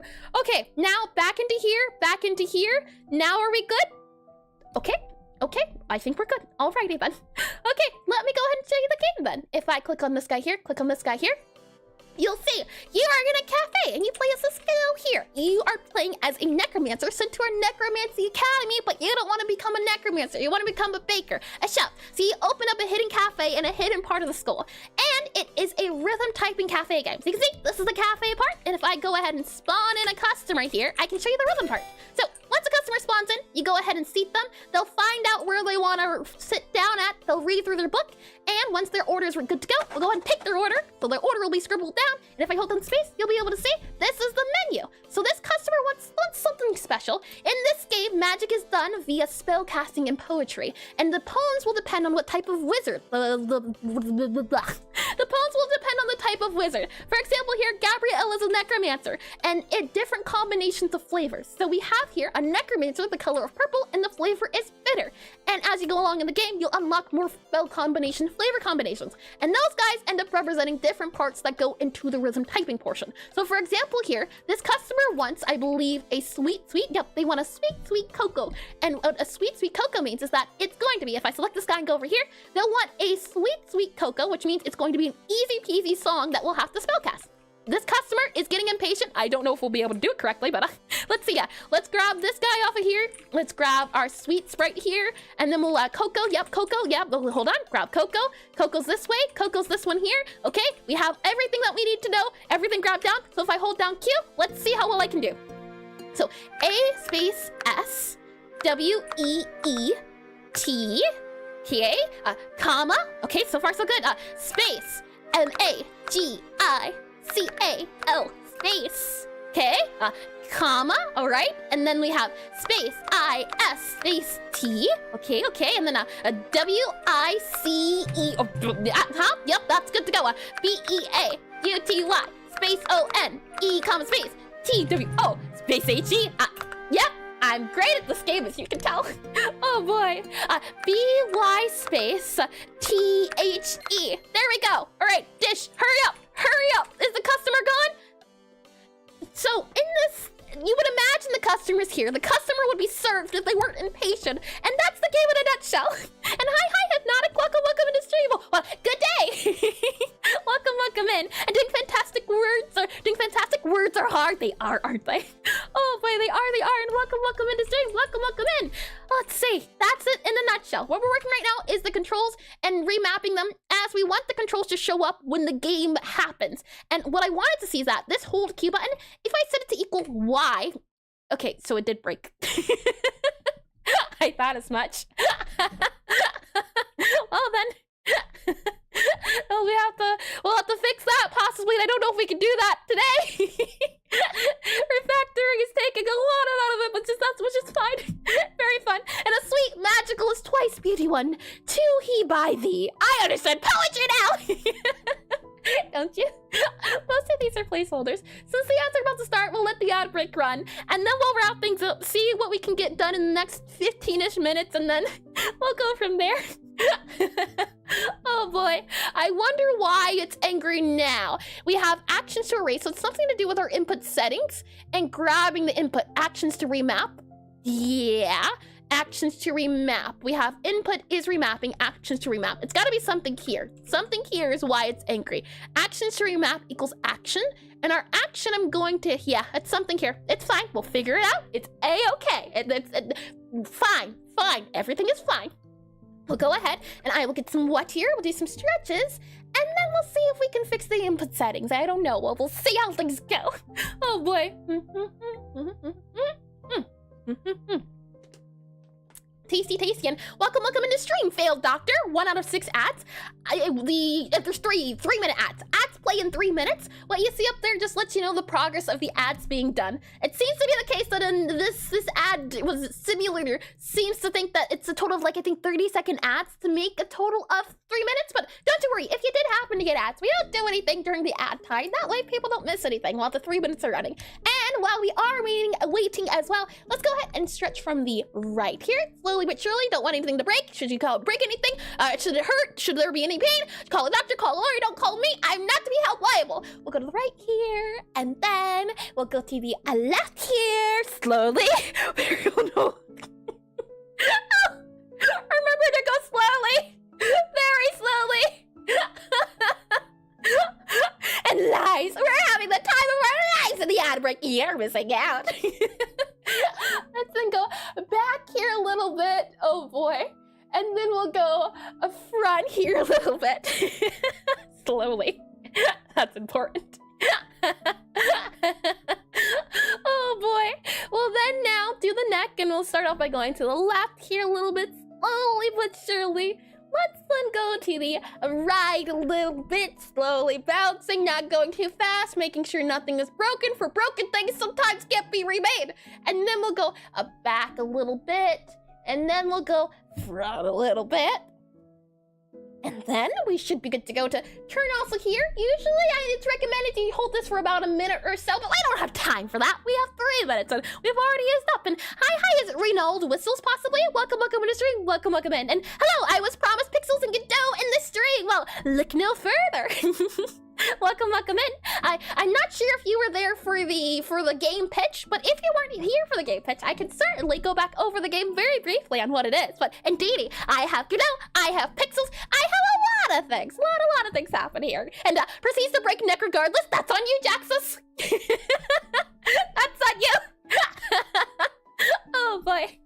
I am indeed making a pixel game at the moment. It is going to be a rhythm typing cafe game. And oh, you know what I completely forgot to do? Exclamation Necrotype. There you go. The prototype is out on itch at the moment, and we're working on the next prototype version. This is going to end up being a Steam release one day, but for now it's being kept on itch and is in prototype, and eventually prototype will move to demo, and then after demo will be the full release on Steam. I've been working on this game for about almost 2 years now, so it's been a doozy, and it's the second game I've ever made. The first game I made in 24 hours, and I made it anytime I was working on it. I had a timer going or stopwatch going. So technically speaking, this is the first real quote-unquote game I made that hasn't been a mini game sort of thing. And prototypes already? Sounds like it's going well. Indeed, it's going well. The only issue is that it happened to have been a rhythm game, and rhythm games are very difficult. Not only just because it's Godot, but also because as a beginner, they're not good for beginners. I can certainly say that much. Welcome back from the ad break though. Shall we see why our controls aren't working properly?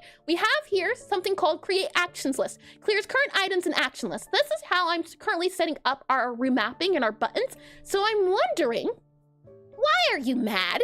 Why are you angry? And hi, Bimo Supremo. Welcome to the stream. Well, that's a lovely name. Thank you for the follow and welcome in.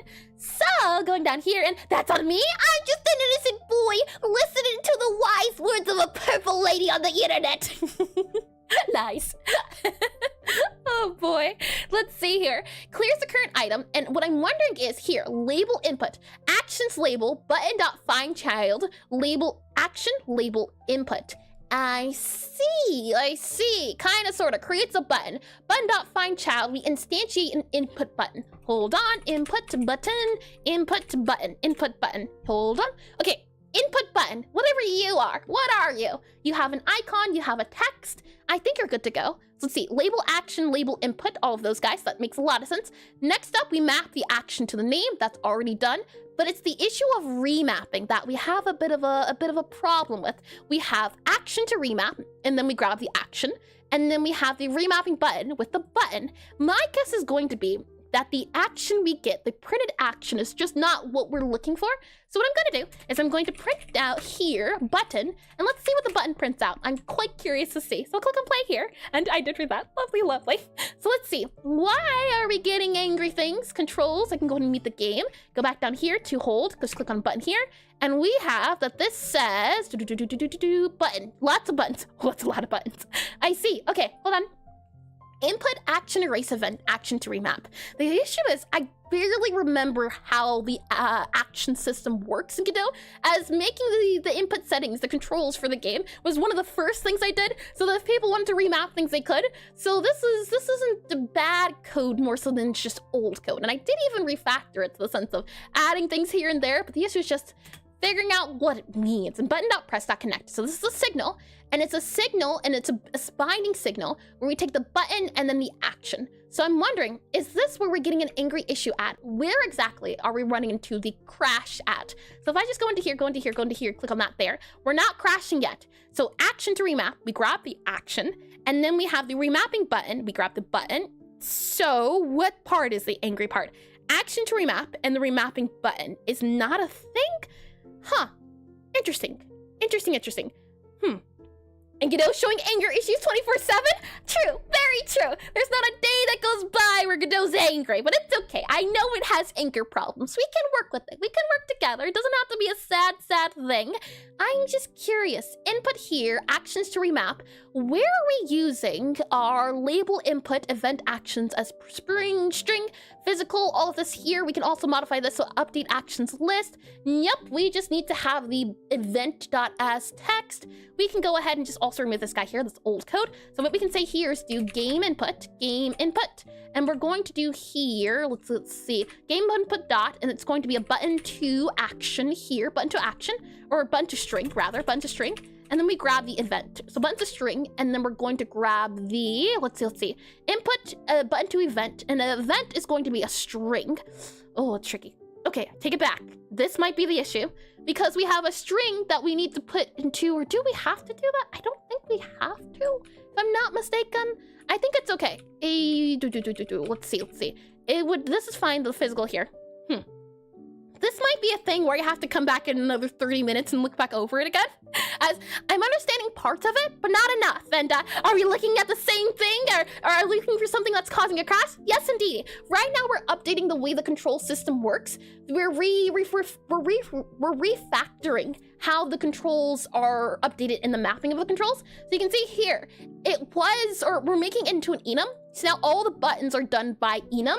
And what the issue is that at the moment, because I updated so that the controls are no longer determined by string and now they're determined by enum, in our input settings, when we try to update it and change the enum, right now it's angry in the sense of, I only know string, I don't know enum. What is this enum you speak of? And it makes me wonder, do we have to then go and add another thing of translating string to enum? I don't like it. I don't like that idea. We already have 3 of these guys. We have the enum itself. We have enum to the string I want to print on screen for the text. And then we also have on here enum to the action. So do I have to have an enum to action and then an action to enum? I don't like the sound of that. That's the only thing I can think of at the moment. And it's the thing of, am I overcomplicating this? Is this not too bad of an issue? Even if I just redo it and just reverse it, is it really going to become a problem? Most likely not, but it's the thing of, for the future me, do I want to have 4 of these guys? I don't know. I don't like it. But you know what? Let's just make something that works, and then we can figure out if that actually is the issue or if it's a different issue going on. So what we're going to go ahead and do is set this to action to button. So I'll go ahead and just say ACTION, action to button, ABUTTON, action to button. And then we're going to make sure we do a string here, and then we're going to say this is a string. And then let's just reverse all of these guys here. So we have a reverse dictionary. And Future, you crying every time she gets mentioned. Oh yeah, in a corner too, in a corner. And you know, no, I take it. No, I'm just gonna leave it there. Oh boy. Let's see. Button move up here. We're going to then do that there, remove that there. Paste this guy here, erase you here, and then we're just going to grab it, and it's just going to be a really long game of delete, slide, move all of it over here, and move that there. There's probably a way I can do it in terms of, what's the word I'm looking for? Probably a way I can slide these over instead. Like, I think, maybe if I do this, hold on, I'm curious to see. Because I know there's a lot of hotkeys, but if I were to grab those 2 guys here and just slide them over to here, no, I thought so. There's a few things you can do sometimes, but I think multiple lines editing is a little tricky sometimes. So we'll just go ahead and just make sure that you are this guy here. We'll make sure you're that there. I can go ahead then and also make sure that you are that there and that you're that there. And this is where a multi-line thingamajiggy would have been able to be helpful, but it's all right. We'll go ahead then and grab all of you here and then paste you here and then delete you here. So then grab and then we'll paste and then we'll delete. So grab, paste, delete. Okay, and then we go ahead and grab, and then we go ahead and paste, and then we go and delete, and then we grab again, we go ahead and paste, hold on, paste, delete, and then we go ahead and grab here, we go ahead and paste here, hold on, paste, and then delete. Almost done. Oh boy, this is why I don't like the idea of this, but it's the issue of, once we do it once, that should hopefully be the last time, is what I say, before it's not the last time, and then we're here again in a few months. Oh boy. Grab, paste, delete, grab, paste, delete, grab, paste, delete, grab it again, paste it here, delete it there, and one more, grab, paste, and delete here, grab, paste, delete. Okay, lastly, I need to click on all of these guys here, hold down Alt key for all of you here, so hold down Alt, Alt, Alt, and Alt, Alt, then I can go ahead and just do that guy there. And this should be the last lies we tell ourselves. Oh boy. Now, what I'm hoping is, in our action to button here, if we go back into our input settings, for our action to button, what I'm hoping now is that this event is the action. So instead of now doing this, what we can say is utility, so utility dot, and then we do button. So button, hold on, utility, is it get or is it print? I forget the name I use, print, or I think it's get. I think it's going to be get. It's going to be get key name as string. That also needs to be changed to something else. And now we're going to do, here we go. We're going to do game input dot, and then we're going to do action to button, and then we're going to grab our event here, and then we're going to go ahead and just, that should be it. That should be that there. And now for our get or add action and all of these guys here, this is where I'm not too sure about. I think our issue is just going to be wherever our action guy is. So this action to remap, action button, all of these guys here. So what I want to do is I want to print button, and I want to print action. So print button, print action. What are these guys? I would like to know. I'll go and close you, restart you, reopen you. Let's see what we get. We get, click on you, open you, controls you here, click on you here. Okay, so here we go. We go next, so step into, we then step into, and we step into. What do we get for our prints? We get the button, and we get the action. Okay. Which means that action is the one we need to look for. So we have action here, action to remap, and we have an action, and then we have a remapping button, which is going to be our button. Okay, that's all good to go. So on input button press, and then for some reason, this is where we get a crash out possibly. Hold on. We keep going, we keep going, we keep going, we keep going. Okay, and then we go to pass, possibly continue. Okay, so this part works. And then when we press a key, it's the translation that we're running into an issue of. So we're narrowing it down slowly but surely. The issue at the moment is this translation. So if we're remapping's the issue. So if we're remapping, we grab all of these guys here, and then we do input map.actions erase, and this is the action to erase, and it says invalid action to erase input map cannot convert one argument from int to string. I see. So actions to remap is a string, I'm guessing. If we go back up here, do we label you up here? Is that it? Yes, it's a string. I see. Yeah. The thing is, I usually typecast depending on what it is. Since this guy is saying string, I'm wondering, how can we do that? An action event, because sometimes it's an event, sometimes it's something else. That's why I don't typecast it right away. It seems to be the case that we're getting cannot convert argument 1 from int to string name. So what I'm wondering is, do we have to then convert this action to remap as something else? We have an action that is functional. Let me click on this guy here, click on play. We'll then close this guy here and see what we get. If it is the case that I can't figure this out and I'm stumped for the moment, that's all right too. It's a matter of sometimes you gotta get up, do a walk for a little bit here and there, and then come back a little bit later. Let's see, event, double click all of you here. Let's go ahead now and print out actions to remap. Actions to remap, y'all. There we go. Click on you here, close you here. What are we getting? This might really have to be a thing if we going bit by bit, but that's okay. I'm okay with that. The good news is that we're making slow progress. Maybe not as fast as I would have hoped, but you know what? Fine. I'm okay with it. We have here 0 because I clicked the 0 button. So actions to remap 0. Let me just double check. Am I actually clicking 0 or am I clicking a different button? Because if it's the case that I'm clicking 0 every time, I don't know. Controls here, you here. I'm going to click J. And do we get J? We get 0. Ooh, I see. I don't see, but I see that we're not getting the information that we need. That's what I know for certain. And if that is the case, I don't have the solution offhand, since this was something I had to, at the even of the very beginning, learn how to redo the map. Or you know what? I believe in me. I'm going to go and Google. Let's see. Input map, N-I-N-P-U-T, input map. And then we have action add event, event add EVNT. And it's something weird going on in the type of inputs. And how are you today? Sorry if it's a little too late. No worries at all, Black Skulls. I'm doing lovely. It's always a fun day when I get to work on my game. Programming's a lot of fun for me. And I see that I don't. Exactly. And is something weird going on with the type of inputs? Yeah. It worked before, and then I updated the way the game registers reading the inputs. Before, it was understanding the inputs as strings, and I changed it so that it should now understand inputs with enums. But because I changed it from string to enum, somewhere along the line, that translation isn't getting figured out. So what I'm hoping is, if we understand what these guys mean, we can figure out what it's trying to understand. Because right now, when I click J, we get 0. And that's great. I've been having trouble reading. Reading is painful. I can't agree to that. So if we do action erase events, what are we saying? Remove all events from an action. And we have here an action string name. Okay. And then if we go back to this guy here, I don't need you. We don't need utility at the moment either. We don't need task either at the moment. We don't need player as well. Not needed. None of those are needed. Input settings here. So my question then becomes, are actions to remap? Where are we using that? And I also want to see, or no, actions to remap is just a singular action. I see. Okay, so action to remap, and then we press the button, I believe. Yep, and on input button press, this is where we bind it. So this is a signal. We bind it, and I want to also double check again. If we print here our action, so print action here, what do we get as well? That there. And am I just confused, or which version of the book I have localized or uncensored? Could you elaborate a little bit? I thought you meant reading as in reading code, unless you're talking about like a book, like a different thing. Let's see. If I click on play now, what's the game telling us? If I go ahead and click on controls here, I click on a different control. I clicked on E, I believe, and now back here, they're both reading as 0 for our actions. Interesting. On input button pressed, okay? And we have here a button pressed, we have a button and then an action.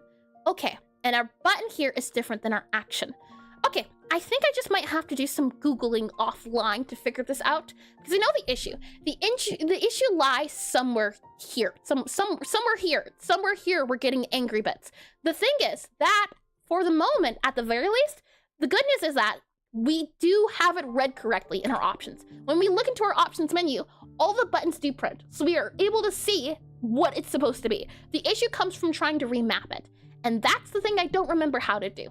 But the good news is at the very least that the buttons are working. They're registering. You know, let's even check here. If I go into the game here and we go into this guy here, if I quickly go here and I hold down Q, yeah, the buttons are registering. It's just remapping. It's struggling to remap. And I got to, but yeah, I'm starting to read for art research. And coding wise, I don't know how to code, but I'm glad you're enjoying it. Indeed, and I hope you do, or you don't know how to code, but if you do plan on learning, I hope it's a lot of fun. And starting to read for art research. Yeah, art research is fun too. Let's see. So, add button to list. For all of you guys here, I believe this is okay. Button presses on input press and press. Bind button, bind action. Yes, indeedy. So what I'm going to do is I want to print out our button and I want to print out our action. So print out button, print out action. I believe we're already getting null, but we'll see. Print out ACTION. Print out action here, and what do we get? Let's see. I'll go ahead and click on you here, click on you here, click on play here, and if it's not remapping all of those guys there, we get, let's see, escape. We have you here, click on you here, and then we have you here, and we have the button, and we have 1. Okay, yeah. I think this will be a case of me just Googling again how to remap buttons and button mapping in general. Just a good refresher on how to rebind keys, because that's the thing. Right now, it's just key rebinding. That's the issue, and I don't remember how to do that, so I think, yeah. I think that's what we'll do. I'll try to see if I can get to this later today. So let me go ahead and slide this on over here. I'll go ahead and slide us that down to about here. And then I can say with quite confidence, I forget entirely what's going on. But that's okay. It's a matter of just the more exposure I get to the topic, the better I can get at remembering. Since I only really covered or really tried learning how to remap things once, we're gonna do it again, and then once it's done again, maybe by the 50th time, it'll be registered into my mind. But for right now, I'm gonna go take a break a little bit, and then I'm gonna figure this out. I'm gonna watch some tutorials. What I can say is !DIISCORT. I'm going to do my best to hopefully get around to figuring this out today and not leave it for tomorrow. That way I can close the chapter on just the refactoring portion of it. And oh, is the chat dead? Hold on. No, that's not it. It's alive again!